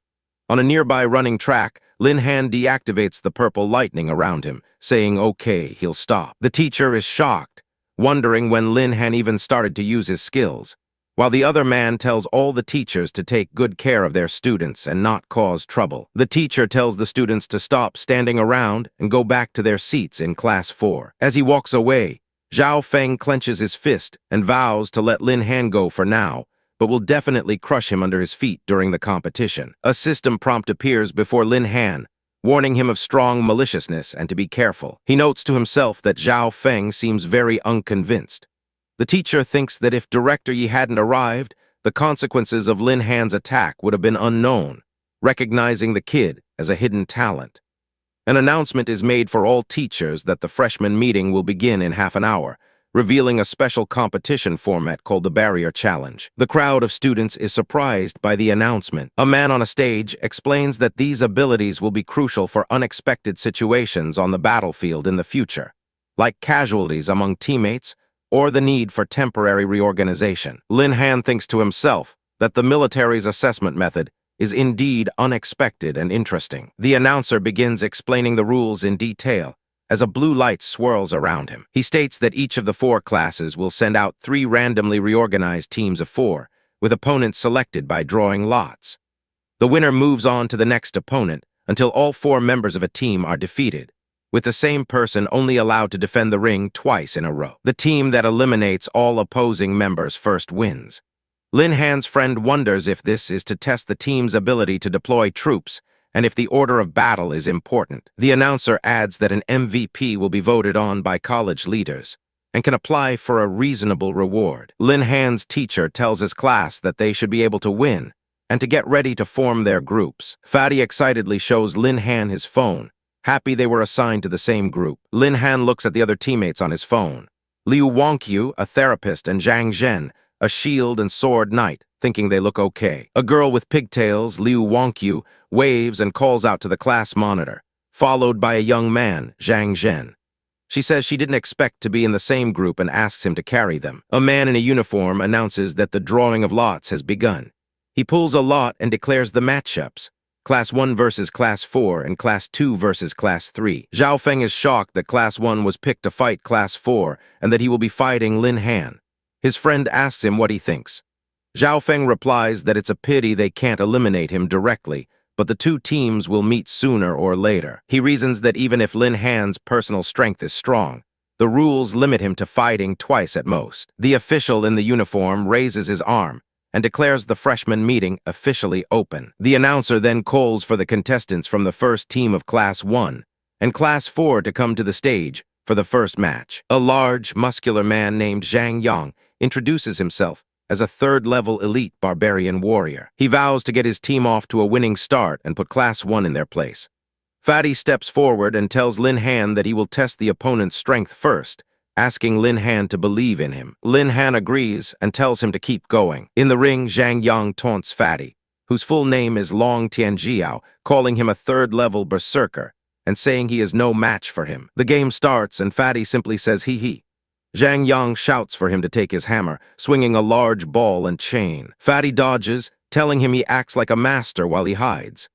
Lin Han observes from the sidelines, noting that while both are warriors, Zhang Yang's strength gives him an advantage, and that Fatty needs to be careful. Fatty charges forward, shouting for his opponent to take his knife. He brings his large blade down, but Zhang Yang blocks it with his weapon. The force of the impact sends a shockwave through Fatty, who thinks he almost fainted, and decides to change his strategy if the hard approach doesn't work. Fatty throws a volley of glowing knives at his opponent, but Zhang Yang deflects them all with his flail, telling him, damn it. Lin Han observes that at this rate, Fatty could just wait for his opponent to tire out, but his opponent must know that too. He then realizes that Zhang Yang hasn't used any skills yet. Just then, Zhang Yang unleashes a skill called Chain Entanglement, sending red chains to wrap around Fatty, who realizes this is not good. Fatty is caught and pulled toward his opponent. One of Lin Han's teammates worries, saying that in close combat, a berserker can't beat a savage warrior elite due to the difference in their power attributes. However, Lin Han calmly states that Fatty still has a trump card. Zhang Yang taunts the restrained Fatty to go ahead and throw his knife. A powerful blow sends Fatty flying, and he spits out a mouthful of blood. Liu Wangqiu shouts at the referee to stop the game, warning that someone will die if it continues. The referee states that the contestant has not yet lost his ability to move and asks if he wants to admit defeat. Fatty, on his knees, refuses to give up, insisting he can still fight and telling Lin Han to believe in him. Lin Han watches with a serious expression, thinking this is the first time he's ever seen Fatty take something so seriously, and resolves to cover the rest even if he fails. Zhang Yang smirks, saying that if he were Fatty, he'd just give up, as getting beaten in front of everyone is utterly humiliating. Liu Wangqiu urges Lin Han to convince Long Tianjiao to stop, afraid of what will happen, but Lin Han reassures her, saying he knows what Fatty is up to and that he's going to use that skill. Fatty shouts for his opponent to try his skill, Berserker's Heart. His body erupts in a fiery red aura. He allows Zhang Yang to land a massive punch to his face, sending blood flying. Zhang Yang is shocked by the turn of events. A teammate asks what happened, and Lin Han explains that this skill is Fatty's trump card. The more severe his injuries, the more potential he can unleash, instantly boosting his speed and strength. Empowered and glowing, Fatty picks up his sword and asks his opponent if he had a great time playing. The system announces that Berserker's Heart has been activated. Zhang Yang cries out in fear, realizing it's not good. Fatty, now with glowing red eyes, declares it's his turn. He screams as he lunges forward, but stops his blade just short of his opponent's throat. Zhang Yang, stunned, asks why he stopped attacking. Fatty, eyes glowing menacingly, says there's no need, as the winner has already been decided. Zhang Yang looks down and quietly says that he lost. The announcer declares that in the first game of the first group, Class 4 has won. The Class 1 spectators are in disbelief, muttering that the fat guy only won by luck. Lin Han's team celebrates, with Lin Han commenting that although it was risky, The round was won beautifully. A notification announces that Berserker's heart has been deactivated, and Fatty collapses onto the ring floor, exhausted. Zhang Yang tells his replacement, Zhao Tianchen, that he'll leave it to him now. A red-haired man, Zhao Tianchen, Class 1 monitor and a professional fire mage, steps into the ring and says he awaits his instruction. Lin Han thinks that facing a melee class was a problem for Fatty. The game starts. Fatty, knowing he's running out of energy, decides to fight quickly and reactivates Berserker's heart. Zhao Tianchen calmly casts Resist Fire Ring, a defensive shield of flames. Fatty's attack is absorbed and bounced back, knocking him away. The reflected force hits Fatty hard, causing him to cry out in pain. Lin Han observes that his opponent is tough, and that Fatty's throwing knives are probably almost used up. Zhao Tianchen taunts Fatty to admit defeat, but Fatty retorts that he should call him grandfather first. Zhao Tianchen calls him hard-mouthed and launches another, more powerful fire attack. Fatty knows that without Berserker's heart, he can't dodge the fireball, but using the skill will exhaust him rapidly. He resolves to hold on a little longer to drain his opponent's energy. Zhao Tianchen unleashes a massive fireball, questioning why Fatty still refuses to admit defeat. The explosion engulfs Fatty, who realizes the attack is more serious than he thought. Zhao Feng's group smirks, predicting that Lin Han's teammate will be in the hospital for a while. Liu Wangqiu desperately screams for Fatty to give up. When the smoke clears, Fatty is on one knee, asking Lin Han if he's lagging behind. Lin Han reassures him that he's done a great job and to leave the rest to him. Lin Han steps into the ring, announcing himself as Class 4 Monitor, a 4th-rank beast tamer warrior. Zhao Tianchen scoffs, claiming to have studied all of Lin Han's hunting videos and knowing all his tricks. Lin Han coolly tells him to hurry up, as he's in a hurry. Angered, Zhao Tianchen launches a fireball. The spectators from Class 3 remark that the Class 1 Monitor is difficult to deal with, and since Lin Han doesn't have an ice attribute beast tamer, it will be fun to watch. Lin Han stands his ground as the fireball approaches. He punches the fireball with his bare fist, completely dissipating it. A system prompt shows he used Skill Copy, Skyhorn Anti-Iron Bone. Lin Han nonchalantly asks if that's all his opponent has. Zhao Tianchen is flabbergasted that he blocked the attack with just his body. The audience is in an uproar, questioning if he's truly a beast tamer, and exclaiming that he's more powerful than a warrior. From the stands, Zhao Feng's group sneers, saying Lin Han can only be proud for now. Zhao Tianchen launches a flurry of smaller fireballs. Fatty tells the others not to worry and to trust Lin Han. Lin Han activates Hawkeye and effortlessly dodges the projectiles, remarking that they are too slow to even hit a mosquito. He then tells his opponent to try his next move. A system prompt announces Skill Copy. Sprint has been activated as Lin Han dashes forward at incredible speed. Zhao Tianchen activates a Resistance Fire Ring in defense. Zhao Feng observes that this class monitor is not to be underestimated. Lin Han activates Skill Copy. Iron Bone once more, his fist glowing as he punches through the fire ring. He tells Zhao Tianchen that his attack is interesting but not enough to stop him. Zhao Tianchen is shocked that he could block the shock wave. Lin Han then activates Skill Copy, Giant Force, and warns that he's going to attack. Zhao Tianchen defiantly claims it's not over yet, and unleashes an explosive attack on the ground where Lin Han was standing. The attack leaves a crater, and Zhao Tianchen wonders if he kicked him out of the arena.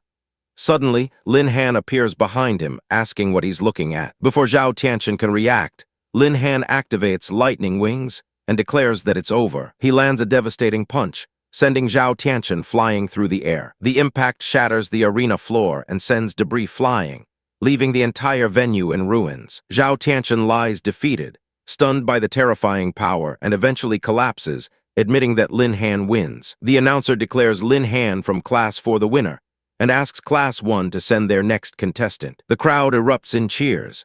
A student from Class 3 is shocked, questioning if they can really win against such strength. Zhao Feng glares with glowing purple eyes, convinced that Lin Han's power must come from his beast and vowing to take it away, no matter the cost. Lin Han senses his opponent's evil plan. The final contestant from Class 1 jumps into the ring, holding a massive shield, and yells at Lin Han not to be so arrogant, promising to defeat him. Lin Han dismisses him as an idiot wasting his time and activates Skill Copy, Thunderstorm. The contestant furiously asks what he said. Lin Han, now floating and surrounded by lightning, calmly repeats that he should leave. A massive bolt of lightning strikes the contestant, who instantly screams that he gives up. The stray electricity zaps the crowd, causing them to panic and flee. Zhao Feng's two companions are caught in the blast, their hair frizzled and standing on end. Zhao Feng's friend points at Lin Han, accusing him of intentionally injuring someone and demanding his disqualification. Lin Han casually explains that his skill is a random attack, and that they were either unlucky or being punished by God for something they did. The referee declares Lin Han the winner, stating that the school is at fault for not anticipating a freshman powerful enough to break the arena's protective shield. He announces that the game is on hold while they repair and strengthen the field. The competition eventually resumes.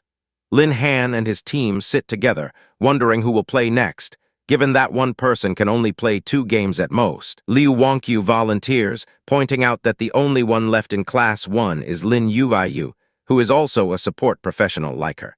She asks Lin Han to cheer for her. Fatty remarks that a duel between 2 support classes will likely take a long time, but Lin Han disagrees, saying that sometimes girls are more ruthless than boys. In the ring, Lin Yuiyu, determined to win, activates multiple skills: Boots of Wind, Grip of the Blue Ox, and Eye of the Eagle, increasing her speed, strength, and perception by 30%. She lunges forward and throws a punch. The punch connects and Liu Wangqiu recoils, spitting blood. Fatty watches with concern, thinking it looks like they are going to lose this game. Lin Yuiyu is surprised her opponent is still standing and tells her to admit defeat.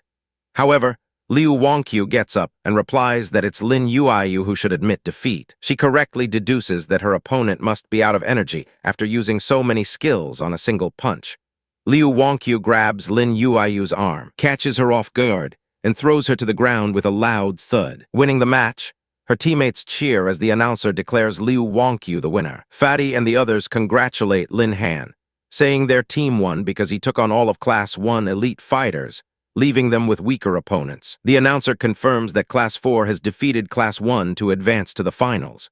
He also adds that Class 2 has surrendered, meaning Class 4 will face Class 3 in the finals in one day. Later, the student whose hair was fried by Lin Han's lightning confronts him, declaring that he can't just let the matter of his ruined hair go. Lin Han calmly states that it was an accident, and the referee has already made a decision, advising the student to find the referee if he disagrees. The student declares he doesn't care what the referee says, and that Lin Han embarrassed him in front of the whole school, demanding an explanation before summoning a massive level 49 frost wolf. Lin Han's friends are shocked at the sight of the powerful beast.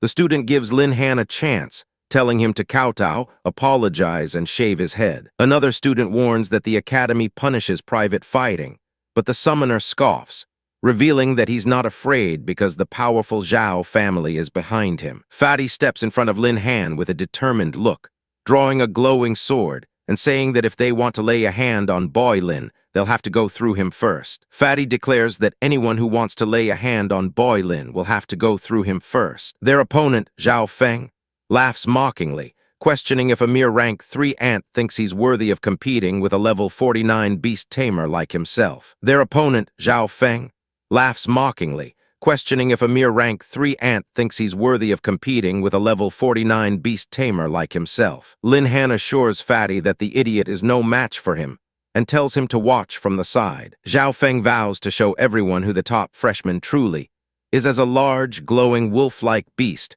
materializes behind him. Zhao Feng vows to show everyone who the top freshman truly is as a large, glowing wolf-like beast materializes behind him. A system prompt box appears before Lin Han, indicating that the listen function has been activated. A system prompt box appears before Lin Han, indicating that the listen function has been activated. 2 men, one of whom is identified as Class 3 teacher Y Jinbo, arrive and order the students to stop, reminding them that private fighting is strictly prohibited in the military academy. 2 men, one of whom is identified as Class 3 teacher Y Jinbo, arrive and order the students to stop, reminding them that private fighting is strictly prohibited in the military academy. Zhao Feng dismisses his beast with a wave of his hand. He immediately starts playing the victim, telling Teacher Y that Lin Han first pretended to have an accident during the competition to try and murder them. He then claims that they have now deliberately surrounded them, and Lin Han's friends look on in confusion. Lin Han thinks to himself that he has never seen such a shameless person, wryly noting that he just broke the surveillance camera and hasn't had time to repair it. Zhao Feng continues his plea to the teacher, insisting that the matter must be settled to justify it to the Zhao family and the Magic Association. Teacher Y addresses Teacher King, vouching for Zhao Feng as a child from a prominent family with excellent character and academic performance, and threatens to report the matter to Supervisor Yi, demanding that Lin Han must be fired. Teacher King retorts, questioning Zhao Feng's supposed excellent character, and pointing out that Lin Han won first place in the freshman hunting competition, declaring he absolutely does not agree with expelling his student. Zhao Feng protests, saying he doesn't accept it and that Lin Han can't be treated specially just for being number one, even accusing the referee of being biased. He demands a fair fight with Lin Han, but insists the venue must be changed to the Gray Wind Plateau. Fadi yells that he is distorting right and wrong, asking if he really thinks Class 4 is easy to bully. Lin Han silently considers the proposal,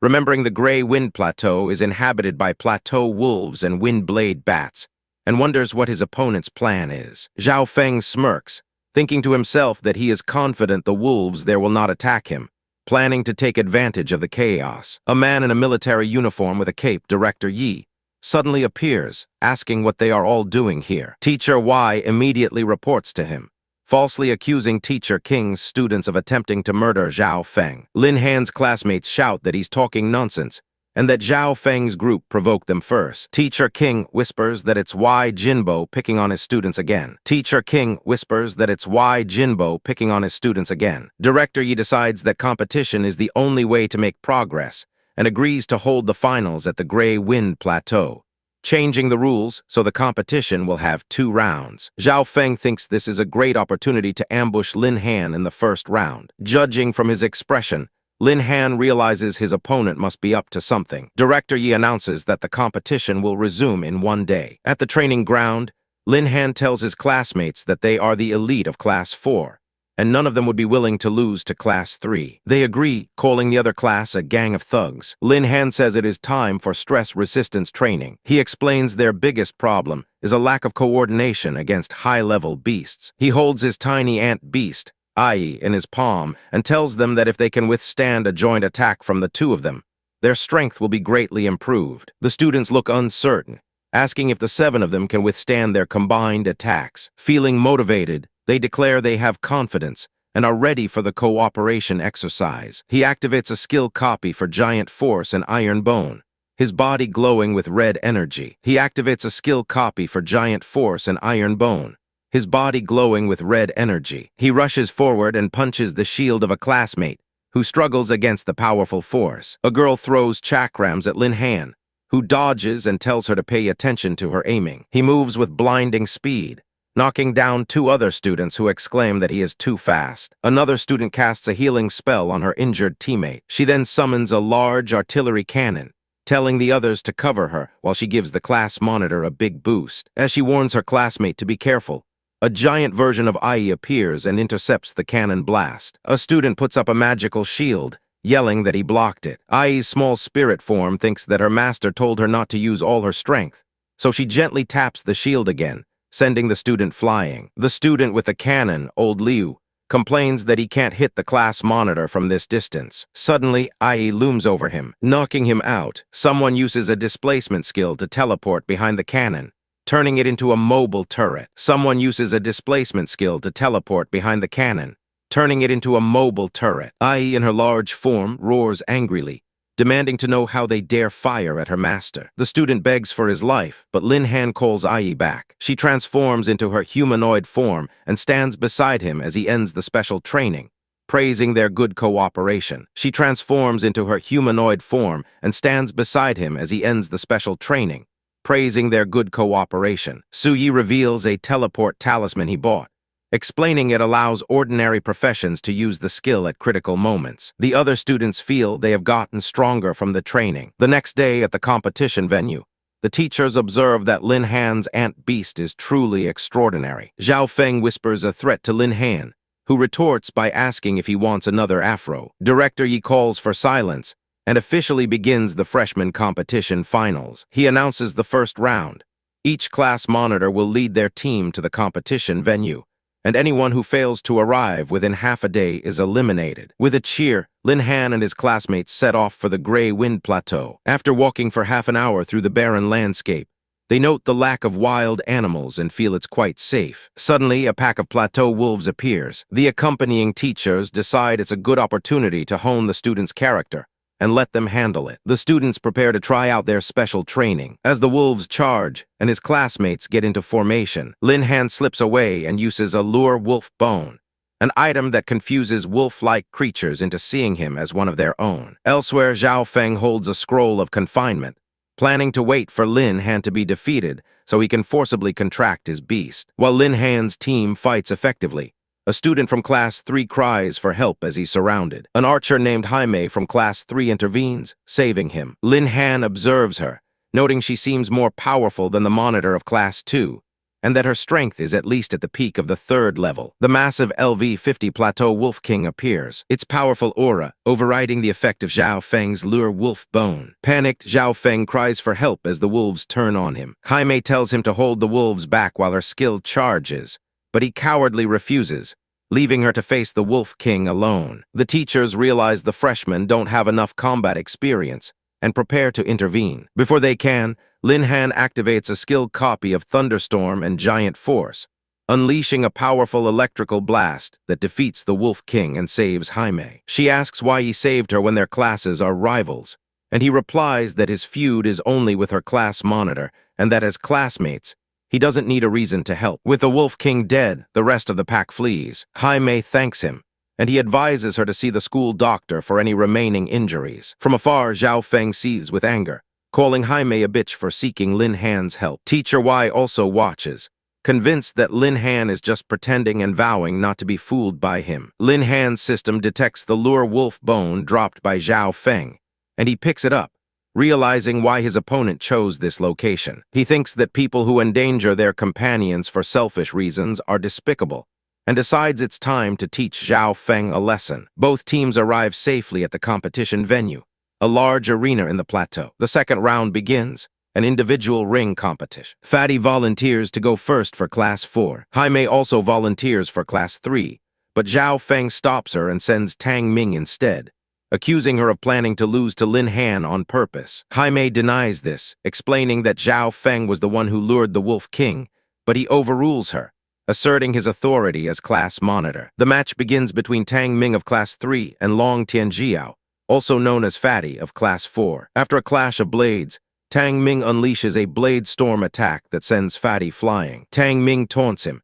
saying his class can only bully the trash from Class 1. As Tang Ming gloats and tells him to admit defeat, Fatty reminds him never to let his guard down, and throws a series of flying knives that strike Tang Ming, incapacitating him. Director Yi declares Tang Ming has lost his ability to fight, and announces Class 4 victory. Fatty celebrates, and Lin Han gives him a thumbs up. Furious, Zhao Feng realizes he has to let Jaime fight, but decides he needs to make her obey him completely. He orders her to fight next and take down Fatty, but she refuses. Zhao Feng then threatens her brother's future, warning that his family can get him expelled from middle school. Left with no choice, Jaime agrees to fight. Fatty greets Jaime in the ring, asking for her contact information. Jaime readies her bow and fires a shadow arrow, a tracking projectile. Fatty dodges and taunts her, but his classmates yell for him to watch out behind him. The arrow curves and strikes his sword, the force numbing his hand and making him drop the weapon. Jaime unleashes a volley of arrows that pierce Fatty's body, and she tells him it's over. From the sidelines, Zhao Feng orders her to make the worthless Fatty suffer more. Jaime hesitates, but Zhao Feng reminds her of his threat. Forced to continue, she prepares another shot. Fatty, enraged, activates his berserker's heart skill and charges at her. Lin Han observes that Fatty's chances of winning have now dropped to less than 30%, because Jaime is still at ease, proving her strength is far greater than they anticipated. Jaime easily deflects his attack and counters with a powerful blast of energy that sends him flying. Fatty screams as he is struck multiple times by the energy, collapsing in defeat. His friends shout his name as the director announces that Class 3 has won the round. Another student from Class 4 wants to fight next, but Lin Han stops her, stating that she is no match for Jaime and that he will go instead. He steps into the arena, facing Jaime for the next round. Jaime, a student from Class 3, declares her intention to end the fight quickly and charges forward, her weapon glowing with a vibrant green energy. In response, Lin Han's ant-like beast, Ai, emerges in a burst of powerful red aura, letting out a sharp cry before hissing menacingly at the approaching opponent. Jaime is visibly shocked by the power radiating from the creature and asks if it is Lin Han's trump card. From the sidelines, one of Lin Han's classmates angrily yells at Jaime, calling her an ungrateful bastard and questioning how she dares ask such things after their class monitor had saved her life. Lin Han simply smirks, telling her she will find out if it's a trump card if she tries to fight it. After a moment's hesitation, Jaime unleashes a shadow chaser arrow, a bolt of green energy that streaks toward Lin Han. However, Ai intercepts the attack, declaring that its opponent still wants to hurt its master. Lin Han calmly tells Ai that Jaime cannot withstand its punch and that he will handle the rest of the fight himself. A system notification announces that a skill swap has been activated, copying the Giant Force skill. Lin Han moves with blinding speed, appearing directly in front of a shocked Jaime, and tells her that everything will be over as his fist glows with immense blue power. He stops his punch just inches from her face, leaving her staring in stunned silence. Realizing he may not be a match for her, he sends out a rescue signal, declaring that as soldiers, they cannot abandon the students. As Lin Han turns away, Jaime asks him why he didn't follow through with the punch, confused since she had clearly hurt his companion earlier. At that moment, Lin Han's friend speaks up from the sidelines, revealing that Jaime's arrow was not poisonous and had only caused temporary paralysis and superficial wounds. Lin Han turns back to Jaime, a smirk playing on his lips as he asks if she really held back, adding that's not what his friend had said. He tells her he understands she has her reasons, correctly guessing that she was threatened by her aggressive class monitor. With her silence confirming his suspicion, Lin Han declares that she is not the one who deserves to be hit, but rather people who use their companions as tools to vent their anger. He then directs his attention to her class monitor, Zhao Feng, loudly accusing him of threatening his classmates and challenging him to a real fight. The crowd begins to murmur, realizing Jaime had been coerced. Infuriated, Zhao Feng leaps onto the stage, shouting that he'll deal with the brat Lin Han himself. He immediately addresses Director Yi with a request, claiming that his and Lai Wei's frost wolves are twins and must fight together to unleash their true power. He argues that since Lin Han is a higher level, a 2-on-1 fight is fair. The crowd finds this outrageous, and a classmate tells Zhao Feng to stop embarrassing himself, calling him shameless. However, one of the teachers speaks up in Zhao Feng's defense, explaining that the two signed a special symbiotic contract with two Frost Wolf brothers, and that he finds the request reasonable. Director Yi consults with another teacher, who admits the request is unreasonable but expresses curiosity about Lin Han's response. Director Yi informs Zhao Feng that his request is against the rules and that Lin Han has the right to refuse. Lin Han merely scoffs, asking why he would refuse a chance to fight two at once. He tells the two bastards to come at him together, and two giant, glowing blue frost wolves materialize on the stage. Zhao Feng boasts about his two level 49 beasts, asking what Lin Han could possibly use to fight them, while his partner suggests Lin Han could kneel and kowtow to be spared. A teacher suggests Lin Han's own instructor should make him apologize, warning that the ferocious wolves would surely destroy his beast. Lin Han's teacher, King Hai, firmly retorts that Lin Han has done nothing wrong. The other teacher warns him to think carefully, reminding him of the Zhao family's connection to the Magicians Association. King Hai remains resolute, stating that persuading students to bow to powerful backgrounds goes against the very principle of education, and that he is different from his colleague. On the stage, Zhao Feng arrogantly demands Lin Han kneel and hand over his beast. Lin Han scoffs, replying that Zhao Feng wouldn't have a life to use it even if he got it. Suddenly, three beautiful anthropomorphic beasts appear behind him, a sky-horned ant, a thunderbird, and a phoenix. The ant beast declares Zhao Feng isn't worthy, while the thunderbird and phoenix vow to teach him a lesson and burn him to death. Lin Han gently pats their heads, telling them not to get angry over scumbags, before mocking his opponent's arrogance for needing a 2-on-1 advantage. Enraged, Zhao Feng and Lai Wei charge, their frost wolves howling as they power up. Zhao Feng taunts Lin Han, asking if he's too scared to attack. In response, Lin Han's three beasts unleash their auras of fire, lightning, and raw power, clashing with the wolves and completely overwhelming them. Lai Wei panics, yelling for Zhao Feng to recall their suppressed beasts, but Zhao Feng refuses to admit defeat. Lai Wai insists they'll be ruined if their beasts are lost, just as Lin Han orders his ant beast to get started. The ant beast tears into one of the wolves before all three of Lin Han's beasts unleash their ultimate attacks: Phoenix Flame, Giant Force, and Thunderstorm. In a massive, coordinated explosion, Lin Han's friends cheer at the spectacle. The opposing teacher complains that Lin Han has gone too far, but King Hai calmly dismisses his concern, noting the Zhao family wouldn't dare challenge the military's rules over a fair competition. From within the smoke, Zhao Feng screams in denial as he realizes his beasts are gone. Lin Han coolly asks why they were so arrogant when they were so weak. Enraged, Zhao Feng screams that he'll fight Lin Han to the death and tries to rally his classmates to attack. However, they refuse, calling his request to gang up on Lin Han shameful. Lin Han laughs, calling the powerless Zhao Feng a clown.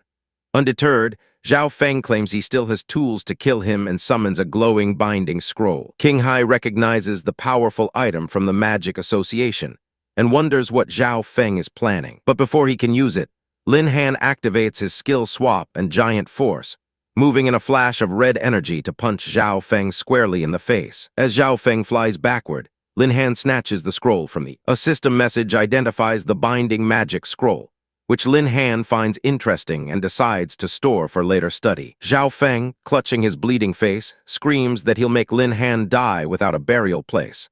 Suddenly, the entire arena begins to shake violently. A system alert flashes, warning of a large number of wind blade bats and advising caution. A massive swarm descends upon the arena.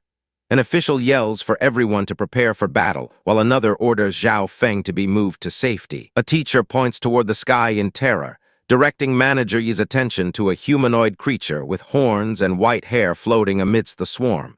The Queen of the Night. Manager Yi explains that she is a legendary king-level beast, evolved from tens of thousands of her kind. Realizing he may not be a match for her, he sends out a rescue signal, declaring that as soldiers, they cannot abandon the students. He orders the use of the Academy's 3 elements defense formation to hold out until help arrives. As the students complain about Zhao Feng getting them into this mess, Lin Han creates a shimmering blue shield and hands it to his friend Fatty, telling him to protect the girls. The 3 teachers combine their powers, chanting "Heaven, Earth, Man," to erect a massive blue energy dome over the students just as the bat swarm crashes into it. While the barrier holds against the main force, smaller bats manage to slip through the gaps.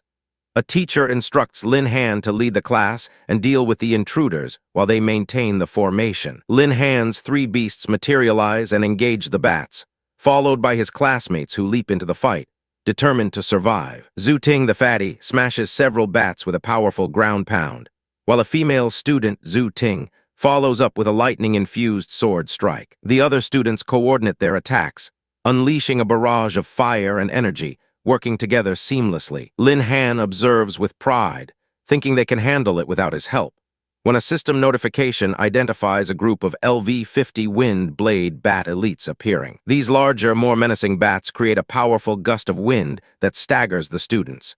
An elite mission prompt appears for Lin Han: kill 10 of the elites for a 3,000-point reward. He accepts and tells his Phoenix and Thunderbird beasts that it's up to them. They unleash a combined attack, a devastating vortex of Phoenix Flame and Thunderstorm that eradicates the elite bats instantly. With the mission completed and the reward secured, his classmates look at him in awe. King Hai observes the attack and realizes the skills are characteristic of 2 of the 10 ancient evils, wondering if Lin Han's beasts are of that legendary lineage. As suddenly as it appeared, the Queen of the Night fades and vanishes. Manager Yi decides they should leave as soon as rescue arrives.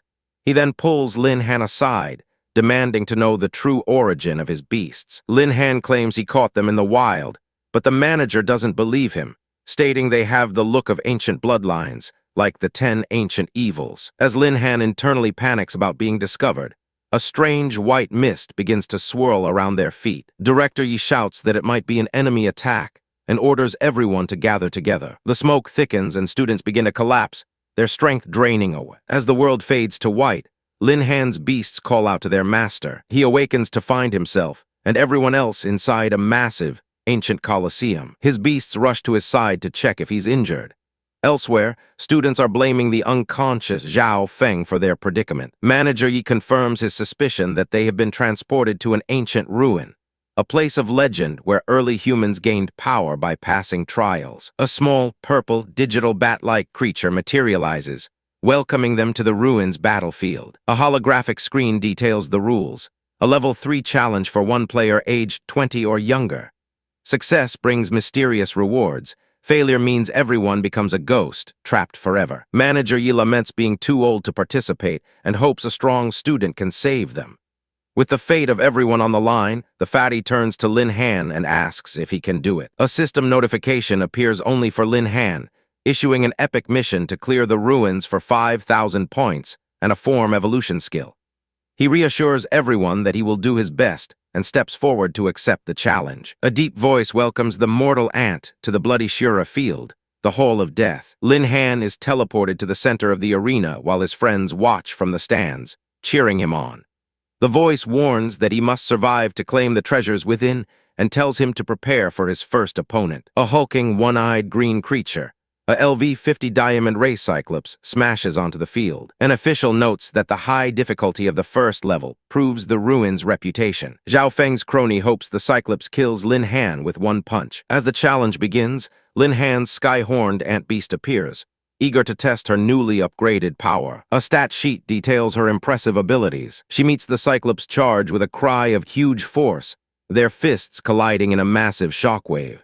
Surprised by the creature's strength, she tells it to take another punch from her. She dodges its attack and lands a devastating blow that makes the Cyclops cry out in pain before disintegrating into light. A system message confirms the first level is cleared, awarding him 500 beast taming points. Lin Han is pleased to learn he gets rewards for each stage. His friends cheer while Zhao Feng seethes, realizing Lin Han defeated the powerful monster with only 2 punches and must have been holding back in their fight. The spirit announces the challenge will continue. A red humanoid figure blurs out of a dark doorway, moving with incredible speed. Lin Han dodges the sneak attack, noting its quickness. The new opponent is identified as a blood zombie. Manager Yi warns that this species can evolve and become much stronger when in desperate situations, hoping it won't happen during this battle. I.e. the ant beast declares she has solved it and engages the zombie, unleashing a flurry of powerful blows. The zombie is fast, but she tells it to try this and lands a massive punch that completely obliterates it in a fiery explosion. I.E. cutely announces she is done, and Lin Han pats her head in praise. His other 2 beasts appear, wanting a turn to fight. But just then, Manager Yi shouts a warning. The remains of the blood zombie begin to glow with a malevolent red energy as it starts to evolve. Lin Han looks on with a serious expression, a sense of foreboding in the air. Lin Han murmurs in confusion as a new threat emerges before him. A hulking figure covered in red armor and glowing with a crimson aura materializes, identified by the system as an undead armor blood zombie at level 53. From the sidelines, 2 observers express their concern, noting that the ferocious beasts have merged, a rare occurrence that will likely mean trouble for Lin Han. Lin Han watches the fusion, making a mental note to study the principle behind the phenomenon after he gets out of the ruins. A system panel notifies him that cognitive interference is in progress. Deciding to deal with the immediate threat, he instructs Ai to solve the problem first.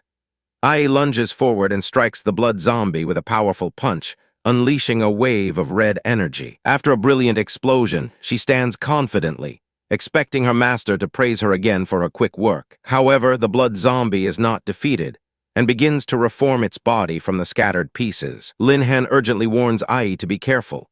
She looks back in shock, surprised that the enemy is not dead. She attacks again with a flurry of blows, questioning why she cannot seem to kill the creature no matter how hard she tries. Screaming in frustration, she declares that she will tear it apart. Lin Han deduces that physical attacks are not very effective and decides to have Xiaoran try using fire instead. He calls out to Xiaoran, telling her to go help Ai deal with the enemy.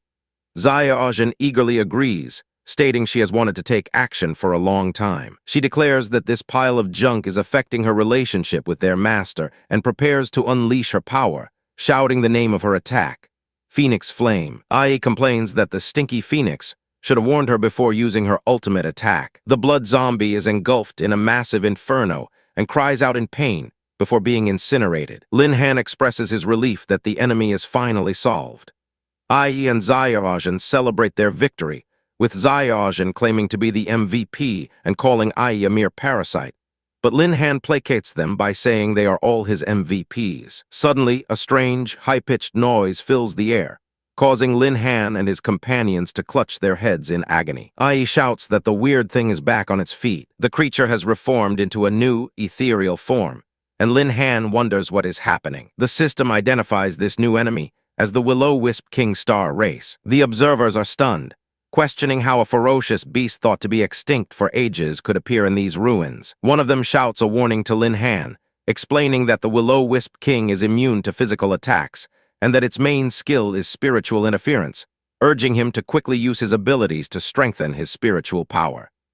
Hearing this, Lin Han decides to test the monster's capabilities, ordering Ai and Xiaojin to attack it first. They both charge forward, with Xiaojin unleashing a phoenix flame and Ai a powerful punch. Their attacks pass harmlessly through the king's ghostly body. Ai questions if it's truly impossible to attack it. The Will-O-Wisp King then unleashes its own ability, a wave of spiritual disturbance that washes over the arena. The military officer cries out in alarm, realizing that Lin Han does not possess a spiritual barrier skill and will be unable to block the attack. Lin Han is caught in the wave, feeling his control over his body slip away. Seeing that his companions are also struggling, he calls out to his system for help. The system presents an opportunity.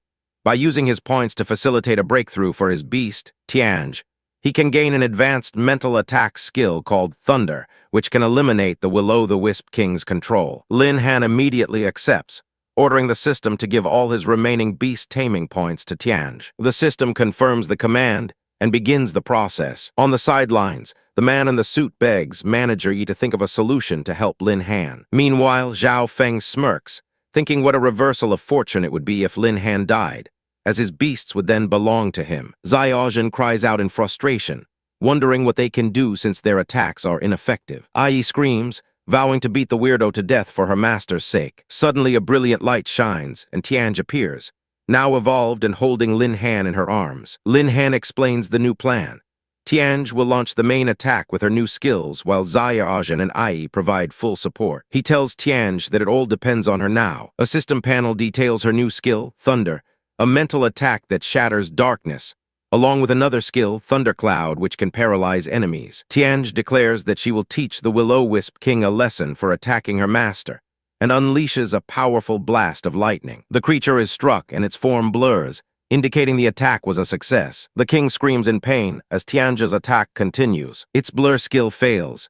Ai marvels at how powerful the stinky bird has become. Tianj explains that it is all thanks to their master helping her break through and upgrade. A system panel displays her new stats as the Thunder Emperor, level 33, along with her powerful new skills. Lin Han then directs his other beasts to attack, with Xiaojin launching a phoenix flame and Ai a powerful punch. The combined assault finally vanquishes the Will-O-Wisp King. A system notification declares that the second level of the ruins battlefield is cleared, and the challenge will continue. Lin Han's beasts gather around him, relieved that he is okay, and he praises them for a job well done. A mysterious voice then echoes through the arena, congratulating Lin Han for reaching the last level of the advanced ancient ruins, a feat the voice never expected from someone of his current level and strength. Lin Han looks around cautiously as Xiaojin warns him that something seems to be coming out. A horned, white-haired woman with a potent aura appears, introducing herself as the guardian of the ruin. She mocks him, saying that defeating the Cyclops and the Blood Zombie does not mean the rewards are so easy to obtain. Director Yu recognizes her as the Queen of the Night and realizes Lin Han is no match for her, attempting to rush in and help. However, he is thrown back by a purple barrier as the queen explains that only challengers can enter the arena to fight her. She boasts that no one has ever passed this level since ancient times, and that the treasure of the relic is destined to be hers alone. Unfazed, Lin Han asks if he will get a reward for defeating her, which seems to surprise her. The Night Queen laughs, stating that even as a mere clone of her real body, he will never be able to defeat her alone. The system identifies her as the Dark Night Queen's clone, a level 55 king-level ferocious beast. She lunges forward, shouting for the humans to die. Ai rushes to intercept, declaring she will take care of the old witch, but Lin Han warns her to be careful. Ai's attack phases right through the queen's ethereal form. Lin Han suspects she is using a skill similar to the Will-O-Wisp King's hollow transformation, just as a system message confirms a malicious fluctuation has been activated. The queen appears behind him, asking if he was unaware that king-level beasts can conceal their killing intent. She grabs him and he cries out in surprise and pain. Director Yi yells for him to be careful. Lin Han activates his skill swap ability, a blue aura flaring around him, and shouts for Xiaojin and Tianj to act now. Tianj immediately unleashes a thunderstorm. Xiaojin follows up with a powerful phoenix flame. The combined elemental attack engulfs the queen.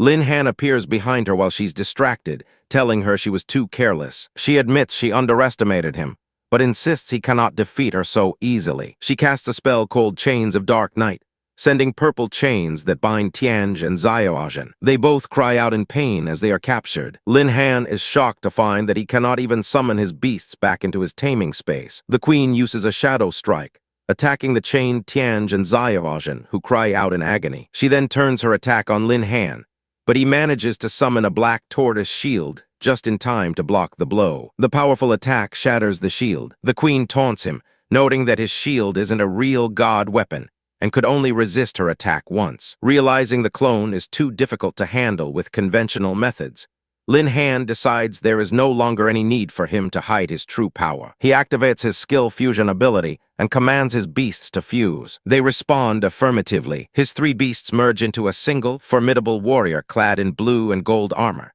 emanating waves of fire and lightning. A heavyset student in the stands exclaims that Lin Han is about to go all out.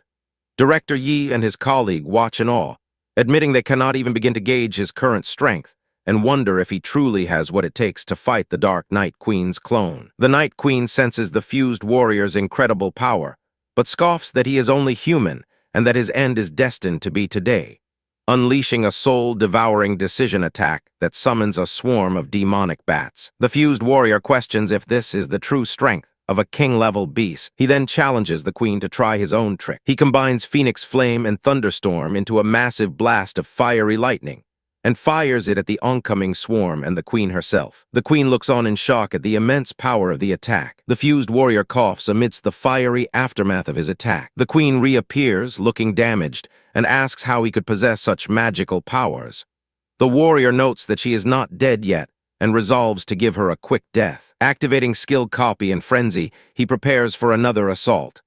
Pushed to her limit, the Night Queen screams and erupts in a massive pillar of dark purple energy. The dark power intensifies around her, and she screams that he must die today as she lunges forward for a final attack. The fused warrior decides to use her to test the limits of his combined skills, activating frenzy to boost his attributes by 50%, and unleashing a final, enhanced Thunderstorm Phoenix Flame. The 2 cataclysmic attacks collide, creating a massive explosion that sends a shockwave through the arena, astounding the students watching from the stands. The Night Queen's clone begins to dissipate, admitting that a mere ant actually defeated her. She vows that she will remember Lin Han and that they will meet again, to which he replies that he will remember her too.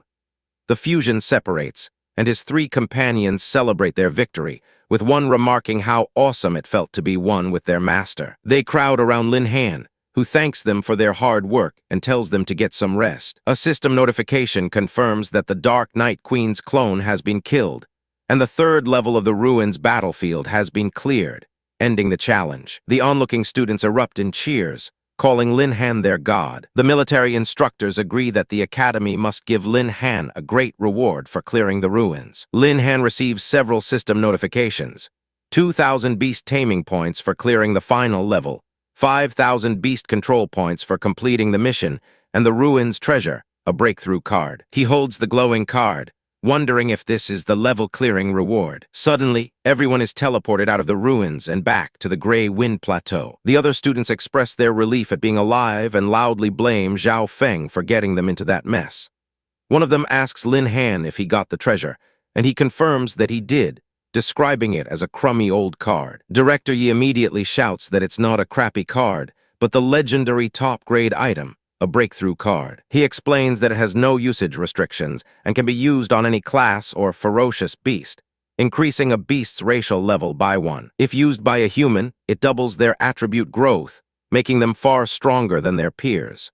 Lin Han understands its value and decides it would be safer to hide such a heaven-defying treasure. Zhao Feng watches with intense jealousy, believing such a powerful item should belong to him. Lin Han's stout friend approaches Zhao Feng, reminding him that he lost their bet and must now fulfill his promise. When Zhao Feng feigns ignorance, another student recounts the terms of the bet. The loser must kneel and call the winner grandfather. Other students chime in, grumbling that they almost died in the ruins because of Zhao Feng, and that he needs to be taught a lesson. Zhao Feng looks desperately toward the teachers for help. Director Yi states that the academy does not interfere with private agreements between students, and another teacher agrees that since Zhao Feng proposed the bet, he must keep his word. The third teacher decides to stay out of it, thinking that Lin Han is currently in the limelight and it's best not to get involved. The crowd of students begins to turn on Zhao Feng, blaming him for their ordeal. Realizing he has no other choice, Zhao Feng drops to his knees and reluctantly yells, "Grandfather." Lin Han smirks and tells him that's about right, advising him to consider his own abilities before showing off next time. As Lin Han and his friends walk away, one of them mockingly tells their dear grandson to kneel and not say goodbye. Zhao Feng clenches his fists in fury, vowing that his family will never let Lin Han get away with this humiliation. Director Yi announces that with the crisis resolved,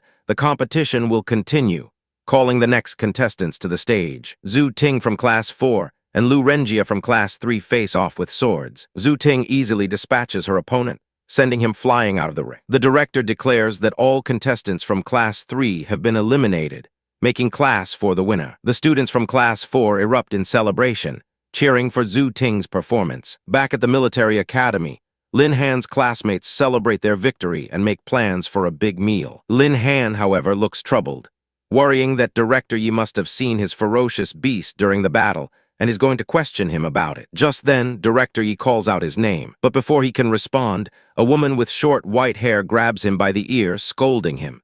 He cries out, recognizing her as Sister Bing. His classmates are confused, wondering who she is and why the powerful Lin Han isn't resisting. Long Tianjiao explains that she is Lin Han's one and only nemesis. Sister Bing shouts at Long Tianjiao to shut up, while Lin Han pleads with her to be gentle, complaining that his ear is about to fall off. She drags him away, warning him to just wait and see how she will deal with him. Director Yi watches them leave, deciding that since he can't talk to Lin Han alone now, he will speak with him tomorrow when the rewards are distributed. In a quiet hallway, Lin Han admits to Sister Bing that she knows everything. She scolds him for making a bet and going to a dangerous place like Grey Wind Plateau, just because she asked him to come to school. He tries to appease her, explaining that he didn't expect so many accidents to happen, and shows her the breakthrough card he obtained from the ruins. She recognizes the powerful card and warns him that its temptation is immense, and that some unsavory people will surely covet it. He assures her that he is not a child anymore and won't be so reckless. He takes her hand and tells her that he has missed her so much. She blushes and looks away,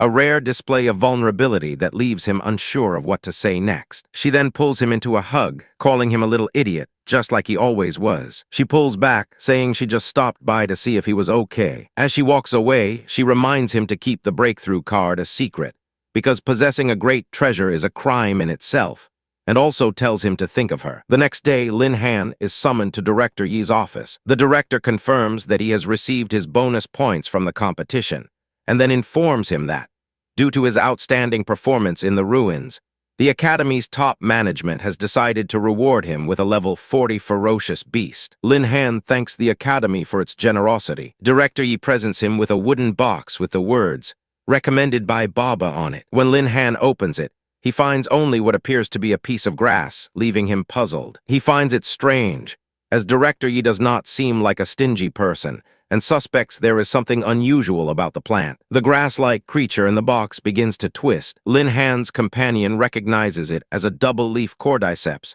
noting that it has the aura of a ferocious beast. Director Yi confirms this, explaining that while it looks weak, it possesses an extinct ancient bloodline and is incredibly rare. His companion argues that despite being precious, its low attack power is of little help to Lin Han and asks for a different reward. Director Yi looks at Lin Han meaningfully and says that he believes it is the best reward for him, subtly indicating that he knows Lin Han's other beasts are also of ancient bloodlines. Lin Han then asks about his beast tamer status.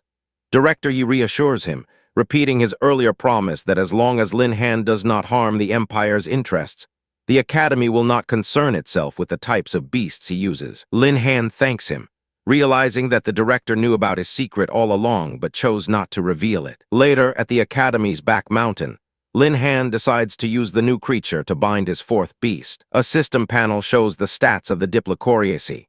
He confirms his decision to use bloodline atavism. The cordyceps begins to flutter and glow with an intense green light. The light erupts into a massive pillar, and the force of the transformation knocks Lin Han off his feet. From the light emerges a new, powerful being, identified by the system as Nine-Leaf Sword Grass, an ancient 10 evil species at level 39, possessing immense stats and formidable sword-based skills. Lin Han expresses his shock at the high level of the entity before him. A level 39 being, a woman with long, white hair and an elegant dress, materializes and asks if he is her master. Lin Han internally remarks that this beast tamer girl is the cool type, which he finds novel. He tells her she is very good and to please take care of him in the future, to which the woman, who calls herself Jiu Yi, agrees, promising to do her best to protect him. Jiu Yi then glows with a vibrant green energy, beginning to transform. She morphs into a long, ornate sword that hovers in front of a surprised Lin Han. He takes hold of the sword and swings it, unleashing a powerful wave of energy that slices through a nearby forest, felling multiple trees in its path. He thinks to himself that this provides another way for him to fight, and that he hopes Ai and the others can become as strong as Jiu Yi soon. He then remembers the form evolution reward he received, which he has yet to use. A system window appears, explaining that form evolution is a passive skill based on a beast's level with a 30% chance of success, which will increase the beast's overall stats by 30%. The system announces that his beast has successfully evolved. Jiu Yi reappears in her humanoid form, announcing that her strength has increased, and her new, higher stats are displayed. His other companions also appear, each announcing their evolution and increased power with their updated stat blocks shown. The Thunder Emperor, the True Phoenix, and the Sky-Horned Ant. Overjoyed, Lin Han embraces all four of them, thinking that a 30% increase will make their already incredible power even stronger. His celebration is interrupted by his phone ringing. It is a video call from his friend, Fatty, who frantically warns him that Zhao Feng's grandson has brought a 5th-rank magician to cause trouble for him, and they are currently searching the academy for him. One of his beasts becomes angry, questioning how dare they trouble her master and wanting to teach them a lesson. But Lin Han calms her down, stating that the opposition is just a small fry, and it's a good opportunity to test out their new strength. At the military academy's Class 4 training ground, one of Lin Han's friends yells for him to come out. A man and a woman, identified as Zhao Feng's sister, Zhao Yuan, arrive, with Zhao Yuan demanding that whoever dared to bully her family should show themselves. Lin Han's friend retorts by asking what she is barking about, and wonders aloud if the lesson Zhao Feng learned last time wasn't enough, questioning if he wants to acknowledge him as his grandfather again. Zhao Yuan glares fiercely, telling him he is courting death for speaking such nonsense in front of her. She casts an ice spell, and Fatty is suddenly encased in ice spikes, crying out his name as his friend demands to know how she dares to hurt someone at the military academy. Zhao Yuan dismisses the friend's complaint as noisy and launches another ice attack at her, but it explodes harmlessly as Lin Han appears to block it. He tells Zhao Yuan that she is too rude to use her strength to bully the weak. His friends call out his name in relief, and Fatty, now free, warns him to be careful because the woman is not simple. Lin Han assures Fatty he knows what he is doing. One of his beast companions muses that this must be a case of the younger sibling failing and calling the older one for backup. Lin Han warns Zhao Yuan that she will be in big trouble if she messes with him. Zhao Yuan retorts that he shouldn't think the Zhao family will swallow their anger. Before revealing she heard, he obtained a breakthrough card from the ruins of Grey Wind Plateau. She offers to spare his life if he hands over the card. Lin Han laughs, saying that even if the head of her family came begging, he wouldn't give them a second glance, and dismissively tells them to go somewhere cooler. Angered, Zhao Yuan tells him he doesn't know what's good for him, and attacks with a low-level magic spell, Ice Arrow. The Sky-Horned Ant steps in front of Lin Han and easily blocks the attack with a crystal she forms from her hands. Surprised that her spell was blocked, Zhao Yuan declares the beast has a death wish. She turns to her brother, asking why he didn't tell her that Lin Han had such a powerful beast if he was supposedly just average. She then channels a more powerful spell, Intermediate Magic, and unleashes Ice Seal, which completely traps the Sky-Horned Ant in a massive block of ice. The beast struggles, unable to move, as Zhao Yuan laughs maniacally, claiming that without a spirit beast, a beast tamer has no combat power and should just give up. Lin Han simply smirks and asks, who says a beast tamer can only rely on taming beasts. A system notification announces that his skill copy and position swap has been activated. In a flash of light, Lin Han swaps places with his trapped beast, much to Zhao Yuan's shock. He shatters the ice prison from within and appears behind her, striking her down with his sword. Zhao Feng rushes to his sister's aid, but the now-freed sky-horned ant intercepts him, punching him away and telling him to get out. As Xiao Feng is sent flying, his sister, now on the ground with Lin Han's sword at her throat, desperately reminds him that he can't kill her as she has the backing of both the Zhao family and the Magic Association. She warns that, as a mere student, he can't possibly handle the retaliation from these two powerful forces. Lin Han leans in and asks what if he had to kill her today, adding that he would like to see if those two organizations would make an enemy of a promising, powerful beast tamer just for them. As he raises his sword, she lets out a terrified scream. At that moment, two officials, including one called Manager Yi, arrive on the scene and ask what is going on. Lin Han thinks to himself that their arrival is timely.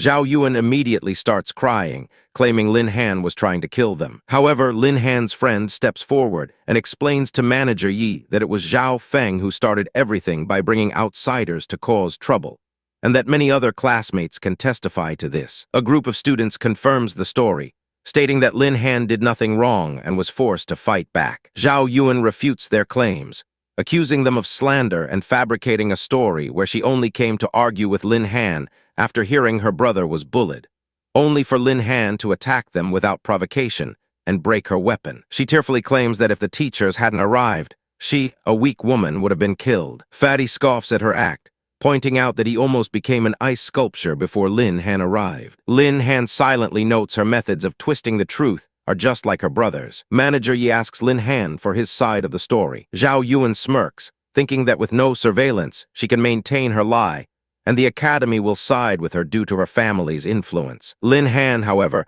mentions that the lack of surveillance is indeed troublesome, which is why he bought a prop that he didn't expect to use so soon. He reveals a camera ball, explaining it records everything within a 10-meter radius. Just as Zhao Yuan lunges to destroy it, Lin Han pulls the ball away, questioning her attempt to destroy evidence in front of him. He then reveals a second camera ball, stating he had prepared more than one. A shocked Zhao Yuan can only stare as Lin Han announces that everything that just happened is recorded, and everyone can now judge for themselves. He activates the ball, which projects a playback of the fight, clearly showing Zhao Yuan initiating the attack. Defeated, she and her brother can only look on in shame. An official declares the matter clear.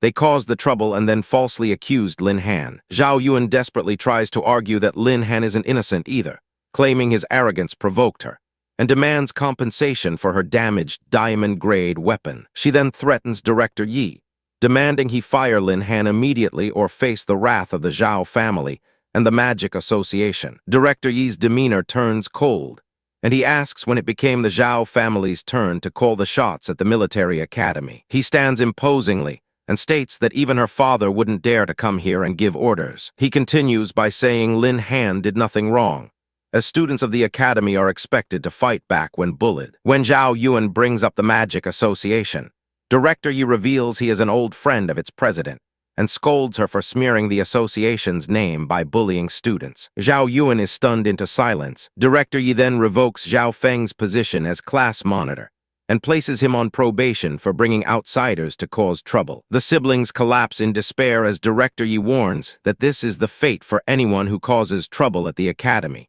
before ordering them to get out. The other students erupt in applause for Director Yi's decisive action. Later, while heading to the cafeteria, Lin Han and Fatty spot another confrontation. Fatty wonders aloud if a group of men are bullying some girls. The assassin pointed directly at Zhao Yuan, identifying her as the woman who contacted his organization and paid him to kill Lin Han, shouting that she had ruined him. The boy argues that their larger club deserves the best spot. Jaime retorts that his club is just a bunch of uneducated idiots, regardless of their numbers. The boy threatens her, but Jaime challenges him to a fight. Lin Han stops Fatty from intervening, observing that Jaime is smartly provoking her opponent to attack first. Another boy from the Hero Club then proposes a team battle, with the losing club forfeiting half of their points and the Heroines Club also giving up their recruitment spot. Lin Han is surprised they have some brains, but doubts Jaime will accept the bet. To his shock, she immediately accepts the challenge. The boys from the Hero Club leave,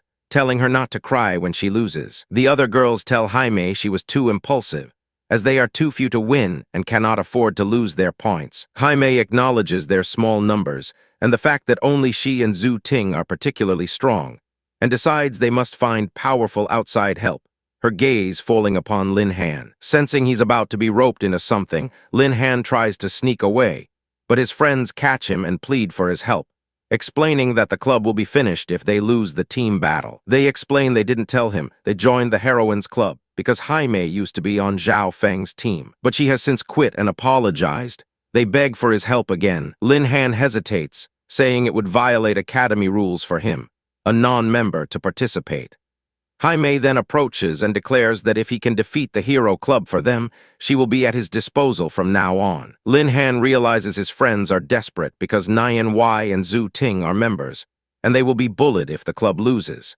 He declares that he will not stand by and watch his teammates get bullied and agrees to help them in the team battle. At 6 p.m., the two teams face each other on the training field with manager Yi officiating. The leader of the Hero Club, Ren Heiyaji, confronts Lin Han, calling him the freshman who has been provoking seniors. His teammates add their own threats. Lin Han dismisses their talk, saying the truth will be decided in the ring. Jaime worries about their last member, who hasn't arrived yet. She explains that their final teammate, Kai Yan, is strong but timid, making her performance unstable. At that moment, a blue-haired girl named Kai Yan runs onto the field, apologizing for being late. Jaime introduces her as the final member, a sophomore fire magician. Lin Han thinks that her attack power should be decent. Manager Yi announces the rules for the team battle, a single match where victory is achieved by knocking all 5 opponents off the stage or rendering them unable to fight. The Hero Club's leader boasts about their power,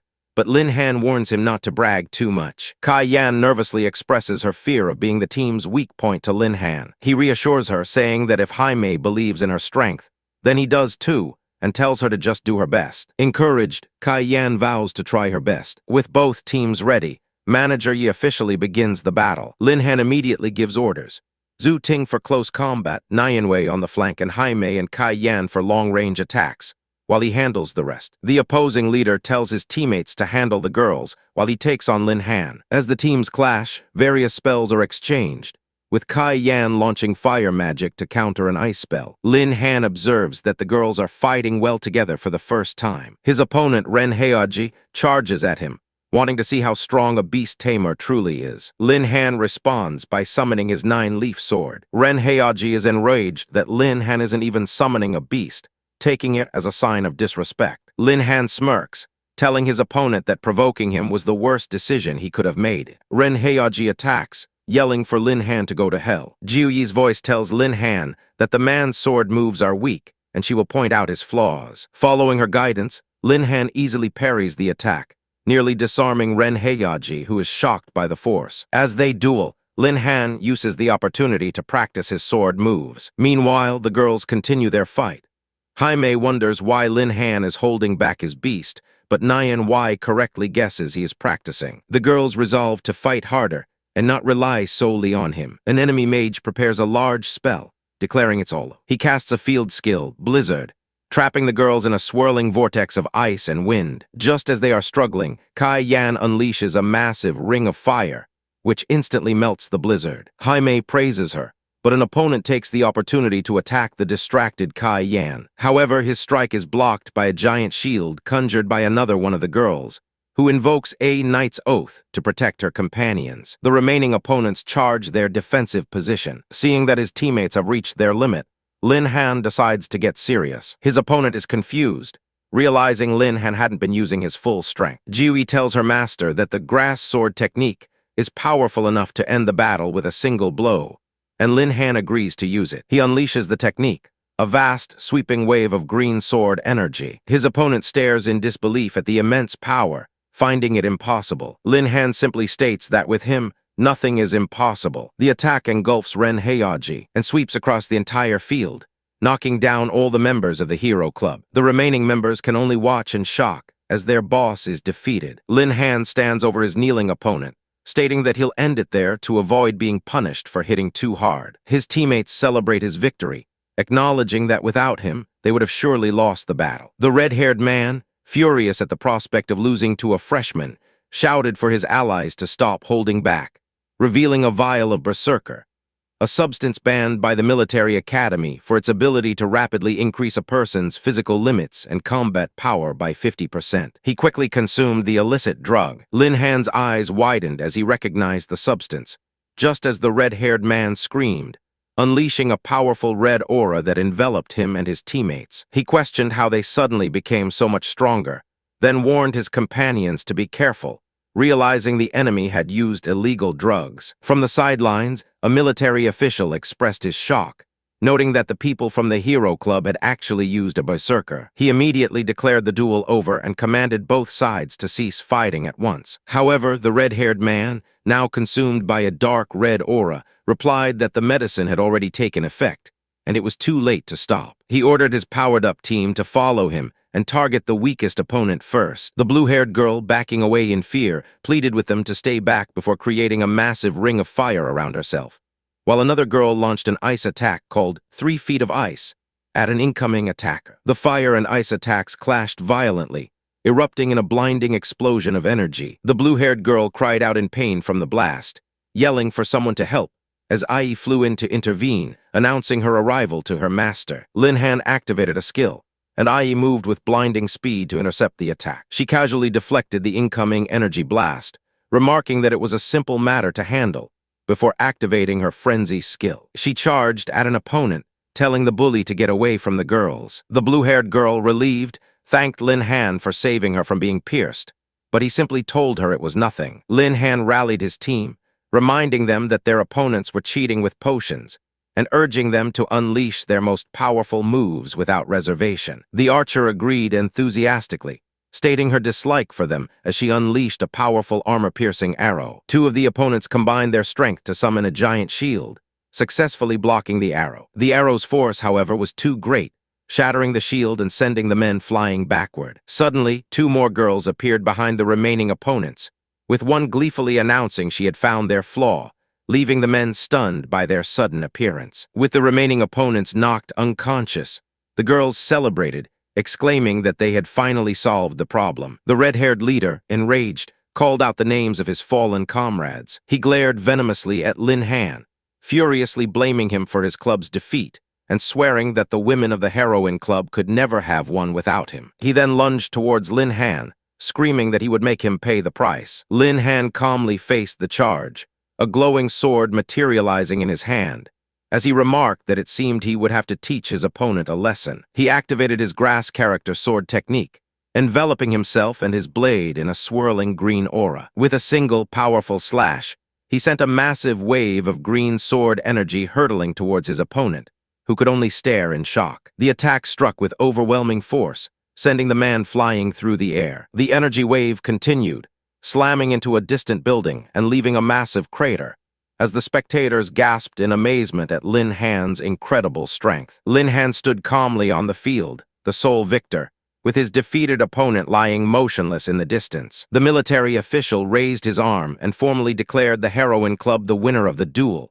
announcing that according to their prior agreement, half of the Hero Club's points and venues for the year would be transferred to the victors, eliciting cheers from the crowd. The girls of the Heroine Club embraced in a joyous group hug, celebrating their hard-fought victory. They all turned their grateful eyes to Lin Han, acknowledging that their win was all thanks to him. The defeated leader of the Hero Club groaned on the ground, bitterly thinking that their loss was solely because of Lin Han. Just then, Lin Han's powerful tamed beasts materialized around him with threatening hisses and chirps. The sight of the intimidating creatures sent the remaining Hero Club members scrambling in terror, shouting that the beasts were too scary. The leader fled, while his subordinates desperately tried to keep up. The military official intercepted their escape, informing them that for using illegal berserkers and nearly causing a major accident, the Academy would be punishing them all severely. He officially declared the Hero Club disbanded on the spot, banning its members from joining any other clubs for a full year, and announced that the leader, Ren Heiyaji, was to be expelled immediately for his treacherous conduct. Ren Heiyaji and his teammates stared in disbelief, their ambitions shattered. Lin Han reflected on the victory, realizing that it had brought immense renown to the heroine club, setting them on the path to becoming a top-tier group within the academy. He knew, however, that this was only the beginning of their journey, and that even greater challenges awaited them. His friends gathered around him, once again thanking him for leading them to such a great victory. To celebrate, the girls proposed going out for a big meal, with Jaime adding that she was craving some wine. Lin Han smiled and agreed, saying he wouldn't want to spoil the fun for everyone. Later, as they walked through the city, they expressed their satisfaction with the fight, confident that no one would dare look down on the heroine club anymore. Lin Han, however, paused, his expression shifting as he sensed something amiss. He told the others to head back to the dorms without him, claiming he wanted to do some shopping alone, and they bid him farewell. He then walked into a quiet, wooded park. He stopped and called out into the empty space, asking the person who had been following him to show themselves and state their business. He added a warning that they would lose their chance once he returned to the military academy. A masked assassin emerged from the shadows, complimenting Lin Han's perception and admitting that his original plan was to wait until Lin Han had let his guard down completely before striking. Lin Han calmly asked the assassin how he had offended him, or if he was there on someone else's behalf. The assassin replied that Lin Han was not qualified to know the reason and lunged forward to attack, yelling for him to die. Before the strike could land, Ai materialized in a flash of red energy, shouting at the man for daring to assassinate her master as she threw a powerful punch. The assassin deftly dodged her strike. Ai expressed surprise at his agility, while Lin Han called out a warning for her to be careful.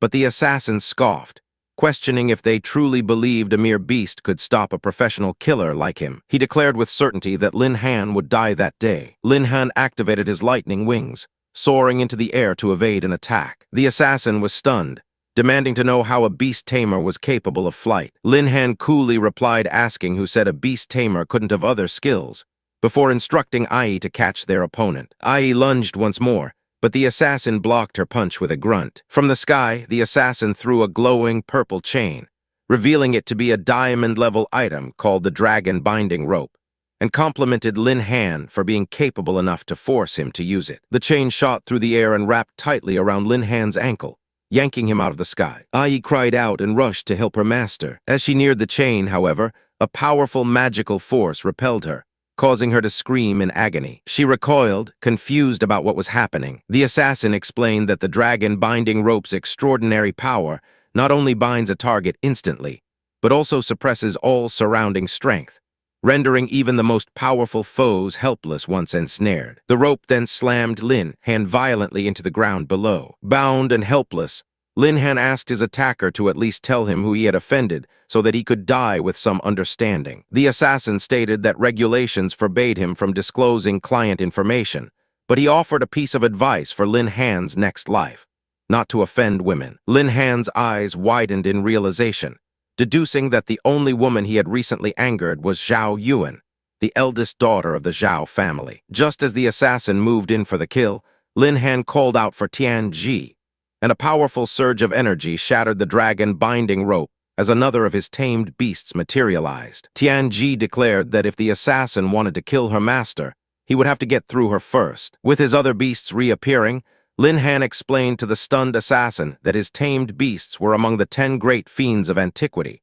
and could not be contained by such a low-level item, revealing his capture was a deliberate ploy to extract information. Ai and Tian Ji then launched a furious combined assault on the assassin, who was now on the defensive. The assassin grunted under the pressure, realizing he would die if the fight continued this way. In a desperate move, he launched a powerful palm thunder attack directly at Lin Han, but Kai Yan suddenly appeared, yelling for him to watch out as she moved to intercept it. Having created a distraction, the assassin fled, telling Lin Han he was lucky to be alive and that they would never meet again. However, Ai intercepted his escape, striking him down and declaring him dead for his sneak attack. Tian Ji joined the attack, and the assassin screamed as he was overwhelmed. Just then, the rest of the heroine club arrived on the scene and anxiously asked what had happened to Kai Yan, who lay unconscious in Lin Han's arms. One of the girls explained that they had grown worried when Kai Yan returned to the dorm alone, so they followed her and stumbled upon the aftermath of the battle. before asking if Lin Han was all right. Lin Han replied that he was fine, but explained that Kai Yan had shielded him from the attack. Though Kai Yan weakly insisted she was okay, Lin Han told her to stop being stubborn and that he would get her treatment immediately. Kai Yan insisted she was truly all right, attributing her survival to a glowing crystal she held in her hand. She explained that it was her family's heirloom, a 10,000-year stone capable of withstanding a single fatal blow from any elemental attack, though it was now spent. Lin Han told Kai Yan that her priceless treasure would not have been lost if she hadn't protected him, and he fiercely promised that he would get revenge for her. Elsewhere, a man burst into a room to urgently inform his leader that the military had arrived to arrest the young lady. An elderly man identified as Zhao En, the leader of the Zhao family, confronted manager Yi, demanding to know why he was causing a scene and arresting a member of his family. Manager Yi sternly advised leader Zhao not to interfere in the affairs of the military academy before pointing at Zhao Yuan, accusing her of hiring an assassin to kill his student, Lin Han, and declaring his intent to send her to a military court. Zhao Yuan stammered, denying that she hired a hitman and accusing them of framing her, while her grandfather defended her, stating that their prestigious Zhao family would never stoop to such methods. Lin Han stepped forward, remarking that he had thought the Zhao family was powerful, but never expected them to be so despicable and shameless. Zhao angrily rebuked Lin Han, questioning who gave him the right to speak to the Zhao family in such a manner. He dismissed Lin Han as a mere kid and ordered his guards to escort him out. Manager Yi stepped in, his voice cold as he asked Zhao and if he intended to defy military law enforcement. Zhao retorted that his family was not insignificant and would not be bullied, unafraid to face a military court without substantial evidence, to which Lin Han replied that he had a witness. Lin Han then summoned the captured assassin, who appeared and crashed onto the floor in front of everyone. The guards and Zhao family members looked on in shock. Lin Han held the terrified assassin,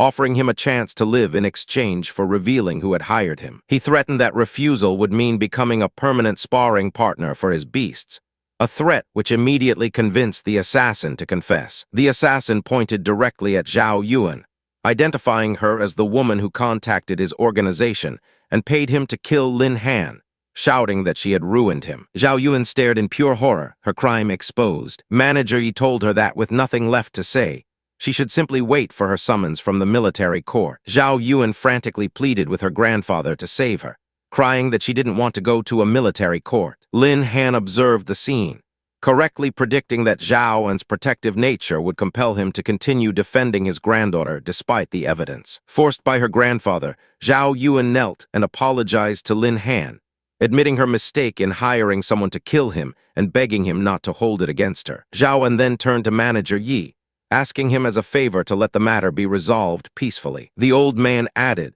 that it would be best for all parties if Lin Han did not become the target of the Zhao family's resentment. Lin Han considered his options, realizing that pressing charges would earn him the Zhao family's eternal hatred, and that a military court would be a lengthy, tedious process.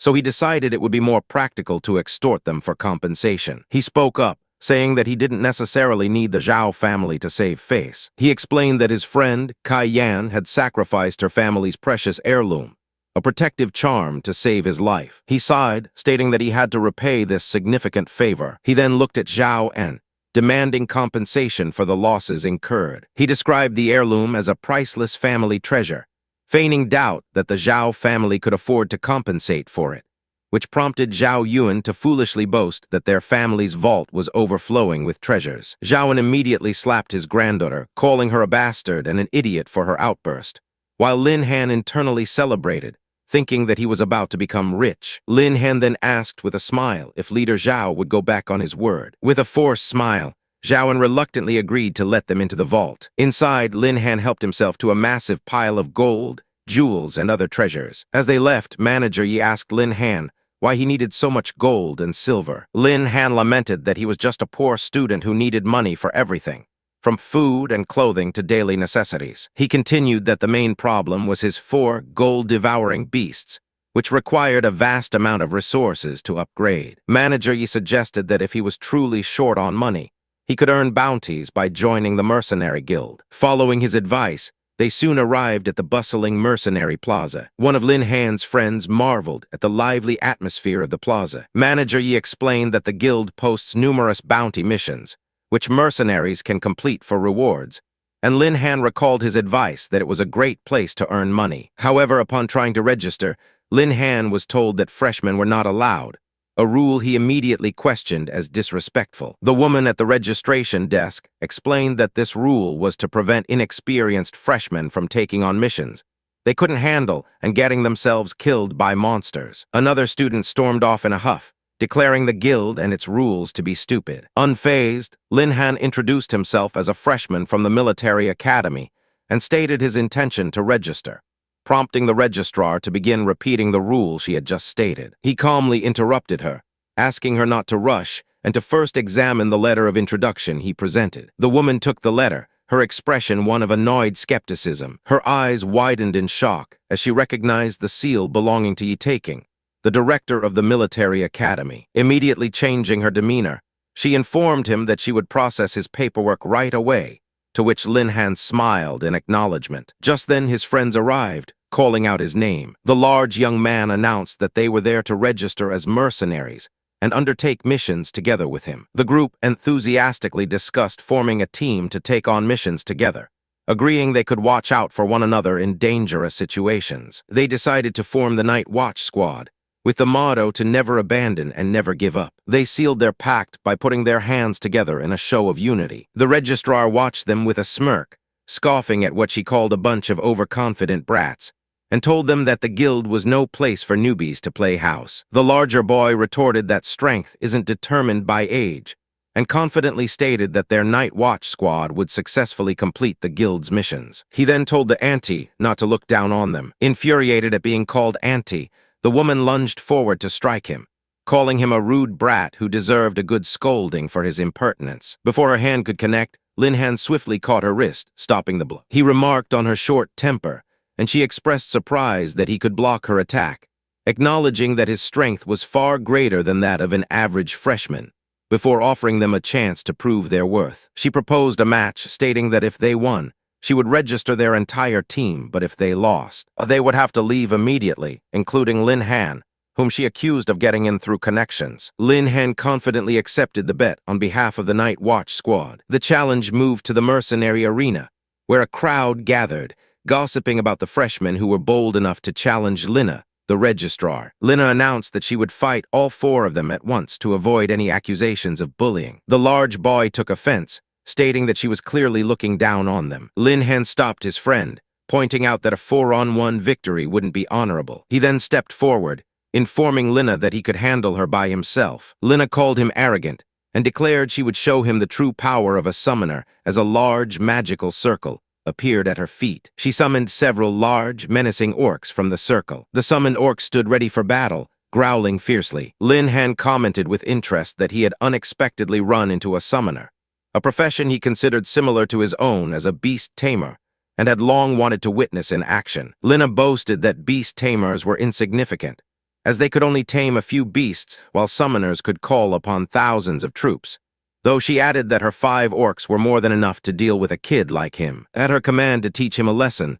the orcs charged forward. Lin Han simply called on Ai to take care of the orcs, and she eagerly agreed. Ai moved with incredible speed, effortlessly dispatching the charging orcs with a series of powerful kicks and punches, laughing that they were too weak to even let her stretch her muscles. In moments, all the orcs were lying defeated on the ground, groaning in pain. Lina was stunned, demanding to know the origin of his beast that had so easily destroyed her summoned half-orcs. Lin Han's friends cheered from the sidelines, calling him awesome and mocking the pathetic summoner for her arrogance. Enraged by the mockery, Lina shouted that she would not be looked down upon. She declared that if her previous summons weren't enough to impress them, she would give them a real show, summoning a massive army of orcs that filled the arena. She ordered her new army to tear his beast to shreds and devour it clean. Lin Han replied that since she was getting serious, he wouldn't stand on ceremony either, and summoned 2 more of his powerful beasts. He commanded his 3 beasts to destroy all the summoned creatures,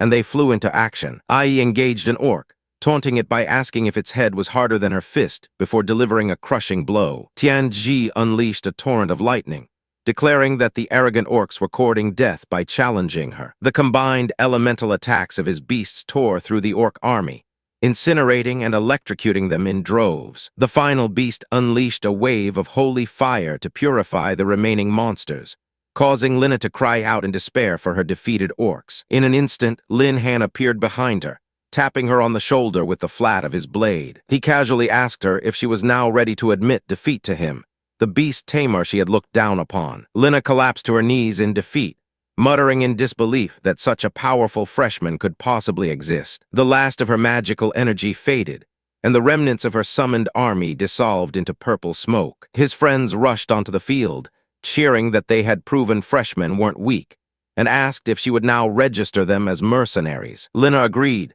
but explained that the Standard Guild mostly handles relatively basic, low-paying missions. With a knowing smile, she told them that given their exceptional abilities, there was a far more suitable place for them to take on missions. Inside a rowdy mercenary tavern, a man demands his drink from the boss lady, threatening to flip the table if she doesn't hurry, while another group discusses the high risks of their profession, with one recounting how he was the only survivor of a mission to the Death Swamp. Just then, the door creaks open, and Lin Han enters with his team, asking if this is the place to get mercenary missions. Fatty looks around the chaotic room and asks Lin Han if this is really the place Lina mentioned for high-level missions, worried they've been tricked.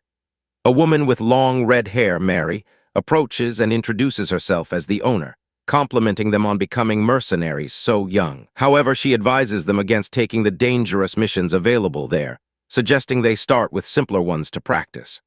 As Lin Han begins to protest, a mercenary in a cowboy hat named Lai T puts his arm around Mary, telling her to stop wasting time on kids and to join him for a drink, suggesting they do something for adults afterward. When Lai T gets more aggressive, Lin Han slaps his hand away, telling him to show some respect.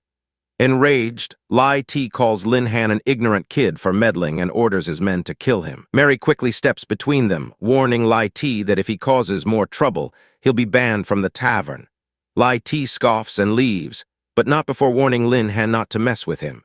Mary apologizes to Lin Han for getting him involved in the trouble. Later, in the foggy Death Swamp, Fatty worries that Lai T might have overheard their mission details and could be planning to sabotage them. Suddenly, large, horned monsters called Hatred LV-39 emerge from the swamp, chanting that they're hungry. The team prepares for battle, with one of the girls noting that the mission card warned their poison gas is contagious.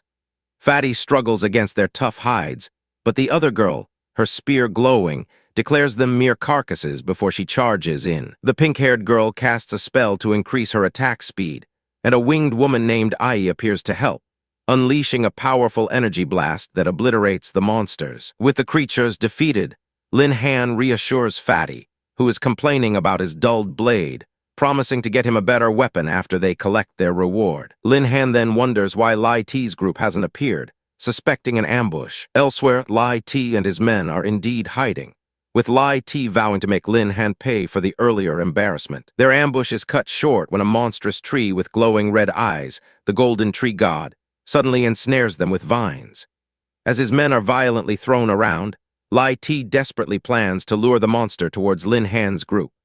Lin Han's team hears the commotion just as the enraged Golden Tree God turns its attention to them, roaring that all people must die. The monster attacks, and the pink-haired girl recognizes it as the Golden Tree God. She explains it's an ancient and ferocious beast, and she's shocked to see one here. The enraged god calls them human parasites and threatens to use their corpses as fertilizer.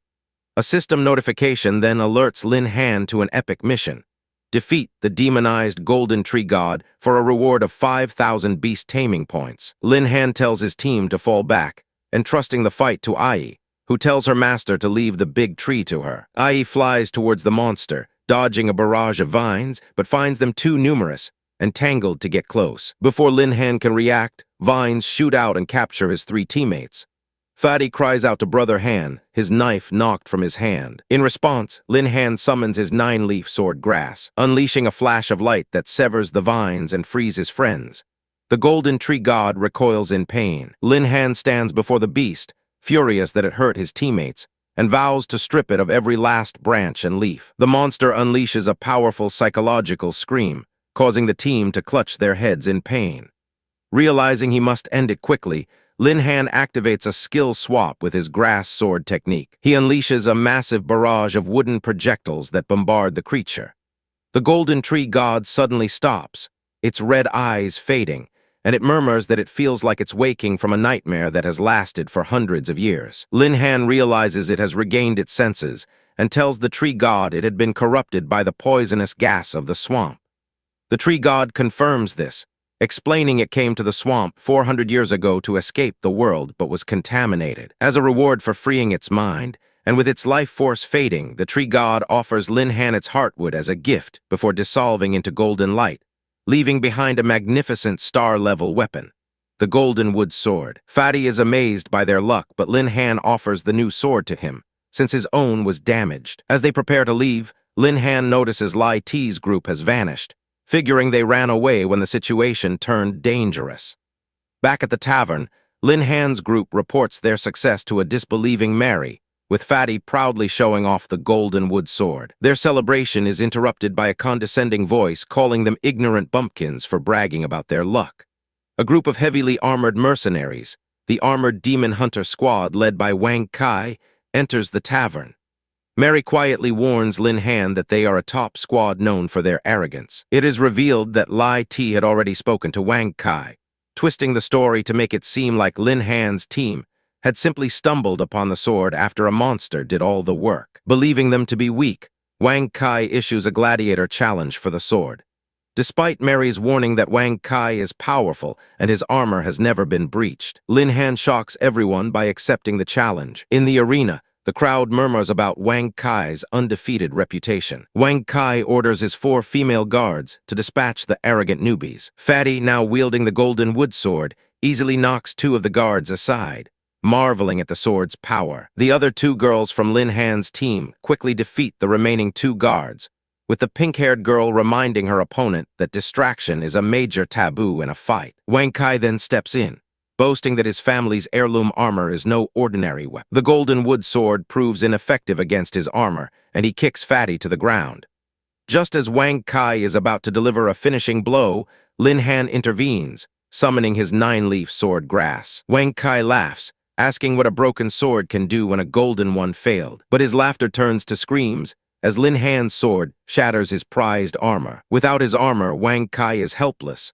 Lin Han tells him he will shatter his undefeated myth, and defeats him with a terrifying display of swordplay. Mary watches in awe, realizing Lin Han's true strength is unfathomable. The girls on his team agree, stating that with Brother Han, no enemy is unbeatable. The defeated Wang Kai pathetically begs for his life, offering money from his mother. Lin Han scoffs, renaming their squad the Mama's Boy Demon Hunter Team as punishment. The crowd cheers for the night watch, and Mary smiles, thinking Lin Han will change the guild's prejudice against newcomers. Later, at the military academy campus, Lin Han walks with a blonde woman while contemplating how to further improve his team's strength. Fatty rushes over out of breath to tell him that Jaime has big news. Jaime informs Lin Han that the military is restarting the intermediate-level illusionary realm, a virtual combat program, and is recruiting from universities. Realizing this is a huge opportunity, Lin Han goes to find manager Yi to secure spots for his team. He enters Yi's empty office, only to be alerted by his system to a hostile presence. An assassin drops from the ceiling and attacks. Lin Han dodges, demanding to know who she is and why she's attempting an assassination at a military academy. He parries her swift and cunning attacks with his 9-leaf sword grass. Their fight is interrupted by manager Yi, who tells the assassin, Chen Fenghua, to stop. He explains she is a senior at the academy. Chen Fenghua unmasks and praises Lin Han's skills, approving of him joining her team as the 5th member for the illusionary realm. Manager Yi confirms that he reserved the final of 5 slots for Lin Han, a freshman. Lin Han, however, states that because it is such a rare opportunity, he must bring his own teammates with him. Chen Fenghua proposes they settle the matter of the spots with a competition, which Lin Han readily accepts. Deciding she needs to get the upper hand, she lunges at him, initiating their contest. Lin Han stands opposite the purple-haired woman, acknowledging that the current space is too small, and suggests they continue playing outside. He declares that he will play along to the end. On a large, grassy field, he readies his sword as his opponent, an assassin, warns him that she won't hold back. Lin Han decides to see how effective his trick is and activates a copied skill, Phoenix Flame. He unleashes a massive barrage of fireballs toward her. The assassin dodges through the explosions with incredible speed as a military officer watches, remarking that such a trick won't work on her. The officer then shouts for Lin Han not to hold back at all. Lin Han observes that, as expected of an assassin, her speed is so great she is almost moving in circles. He reasons that since conventional attacks cannot keep up, he will have to try a different move. He activates another copied skill, Thunderstorm, which engulfs the area in crackling purple lightning. The assassin is shocked, wondering how a beast tamer could possibly know such a move. She responds by using a skill called Phantom Kill, creating a multitude of clones that surround Lin Han. He observes that his tricks cannot match the sheer number of her clones, so he decides to engage in a proper exchange of blows and unleashes the thunderstorm again. The lightning strikes down her clones, which cry out in pain and dissipate. He follows up by using the Phoenix Flame skill again, remarking that her move is good because it makes it hard to distinguish the real body from the clones. The assassin counters with a technique called 1 kill every 10 steps, sending another wave of clones rushing at him. Lin Han uses his grass character sword technique, a wide, sweeping slash of green energy to cut through them. He wonders if they are all just clones when the real assassin appears from above, telling him he got it all wrong. She declares that she has finally forced him to reveal his true form. He compliments her quick reaction and challenges her to block his next move. He vanishes in a flash of blue light, causing her to ask in shock if he can also create clones. He reappears behind her, explaining that it was not a clone but an afterimage left by his shift skill. She tells him not to get cocky because the battle is not over yet. In a swift motion, he disarms her and holds his sword to her throat, leaving her stunned. She concedes defeat. He tells her their speeds are about the same, but his longer sword gave him the advantage. She dismisses his modesty, noting that he hadn't even used his beast-taming ability and thus hadn't gone all out. The military officer approaches and offers her the extra spot on the night watch, but she declines, stating her loyalty to her teammates. The officer mentions there is still an extra trial spot available for the illusionary realm, telling Lin Han he has created a big problem. Lin Han replies that he has someone to recommend for the 5th spot. The scene transitions to a desert, where after an 8-hour drive, the team has arrived at a military base. Fatty wonders why the trial is set in a desert and asks who the 5th person joining their group of 4 will be. A woman with purple hair and dark skin calls out to him, announcing they have finally found him. Lin Han greets Jaime, who thanks him for the valuable spot. Su Nianwei remarks that she knew Jaime would be the 5th person. Lin Han explains that Jaime had given them the information about the realm and that her combat strength makes her worthy of the spot.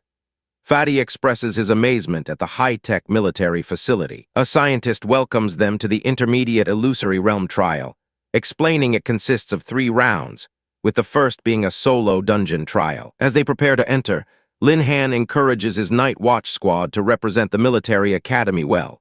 His stats as a 4th job advancement beast tamer displayed on a screen. Fatty, a 3rd-tier berserker, confidently declares he will be the first to clear the dungeon. Zhu Ting, a knight, and Su Nianwei, a tracking master, both state their determination. Jaime, an archer, vows not to let the opportunity pass. Lin Han is notified that he will be matched with a gold-tier dungeon, but he finds this too easy and asks for something harder. The system offers him the diamond-level dungeon, warning that its difficulty is significantly higher than normal quests. Lin Han accepts the challenge, declaring that having secured a spot, he must take on a challenge. The system announces the opening of the diamond-level dungeon, Ice Flame Demon Lion. He is teleported to a snowy landscape where a level 51 demon lion appears. He immediately summons his tamed beasts, Tianhu and Xiaojian, to fight. One of the beasts, bored, rushes forward to fight, while the other reminds her not to keep their master waiting. They quickly dispatch the lions, with system messages confirming their success and the experience gained. His other beasts use lightning and fire to defeat more lions, earning him more experience points. System messages flash, announcing Lin Han has leveled up to 36, 37, and then 38, with all his attributes increasing. He muses that the experience points from the realm will allow him to reach the 5th advancement quickly.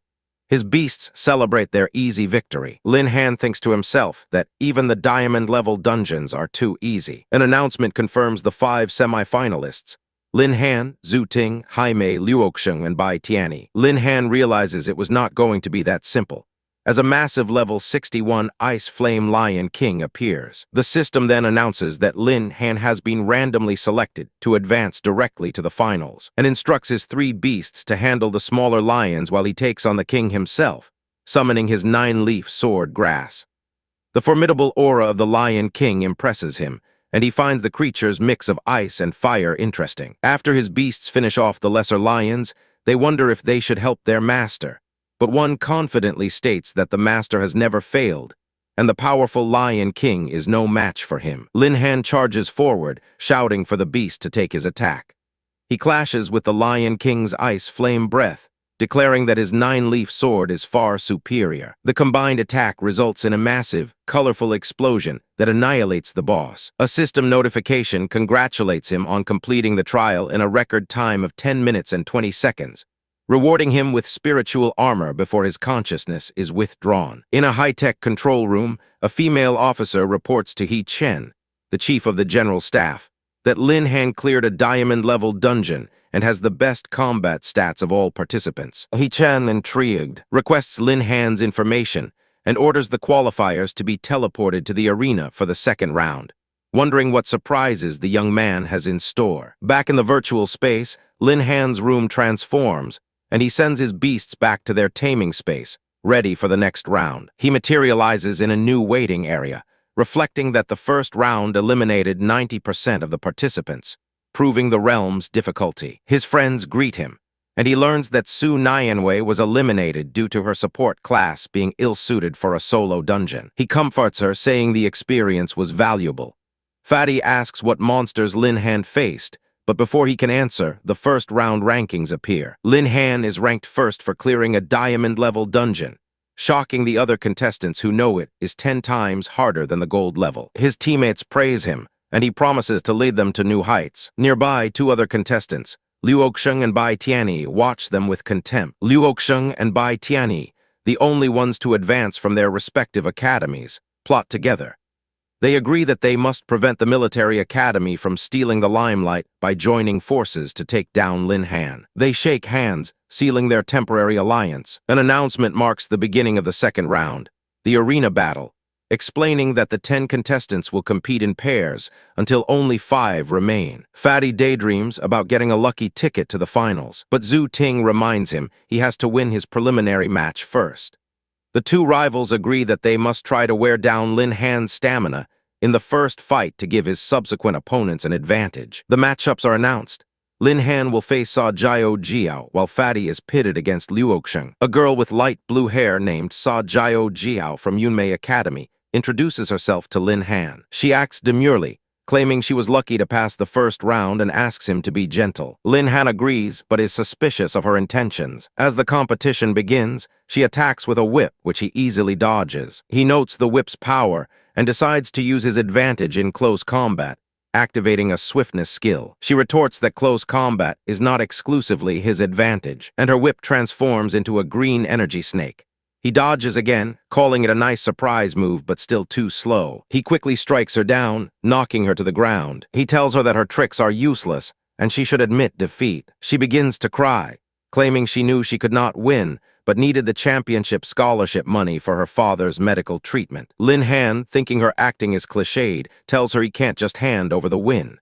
As he reaches down, she suddenly grins and wraps her whip around his arm. She laughs, boasting that no man can resist her seduction, and that her whip's special effect will render him powerless. Lin Han struggles for a moment, asking why the whip is getting tighter. She explains its seductive effect will make his body feel weak. She leans in, smugly saying lecherous men are easily fooled, but he smirks and tells her the trick won't work on him. She is shocked to realize he was faking his weakness. He explains he was just playing along to see her plan. Enraged, she attacks again, claiming her whip technique is the best in her academy. He easily catches the whip, pulls her in, and restrains her with her own weapon. As he holds her, she blushes and tells him he is hurting her. She asks indignantly if he is even a man for refusing her advances. He replies that he is not interested and will introduce her to his girlfriends instead. He summons his female tamed beasts, who glare at the girl for daring to seduce their master. The system activates a cognitive interference skill, The terrified girl begs Lin Han to save her, but he turns away, advising her to drink more hot water as it is a matter between women. His beasts then send her flying out of the arena with a powerful combined attack. The system announces Lin Han as the winner of the first arena. He then watches as Zhu Ting wins her match in the second arena, and Jaime wins hers in the third, forcing her opponent to surrender. Lin Han congratulates his teammates.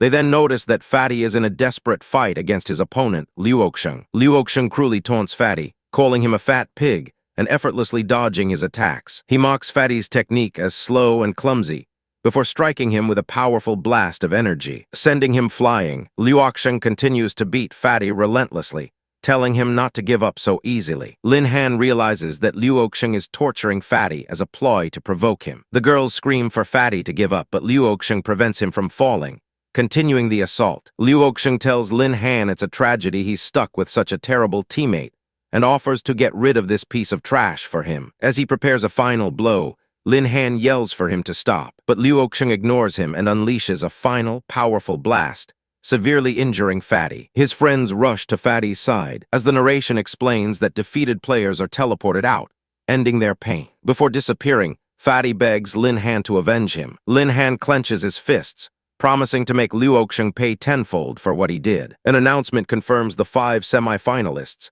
Lin Han, Zhu Ting, Jaime, Liu Oxeng, and Bai Tianyi. The system then announces that Lin Han has been randomly selected to advance directly to the finals, frustrating him as he cannot immediately get his revenge. The semi-final matches are set: Zhu Ting versus Liu Oxeng and Jaime versus Bai Tianyi.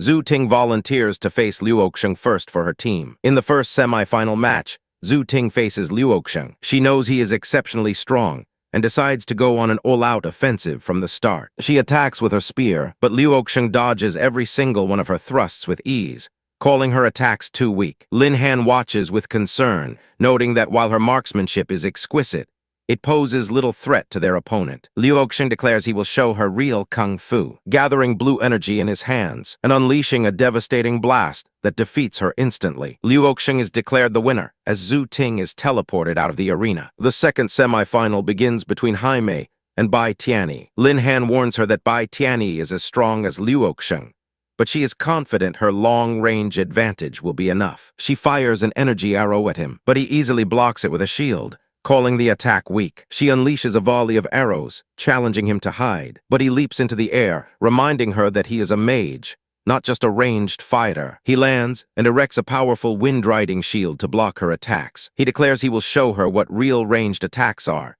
summoning a massive doomsday tornado. Jaime can only look on in shock and terror at the overwhelming power of his spell. A female fighter lets out a cry of pain as she is caught in a swirling blue vortex of energy. The massive, spiraling tornado rages on, with the opponent laughing that no one can escape his doomsday tornado. A young man with black hair tied in a ponytail, Lin Han, shouts the woman's name, Jaime, in alarm. He reaches out as her form, flickering with digital energy, is ejected from the battle, defeated. He catches her as her body begins to dematerialize, and she looks up at him, apologizing for letting him down before disappearing completely. Lin Han stands alone as his 2 remaining opponents, a martial artist and a mage, approach him. The martial artist mockingly says that all the people sent by the military academy are useless trash. The mage adds that Lin Han must be feeling a lot more pressure now that he's facing them alone. Lin Han smirks, remarking that this is good, as he no longer has to face his teammates in the finals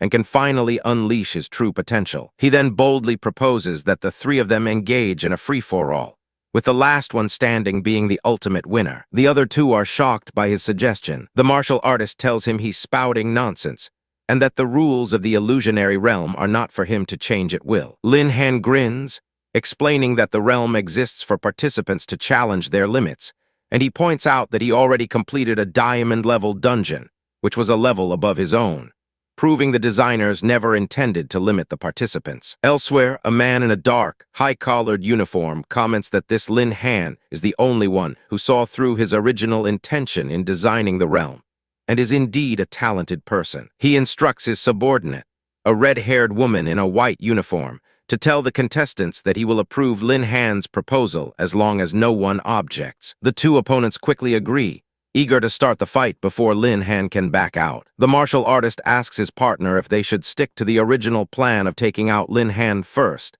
and the mage agrees, saying he's been wanting to teach the kid a lesson for ages. The martial artist, identifying himself as Bei Tian Luoxiang, rushes forward, declaring he will show Lin Han what happens when he is offended. Lin Han stands calmly, remarking that the attack is child's play and he doesn't even need to get involved. Suddenly, a woman with long, silvery pink hair and antennae appears in a flash of red light, declaring that he is not allowed to lay a hand on her master. She blocks Luoxiang's glowing blue fist with her own, the impact creating a massive shockwave. Luoxiang is sent flying backward, screaming in pain as he crashes to the ground. He gets up, trembling and wondering what kind of ferocious beast could withstand his Qigong fist. The mage tells Luoxiang not to be afraid, claiming a beast tamer is powerless without their beast, and prepares an attack of his own. He unleashes a swirling wind blade attack toward Ai. A barrage of sharp, blue energy blades rains down on her, but she stands unfazed, blocking them with a pink energy shield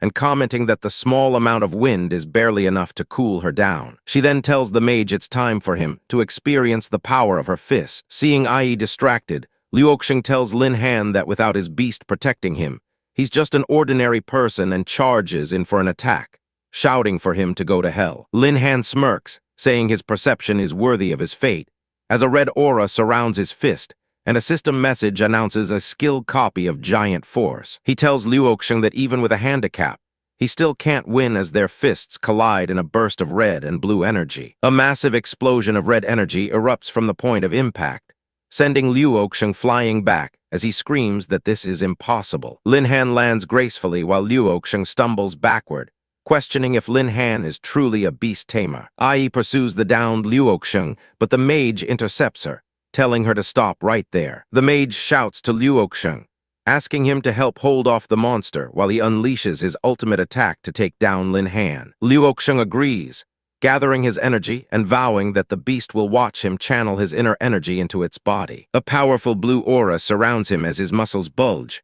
A technique called Kai enters the body. The mage, now glowing with power, prepares to attack. He shouts for Lin Han to prepare to die, as he summons a colossal wind giant from a swirling vortex of air. Lin Han calmly states that it's not good. Ai is suddenly ensnared by the wind giant's energy, crying out in surprise. Lin Han summons the nine-leaf sword grass and sprouts a pair of glowing blue lightning wings. He soars into the air, calling out Ai's name as he flies toward the wind giant. He unleashes the grass character sword technique, a massive slash of brilliant green energy that cuts straight through the giant. The giant screams as it is bisected, the explosion of energy sending the mage flying through the illusionary realm itself begins to shake and distort from the immense power of the attack, shocking the military officers observing the trial. Lin Han lands, catching Ai in his arms, who immediately comments on how handsome her master is. He sighs, thinking to himself that she has the presence of mind to be smitten even now, and that he wasted his efforts worrying about her. A holographic announcement declares the winner of the trial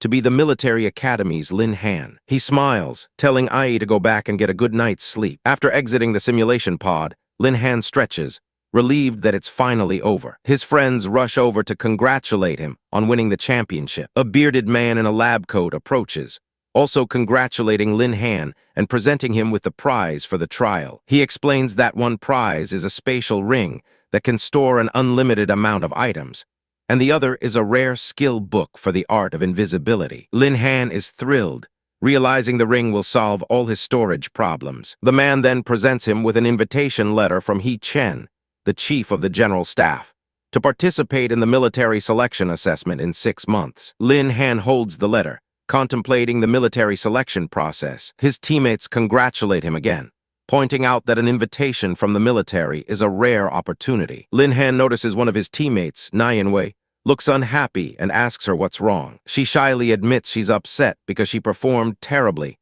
and was eliminated in the first round. Lin Han consoles her, saying she did her best and that the important thing was the combat experience they all gained. He then hands her the invisibility skill book, hoping it will be helpful to her. Nianwei is shocked, asking if it's really okay for her to take his first-place reward. Lin Han explains that enhancing her stealth skills would allow her to perform surprise attacks, making her the most suitable person for the book.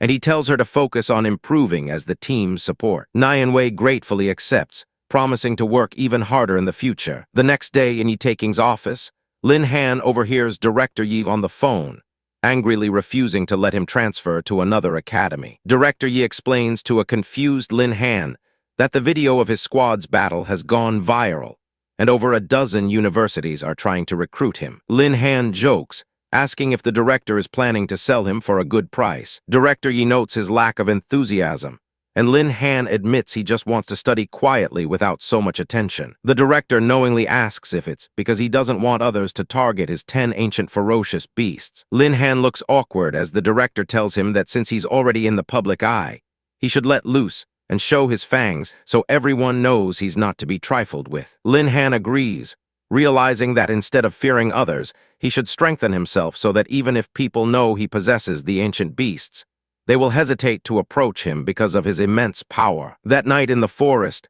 Lin Han resolves to adjust his mindset and face future challenges positively. Suddenly, he senses a powerful malicious energy, and his system alerts him to malicious fluctuations. A voice calls out, and a mysterious figure wrapped in bandages and wearing a dark, hooded cloak appears, identifying Lin Han. The figure, Gyuger, says he saw Lin Han's battle video and is very interested in his strength. Lin Han, recalling Director Yi's advice to take a gamble rather than hide, states that Gyuger is probably not there for an autograph and has come to challenge him, showing him the dark forces of the world. Gyuger introduces himself as a lone wolf and reveals his class is a necromancer. A dark magic circle appears on the ground, and skeletal hands burst from the earth as he summons an army of undead warriors. Gyuger orders them to kill Lin Han and drag his body into hell. Lin Han calmly remarks that the legendary necromancer has been feared and despised for thousands of years, and he'd like to see what terrifying moves this Gyuger can pull off. He calls for Ai, and she leaps into action, kicking and punching the skeletons, shattering them with ease. She lands gracefully,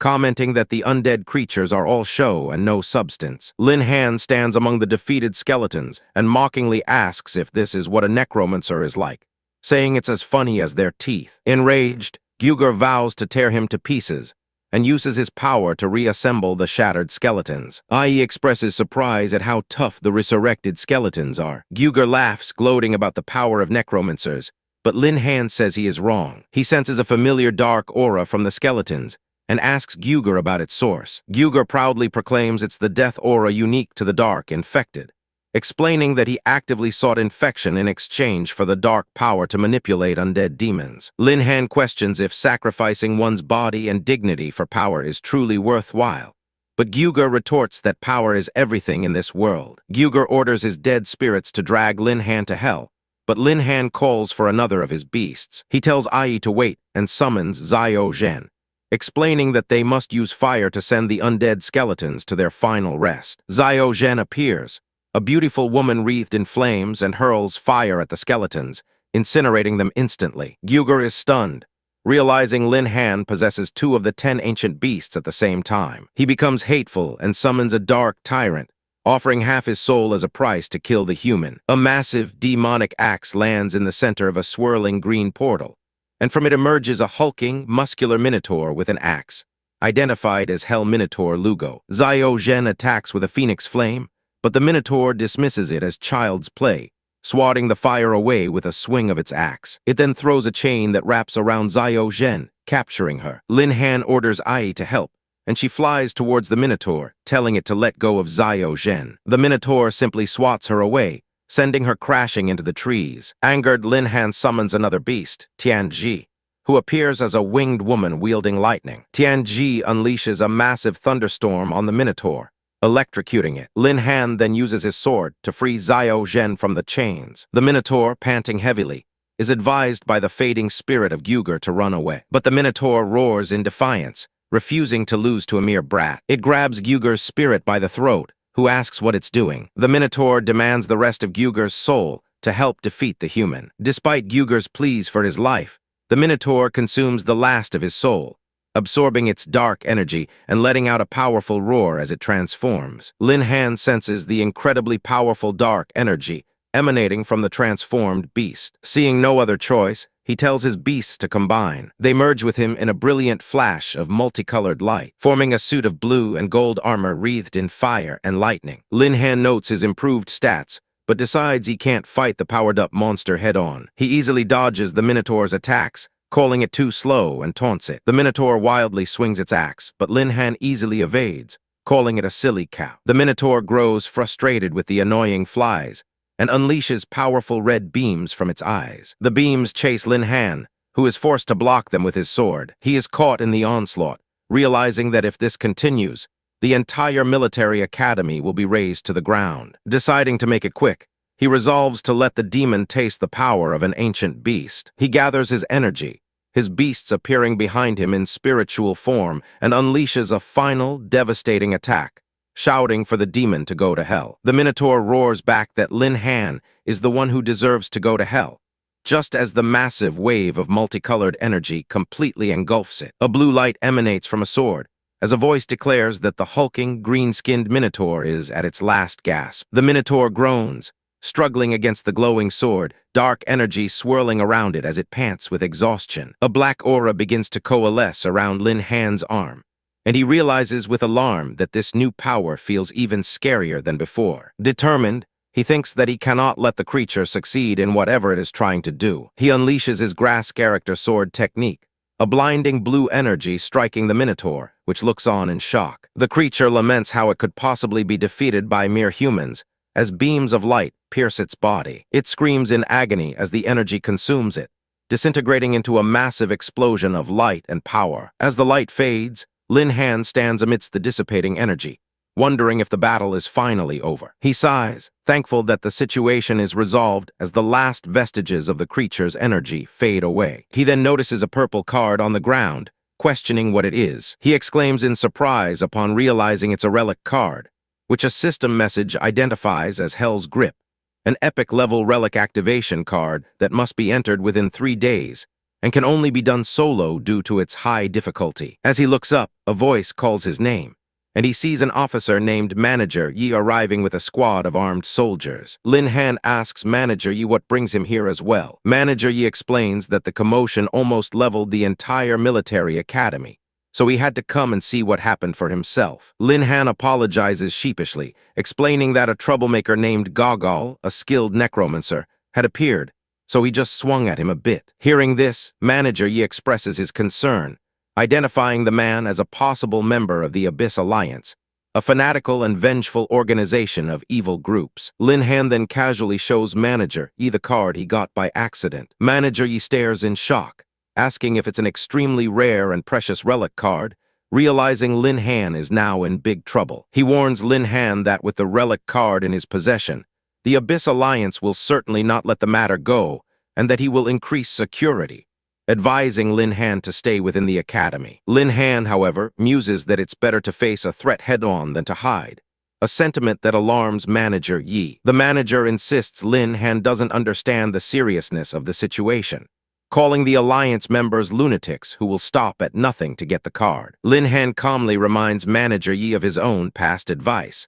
that it's better to improve one's own capabilities than to hide, and that only by becoming strong can one sweep away all evil forces. Moved, Manager Yi concedes, telling the silly kid to decide his own path, but to remember that the military academy will always be his strongest support. Lin Han thanks Manager Yi, and after the soldiers depart with the necromancer's body, he decides there is no time like the present and prepares to activate the relic card immediately. The card glows with a brilliant light as the system confirms its use. Lin Han is engulfed in a blinding light, finding himself transported to a grand, Gothic-style hall with gargoyle statues. A disembodied voice welcomes the unfamiliar trial seeker to the city of Satan, the grip of hell. Lin Han angrily demands that the speaker show themselves. The gargoyles suddenly attack, but a wave of purple energy sends them flying back before a woman with long, dark hair appears, introducing herself as Naga, the guardian of the ruin. She explains that the ruins have 3 levels,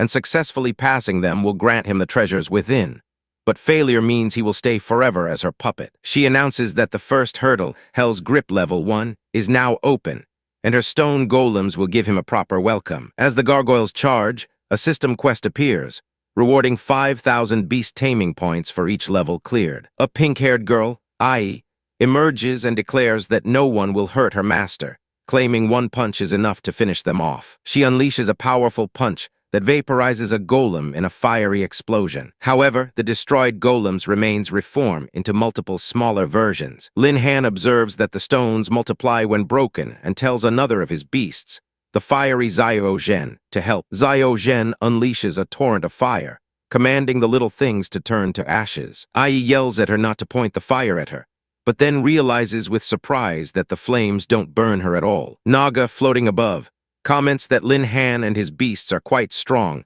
but warns that the first level isn't over yet. She then begins to cast a spell, chanting about the reincarnation of the dead. Purple energy fills the hall as several figures rise from the floor.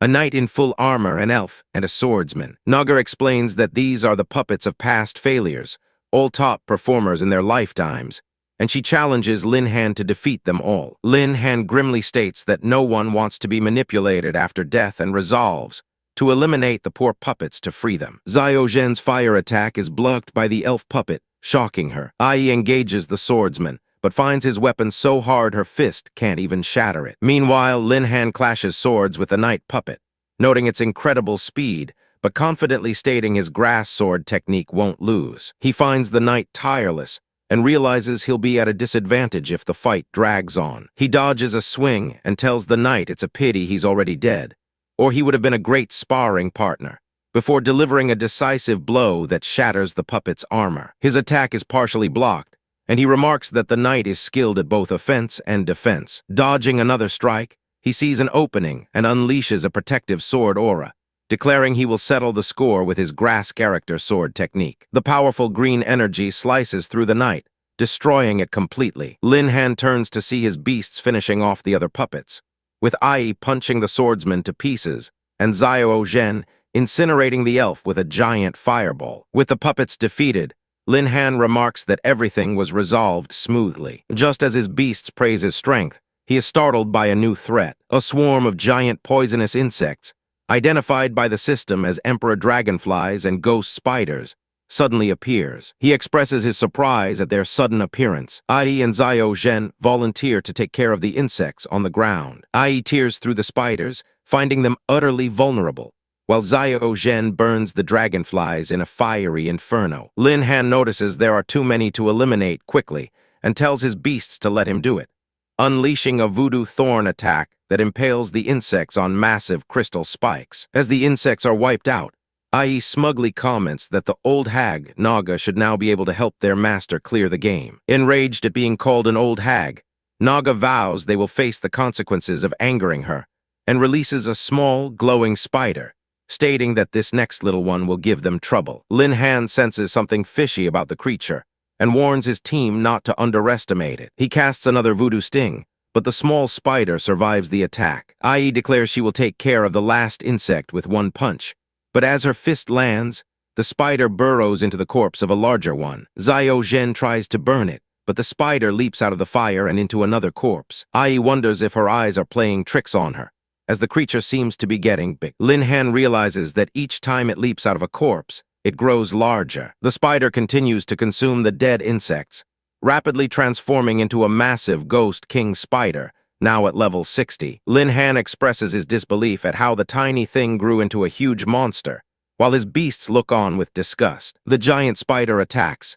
and Xiao Zhen flies forward to meet it, declaring she will burn it to the ground. The spider spews a stream of green venom, and Ai cries out in alarm as both she and Xiao Zhen are hit, feeling suddenly powerless. Lin Han shouts their names in alarm, and immediately commands the system to use 3,000 beast taming points to cure their poison. He tells his exhausted beasts to return to the beast taming space to rest, assuring them he will handle the rest. He then summons his third beast, the blue-haired Tianj, telling her it's her turn to perform. Tianj unleashes her thundercloud attack, trapping the giant spider in a vortex of purple lightning. The spider writhes, unable to escape the electrical cage. Lin Han declares it's his turn to make a move, flying towards the trapped monster. The spider fires a volley of venomous stingers, but Lin Han swiftly dodges them, remarking that it was a close call. He challenges the creature, wondering if its venom is faster than his movement speed, before seizing an opportunity to strike. He plunges his sword into the monster's head, destroying it in a shower of green light and black ichor. As the monster dissolves, Linhan lands and confirms that the threat is finally solved. The system congratulates him on clearing the first level of Hell's Grip and rewards him with 5,000 beast taming points. A glowing blue skill book appears, which he identifies as basic toxin resistance, a rare passive skill that means he'll never have to fear poisonous monsters again. Naga reappears, complimenting his good performance and noting he is the strongest challenger to have passed the first level. She tells him she's growing to like him more and more, and hopes he doesn't die in the second trial. Linhan considers that if the first level was this difficult, the later levels will be even harder, but he feels exhilarated by the unknown challenge, knowing that greater difficulty brings greater reward. He and Tianj proceed up a long staircase into a dark cavern. At the end of the path, they find a massive, red-scaled dragon sleeping in a large chamber. As they approach, the magic black dragon, level 60, awakens, and a system message announces the beginning of Hell's Grip Stage 2. Naga's voice echoes, explaining that for the second trial, he must defeat her adorable pet, the black dragon, or be killed by it.